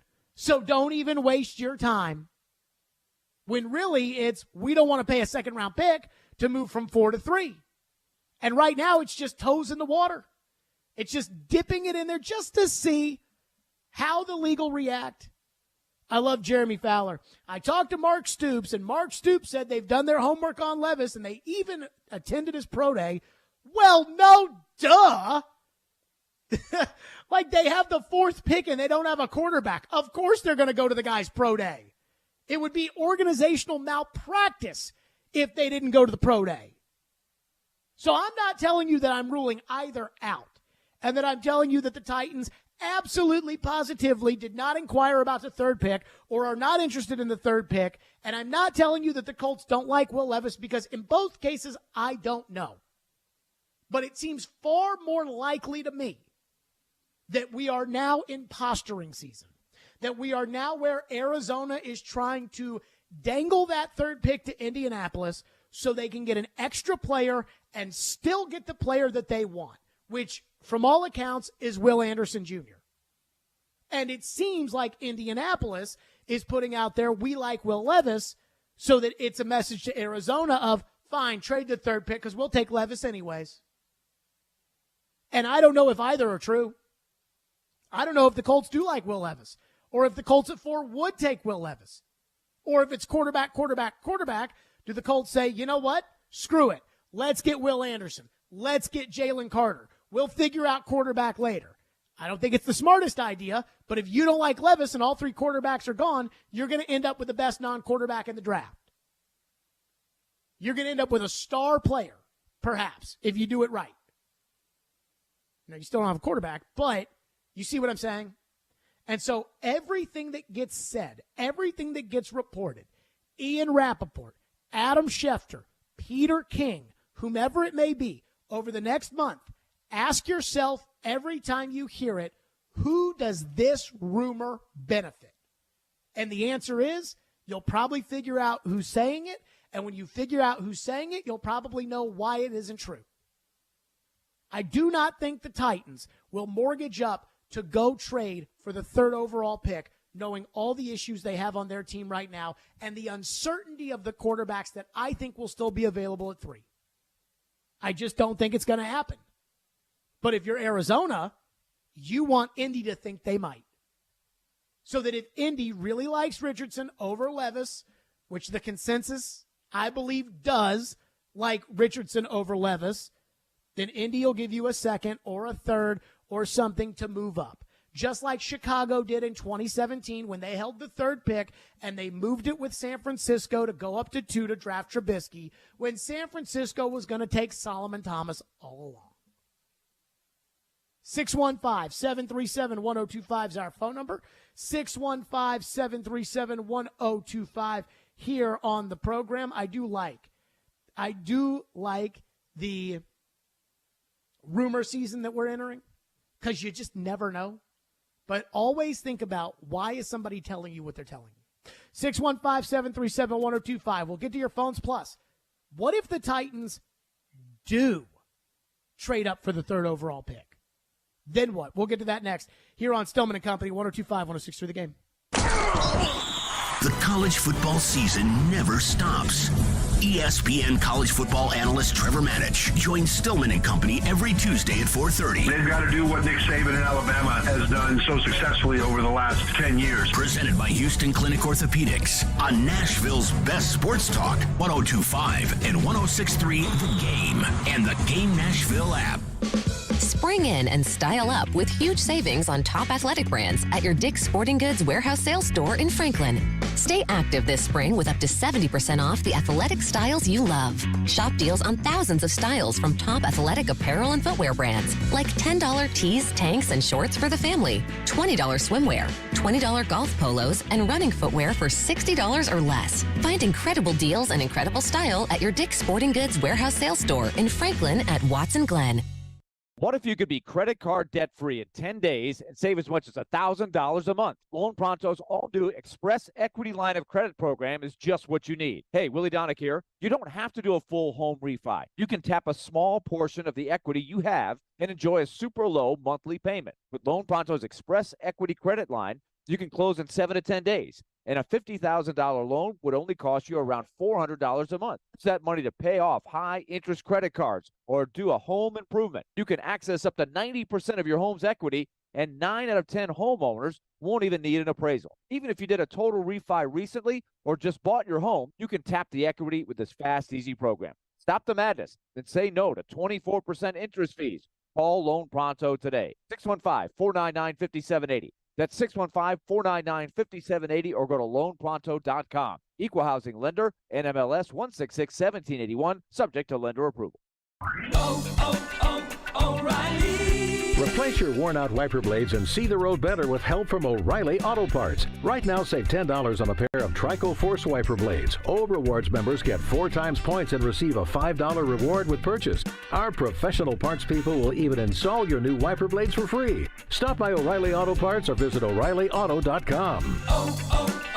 O'Reilly Auto Parts.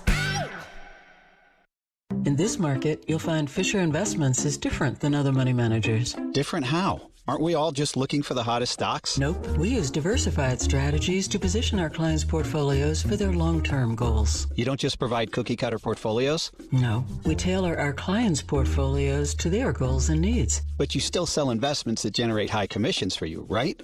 No, we don't sell commission-based products. We're a fiduciary, the highest standard of care for a financial advisor. It means we're obligated to act in our client's best interest. So when do you make more money? Only when your clients make more money? Yep. We have one transparent management fee structured so we do better when our clients do better. Sounds like you really look out for your clients. We do, because our priority is helping them achieve a comfortable retirement. That might be why most of our clients come from other money managers. Visit FisherInvestments.com to find out why investors like you switch to us. Fisher Investments. Clearly different money management. Investments in securities involve the risk of loss. Want to see our smiling faces?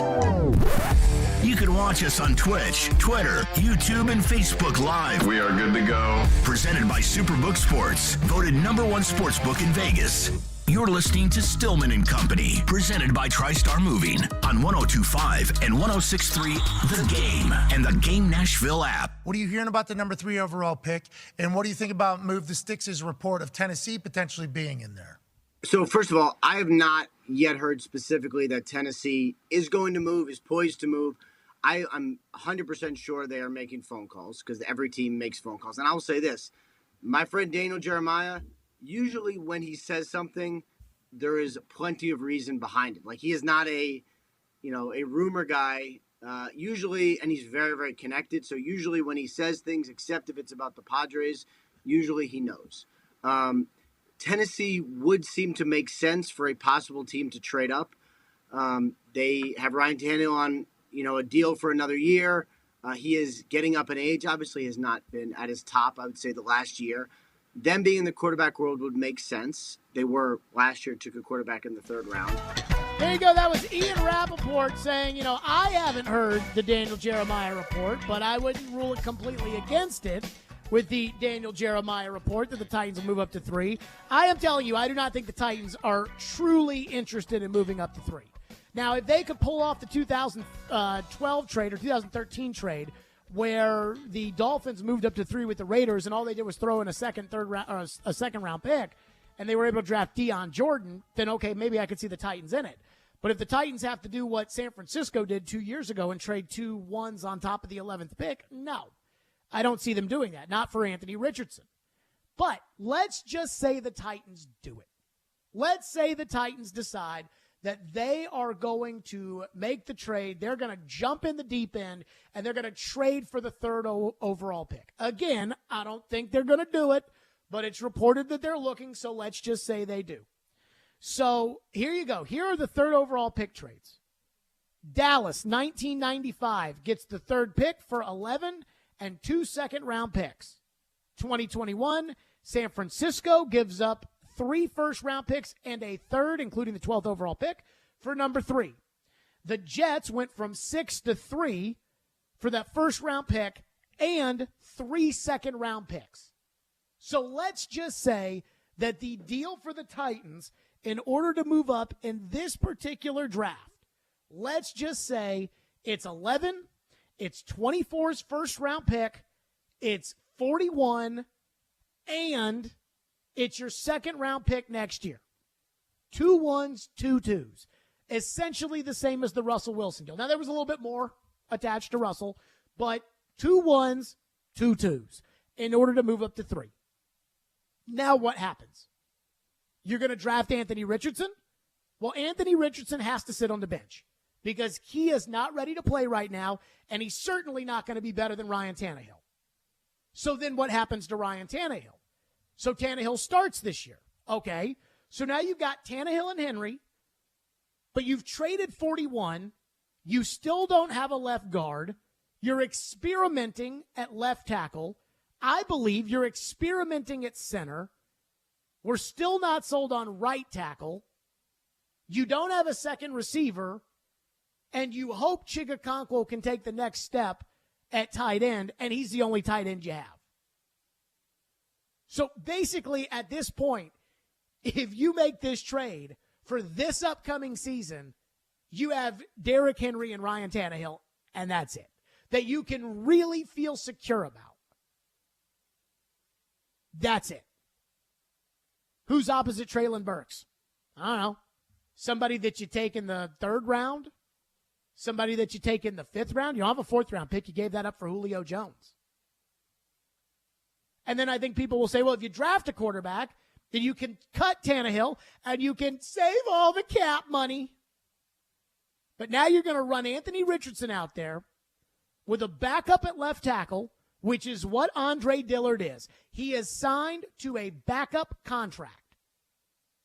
So you got a backup at left tackle, no left guard, a backup at 277 pounds at center, a guy who was a backup last year at right guard, and Nicholas Petit-Frere, who might be a backup at right tackle. And you're going to have Anthony Richardson, who completed 50% of his passes last year. You're going to have Anthony Richardson at quarterback. You're going to win 4 games. And then that pick that you traded away for next year, you won't even get to use for all the games that you're going to lose this year. So I don't like that. And again, how do you improve your team if you don't have any picks this year and the guy that you do pick is not going to play? So I don't totally see the benefit. Now, think about the teams that have moved up that have taken the shot to go up and get a quarterback. When San Francisco made that move a couple years ago, they had Deebo Samuel, and they had Brandon Ayuk, and they had George Kittle, and they had Trent Williams, and they had that defense with Fred Warner and Nick Bosa. They had all those guys. So even though it's a risk, it's not like they were just going to throw the quarterback to the Wolves. Hell, they had Garoppolo, so they knew that they could put whoever they drafted on the bench. You don't have that option. When it comes to other teams that have taken the shot, Kansas City, when they took the shot, they had Travis Kelce and they had Tyreek Hill. You don't have those things for your rookie quarterback that when, hey, you give him a year and then you put him out there, he's going to have Burks. That's it. And you can't get a second guy because there's nobody out there and you don't have any picks to be able to either draft somebody or trade for somebody. And I think you have to ask the question, okay, if you make the move, then what? And if you make that move, you might as well commit to the rebuild that a lot of you guys are asking for. And if you do that, then you might as well cut Kevin Byard. And you might as well trade Derrick Henry. And you might as well all the things that I don't want to do, because I think if you get a wide receiver who's good and you get a left guard or a left tackle, I think if the Titans pick at 11, I think they're going to get a quality player. Now, I do not evaluate these guys for a living. But if the Titans end up with Peter Skoronski with the 11th pick, he's probably your left tackle for the next 10 years. Great. Now I have figured that out, and I don't have to worry about it. If I get Tyree Wilson, good. Now that Bud Dupree spot, I've got it filled, and I've got a bunch of defensive linemen, and I can rotate all these guys in there, and we're going to get after the other team's passer next year. And then with the 41st pick, I'm going to take a receiver, I'm going to take a guard, and then I'll be fine on the offensive line, or I'll be fine with at least a body that could be potentially a starter in the NFL opposite Treylon Burks. But you can't do that if you trade and you take a quarterback and you stick the quarterback on the bench. Can't do that. So I keep asking that question. Well, and then what? There is one little thing that I do want to touch on about the Titans and Ran Carthon. And so Ran Carthon has taken two reports and called them both false. The first was mine saying that Kevin Byard asked to be released. Look, I told you guys when I said it. I told you where I heard it from. I mean, not specifically, but I told you that I knew who I was talking to when I was talking to him, and that I believed what I said, and I still believe what I said. And he called that blatantly false. Then he called the report from Mike Silver, a guy who's been covering the league far longer than I have. And I don't even, I'm not a writer, I'm not a, newsbreaker, but he said that the Mike Silver report that they were shopping Derrick Henry was quote unquote erroneous. Well, I'm going to give some advice to Ran Carthon here. Every time that somebody reports something and then you come out after the fact and say, well, that's not true, most of the time people are not going to believe you. And I'm going to tell you, this whole concept of you doing your job, either you have to be okay with people telling people things and people reporting on things and, having to deal with fires after they get started, or you're going to have to be more accessible as far as setting the narrative and setting the record straight. And you can't wait 3 weeks in order to do it. And here's the thing I'll say. I know where I got my information from, and I still feel pretty good about it. And I'm sure Mike Silver's not backing down off of what he reported. How can we trust Ran Carthon to tell the truth? At the Combine, he was asked about Bud Dupree. Ian, if you could, he was asked about Bud Dupree at the Combine. And he gave us this word salad about how he wasn't sure what they were going to do with Bud Dupree. Here's what Ran Carthon said. There's nothing new to report. It was an erroneous report. Wrong one there. Never mind. He basically said that Ran Carthon basically said that he doesn't know Bud Dupree and that he would have to get to know Bud Dupree to be able to make a decision. And before they left Indianapolis, they cut Bud Dupree. So, it was just not true. And so I get it. You can sit there and you can say that, the reporting was erroneous and it's blatantly false and it's this and it's that and it's okay. But, I have no skin in the game on the Byard front. It does not, it affects the show and it affects the team, and the team doing well is good for the show. But, I don't have a side to pick here between Byard's side or your side. I'm just telling everybody what I was told. I don't think Mike Silver has an agenda to stir up drama about Derrick Henry. My guess is Ran Carthon is struggling with keeping things on the hush-hush. I think we are seeing some rookie mistakes out of Ran Carthon, and maybe Mike Vrabel, lump him in there too, but I think we are seeing some rookie mistakes, and Ran Carthon's just trying to tell everybody, hey, just believe me. Just trust me. And then he turns around and he says he doesn't know about Bud Dupree, and then he releases him. 615-737-1025 is the phone number, 615-737-1025. Tom asks, is it a dangerous move for a first-year GM? It's a dangerous move for any general manager. John Robinson, as general manager of the Titans, won the same percentage of games as Bill Walsh did in San Francisco. And he still got fired, I think in large part because of blunders in the draft. So it's a risky move for any general manager to trade up in the first round and take a quarterback, because if that quarterback doesn't work, you're gone. 615-737-1025 is our phone number here on the program. Historic day in basketball. Not today, yesterday. We'll get to that coming up next here on the program. FanDuel Sportsbook is my official sportsbook app. The final game of the tournament is here, and there's no better place to get in on the action other than FanDuel, America's #1 sportsbook. That's because right now, FanDuel is giving new customers a no-sweat first bet up to $1,000. That's up to $1,000 back in bonus bets if your first bet doesn't win. Go to FanDuel.com/JGM and sign up today to claim your no-sweat first bet.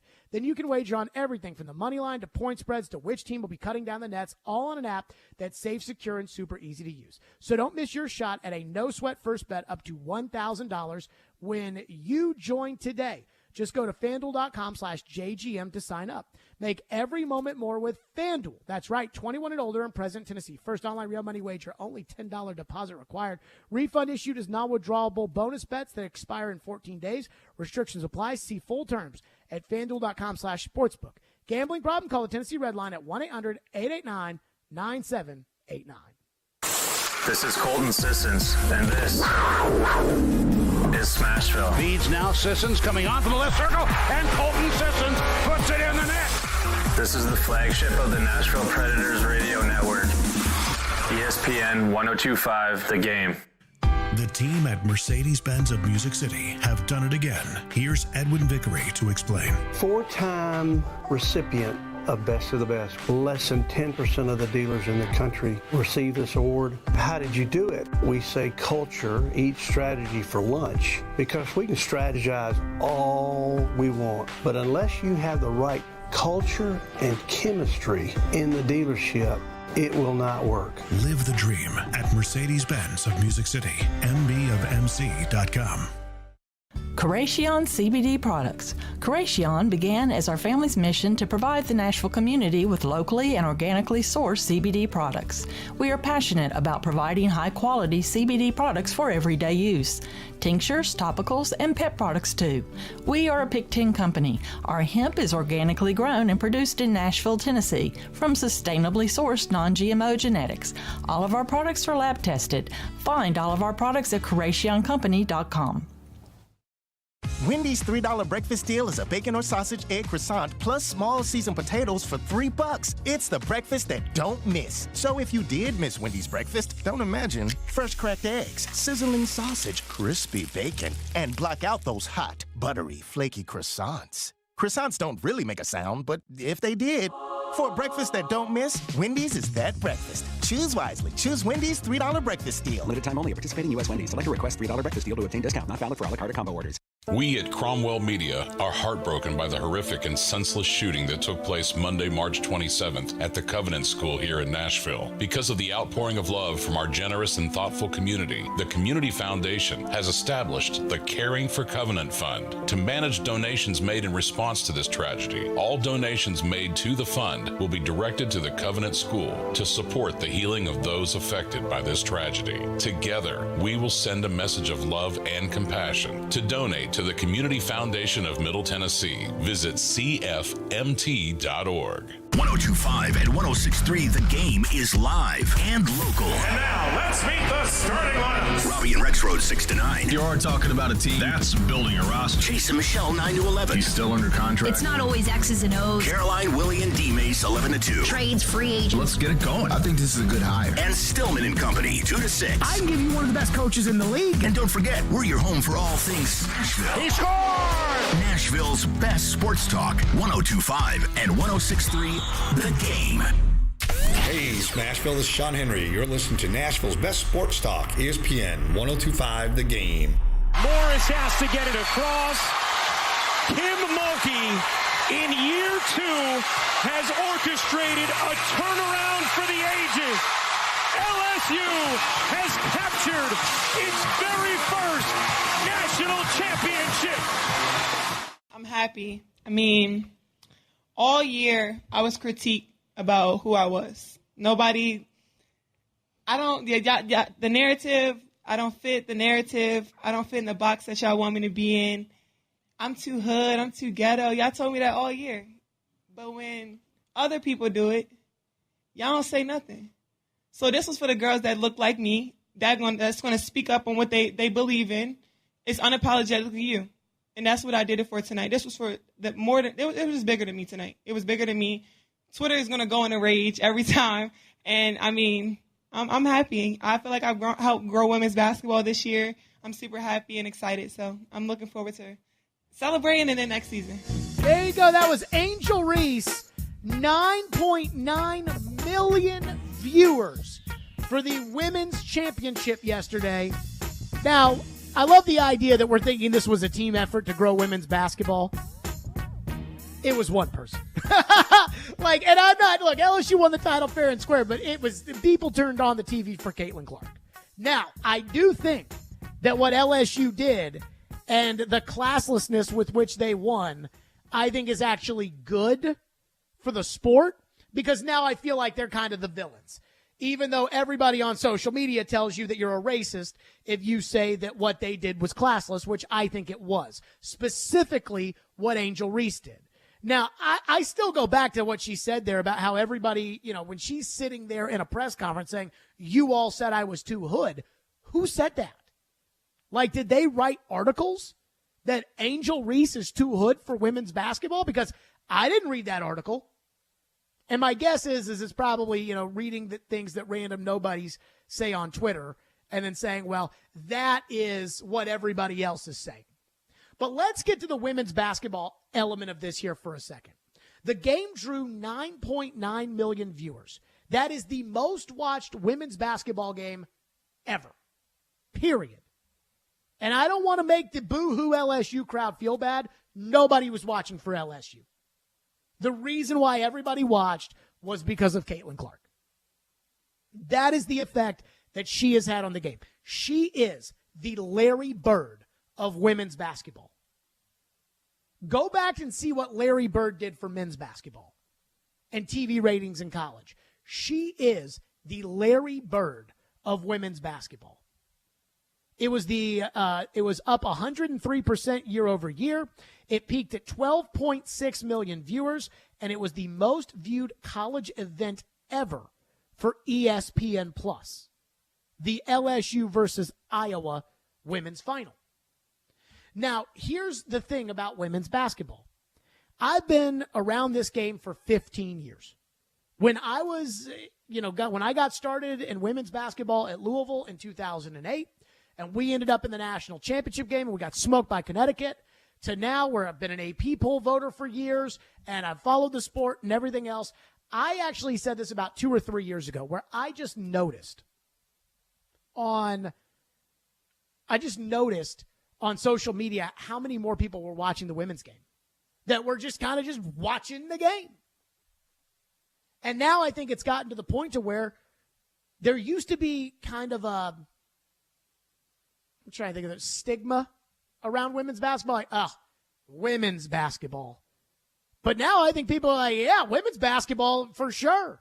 Do they love it as much as men's basketball? No. Are they ever going to love it as much as men's basketball? Probably not. But I think it's obvious that people enjoy watching women's basketball. It is competitive. There is a lot of action. These players like Caitlin Clark are freaking good. And the TV ratings show it. And I think that this is so great for the sport. And then the LSU thing yesterday. I thought it was classless. I told Caroline the day that LSU hired Kim Mulkey, I laughed about it because they had Will Wade at the time as their basketball coach, and he was caught on an FBI wiretap talking about a strong-ass offer that he made for a player, and now they're hiring Kim Mulkey. Now, you can pay the players, so it's fine. But Kim Mulkey, in my opinion, is one of the biggest sore losers and sore winners in college basketball. She is, to me, bottom of the barrel. You know, you're going to win, but just like when Auburn hired Hugh Freeze, like you're going to win, Auburn, and it's going to be better for you than it was with that doofus you hired from Boise State, Brian Harsin, who was your coach. But, you know, I lived this when we hired Bobby Petrino back at Louisville. Like, you're going to win, but. And so that kind of trickled down to that team. And I thought that show of classlessness yesterday, I thought it was embarrassing for LSU. I didn't think that it makes them bad people. I didn't think it ruined the game. I didn't think that, you know, Caitlin Clark should sue or should be offended or anything like that. I'm just saying, like, I figured LSU would carry themselves a little bit better than that. A little bit better than I'm going to rub my ring finger in your face after we got an insurmountable lead. Not before the game. Not when it was tied, but after when we knew we were going to win. To me, that's sore winnership. But I actually think that that's good because now they're the villains. Now they're the bad boy Pistons of women's basketball. And next year, I will be rooting against LSU. Now, I was already rooting against them because I can't stand Kim Mulkey because she's a sore loser. She is. You know, she reminds me of, again, the bad boy Pistons, about how the Pistons love talking that talk after they won. But when Michael Jordan and the Bulls beat them in 1991, they walked off the floor and they wouldn't shake their hands. And that's Kim Mulkey. Kim Mulkey, who's mad at the committee because they lost to A&M in 2011 as a 1 seed. Kim Mulkey, who's mad at the referees because they lost in 2013 as a 1 seed to Louisville. By the way, I didn't hear Kim bitching about the refs after last night when they called the dumbest technical foul I have ever seen on Caitlin Clark. And it's amazing. If I were women's basketball, and I do know the people that run that sport, if I was women's basketball, I would be appalled with the officiating that I put out there yesterday. And all the foul calls. The 9.9 million people did not tune in to watch you ref the game. They did not tune in to see you call that stupid technical foul on Caitlin Clark to send the most marketable player in the history of women's college basketball to the bench with 4 fouls in the third quarter. We did not do that for you. But I'm proud of women's basketball. And I'm happy that I feel like at this point. By the way, there's only 5 regular season college football games that had more viewers than yesterday's women's championship.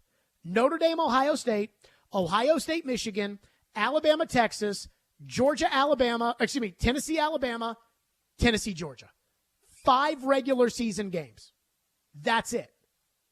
And we're talking about college football. Only 5 regular season games had more viewers than yesterday's women's championship. More people watched the women's championship than watched Gonzaga versus UConn in the Elite Eight in men's basketball. That is a special day. And the thing is that I remember when I got into the sport and people that I knew started watching women's basketball, like my dad. And it was like, yeah, I like it. I actually do. You know, for women's basketball, it's not bad. Now for women's basketball, it's not bad. Now it's just like, yo, this game's awesome. And I'm glad that people are coming around because that's how I've been for the last 15 years. Phone lines are driven by WilsonCountyHyundai.com. Jerome is up next here on the program. Thank you for waiting. Go ahead, Jerome. Hey, were you watching the same game that we was watching last night? Because, number one, LSU stated that they was going to get back at Iowa for what they did in South Carolina for lack of disrespect. And number two. When did they say that? When did they say that? Did they say that before the game? They said because when Iowa was stepping back, letting them shoot, and they said Caitlin was the one that said let them shoot the ball, let them shoot the open three. LSU thought that was disrespect to them because of what they did. They said, did LSU say that before the game? LSU said that before they played Iowa. Yes, they did. As it's stated, they said that. And then number two, Angel Reese was talking about the different reaction between her and Caitlin. When Caitlin did the ring finger and did the John Cena, nothing was said. She was competitive, aggressive. But when Angel Reese said it, everybody getting an uproar about the same thing. No, totally different. And I'm going to explain to you why it's different, Jerome. Thank you for your call. I'm going to explain to you why it's different. Because when Caitlin Clark did the John Cena to Haley Van Lith in the Elite Eight against Louisville, 9.9 million people weren't watching. Okay? Like, this is something that we have to understand. Because there's all the people out there that were like, well, where was the outrage when Caitlin Clark did that in the Elite Eight? I watched that game. Louisville is my team. I used to be a part of that program. And I don't remember any of that. Now, again, the letting people shoot during the game, in the South Carolina game, and the kind of waving them off like you can't shoot or whatever, that's different than after you know you're going to win and sticking your ring finger in somebody's face. Ian, can you give me the Michael Jordan again? Because people will say, well, Michael Jordan talked trash. And it's like, yes, Michael Jordan did talk trash. But Michael Jordan, B.J. Armstrong hit a shot to beat the Bulls and talk some trash. And in the last dance, this was behind the scenes. This was Jordan in 98 in the locker room about trash talk. And here's what Michael said. Well, that's all right. Let's see if all that trash talking starts when it's 0-0 instead of 5-6 point lead. That's where it starts. That's the sign of a good man. If you can talk when it's even score, or talk when you're behind score. When you're ahead, it's easy to talk. Oh, it's easy right now when you know you're going to win the national championship to get out there and talk a little trash. Real man talks trash when it's even score. And LSU didn't do that. And so you're telling me that, oh, yeah, LSU decided they were going to, have South Carolina. But LSU hates South Carolina. Yeah, I'd have to see that ahead of time. If LSU got up there before the game and said, like, we're going to take them down, we're not worried at Caitlin Clark, we're going to win the national championship, we're not, fine. Then you walk the walk. But you got to talk before. It's easy to talk when you're up 5-6 points. Different when you even score. Let's go to Brian, who's up next here on the program. Thank you for calling. Go ahead, Brian. Hey, Jared, I just want to say, I agree with you on people were tuning in to see Caitlin Clark. But you do got to keep it consistent. Caitlin Clark was she did the same, the John Cena thing, whether people were watching. To who? What game? What game did she do it, and to who did she do it to? She did the John Cena in the Elite Eight versus Louisville. To who? Granted, you said not many people wasn't watching. Whether people are watching or not, classes does not affect whether people are watching or tuned in. Classes is about your action. And I'm not saying, again, I don't know the context around the Caitlin Clark thing. This has nothing to do with, well, Caitlin did it. Again, it's not classy. Just because somebody else did it doesn't mean that I should do it.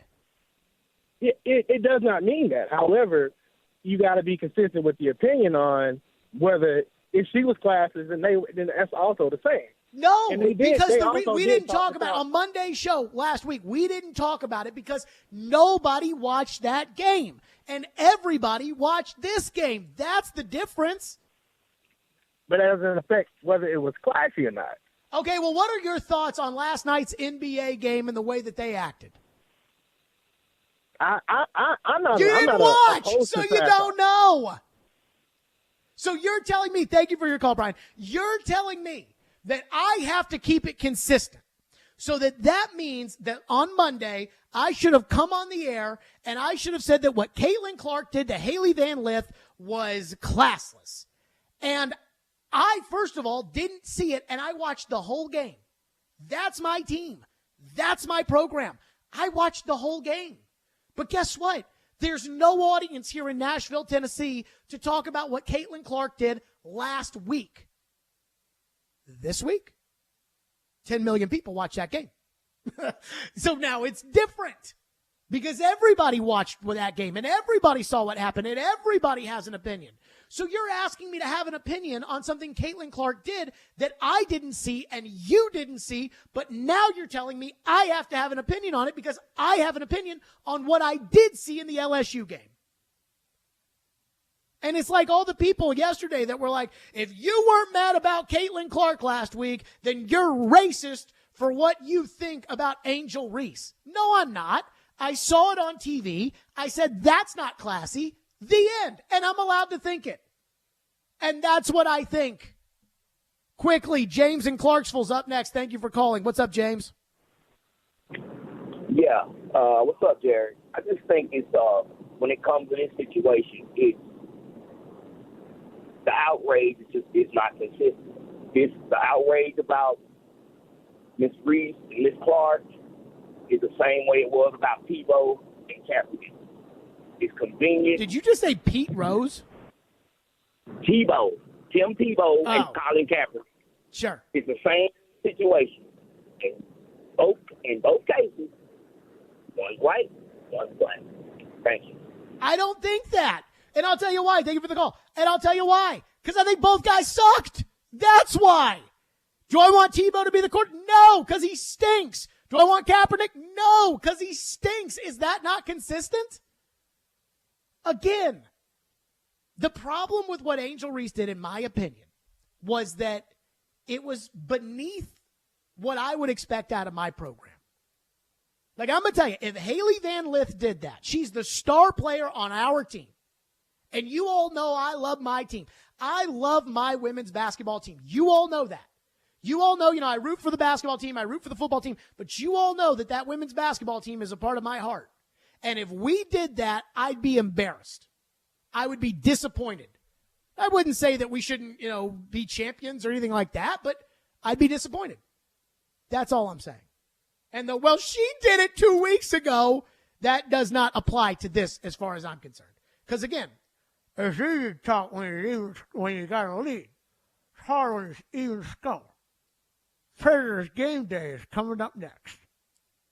Every Wednesday at 8:30. Join Robbie and Rexrode for The Choice is Yours. 2 sports questions, 2 non-sports questions. They'll answer a couple of questions about life and sports. The Choice is Yours is built by Jarrett Companies. You have a choice. So when you have a need for site and utility work, fire protection, concrete and asphalt services, the choice is simple. It's Jarrett Companies. For more, visit JarrettCompaniesInc.com. The Choice is Yours. Wednesdays at 8:30 on 102.5 and 106.3 The Game and the Game Nashville app. We pride ourselves on being transparent, opening up the books, and sharing all the secrets of the diamond industry. We have a passion for this, and part of having a passion is sharing that passion. Genesis Diamonds Vice President David Cooper says, at Genesis, you don't just get an entry-level course in diamonds, you get a PhD. We love educating our customers, even over-educating our customers about diamonds and gemstones, so they can truly see the difference in what we offer. At Genesis, diamonds are not a side business. It's their only business. We eat, breathe, and sleep diamonds. So whether you end up buying at Genesis or not, come for the education. The better educated we can make you at Genesis Diamonds, the better a shopper you're going to be, whether you shop with us or anyone else. You will be able to tell the difference and know what you are buying, so you make the best decision for you. Genesis Diamonds, proud to offer one of the largest selections of GIA certified diamonds in the nation, with no middleman markups, no retail pricing games, no commission salespeople, and no nonsense. Genesis Diamonds, Green Hills and Cool Springs. It's Quaz with Little Harvest, and I'm just having one of our Chicken Scratch American Pilsners. It's one refreshing beer and a good example of the German lagers that we craft right here in Nashville. Chicken Scratch is made with locally sourced raw white corn, giving it a subtle cornbready sweetness. And speaking of sweetness, Chicken Scratch's closest associate goes by the name of Deer Crossing Hellas, also a lager with a light crisp body and golden color, and it won us a gold medal at the Great American Beer Festival. So be on the lookout for our craft lagers. And as always, thank you for supporting our little brewery. It's the first day of the first grade, and she found a new best friend. It's a laid-back Sunday afternoon you wish would never end. The homemade taste of Bluebell and good friends gathered round. The good old days are being made right now. Have you noticed that most ice creams now come in smaller cartons? Not Bluebell. We're still making a full half-gallon and a full pint of tasty goodness. Bluebell wouldn't have it any other way.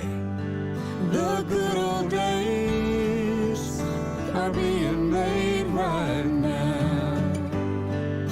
The good old days are being made right now. Look for Bluebell ice cream at select HD Hill supermarkets and Cash Savers. Strong opinions and a strong personality on your drive home. This is Stillman and Company, presented by TriStar Moving on 102.5 and 106.3 The Game and the Game Nashville app. It's Hockey Night in Smashville. Deflects back for Duchesne. His shot stopped, and the score! What are the keys to victory tonight? What's being said in the locker room? Where do the Preds reside in the Central Division standings? Jared Stillman has the latest now. With Preds Game Day on Stillman and Company. This is Smashville's best sports talk. ESPN 102.5 The Game and the Game Nashville app. Predators Game Day is presented by TJ Anderson Homes of Benchmark Realty. You're looking to buy or sell? Talk to TJ. He's my realtor and he's my guy. He's taken care of 2 home purchases for me and done even more for my friends.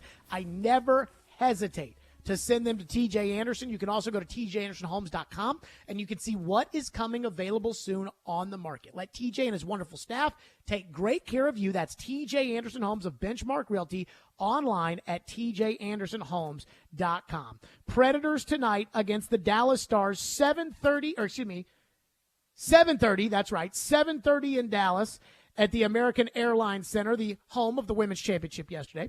Dallas 41-21 and 14-96 points. They're going to make the playoffs. The Predators got a lot of work to do at 38-29 and 8. We start with the coach's take. Here's John Hines on getting ready to face the Stars. The first 3 games we played them, I thought they were the faster, hungrier, more tenacious team, and I think our team right now is playing a fast game. I think we have a lot of guys in the lineup that are willing to compete the right way, shift in and shift out. The other thing is, obviously, they're a really strong team. So I think, again, your defensive details are important in certain areas. Your neutral zone forecheck, your rush defense, not hanging in the offensive zone, getting on top of people. And, we've shown when we do that, we can play with anyone. And I think that's the details we need to play with. And, we got to come out here with the mindset that, it's a big game for us. And this group has shown, the bigger the games get, the better they're playing. So here's the disheartening part about where the Predators are right now. When they play bad teams, they win because they're better than the bad teams. But when they play good teams, they normally don't. But right now, they're putting an AHL roster out there on the ice. And so if you were somebody that believed the Predators had a shot at making the playoffs, this rash of injuries has probably kept that from happening. But if they are going to want to make it, they've got a 3% chance right now, according to MoneyPuck.com. They're going to have to win tonight. They're going to have to just keep winning. And, really start, get hot and no slip-ups and no, 7-0 losses and things like that. Again, I don't think any of us expected it when they decided to sell off, but it kind of is what it is. My final thought, presented by TJ Anderson Homes of Benchmark Realty. I am putting out my championship game score.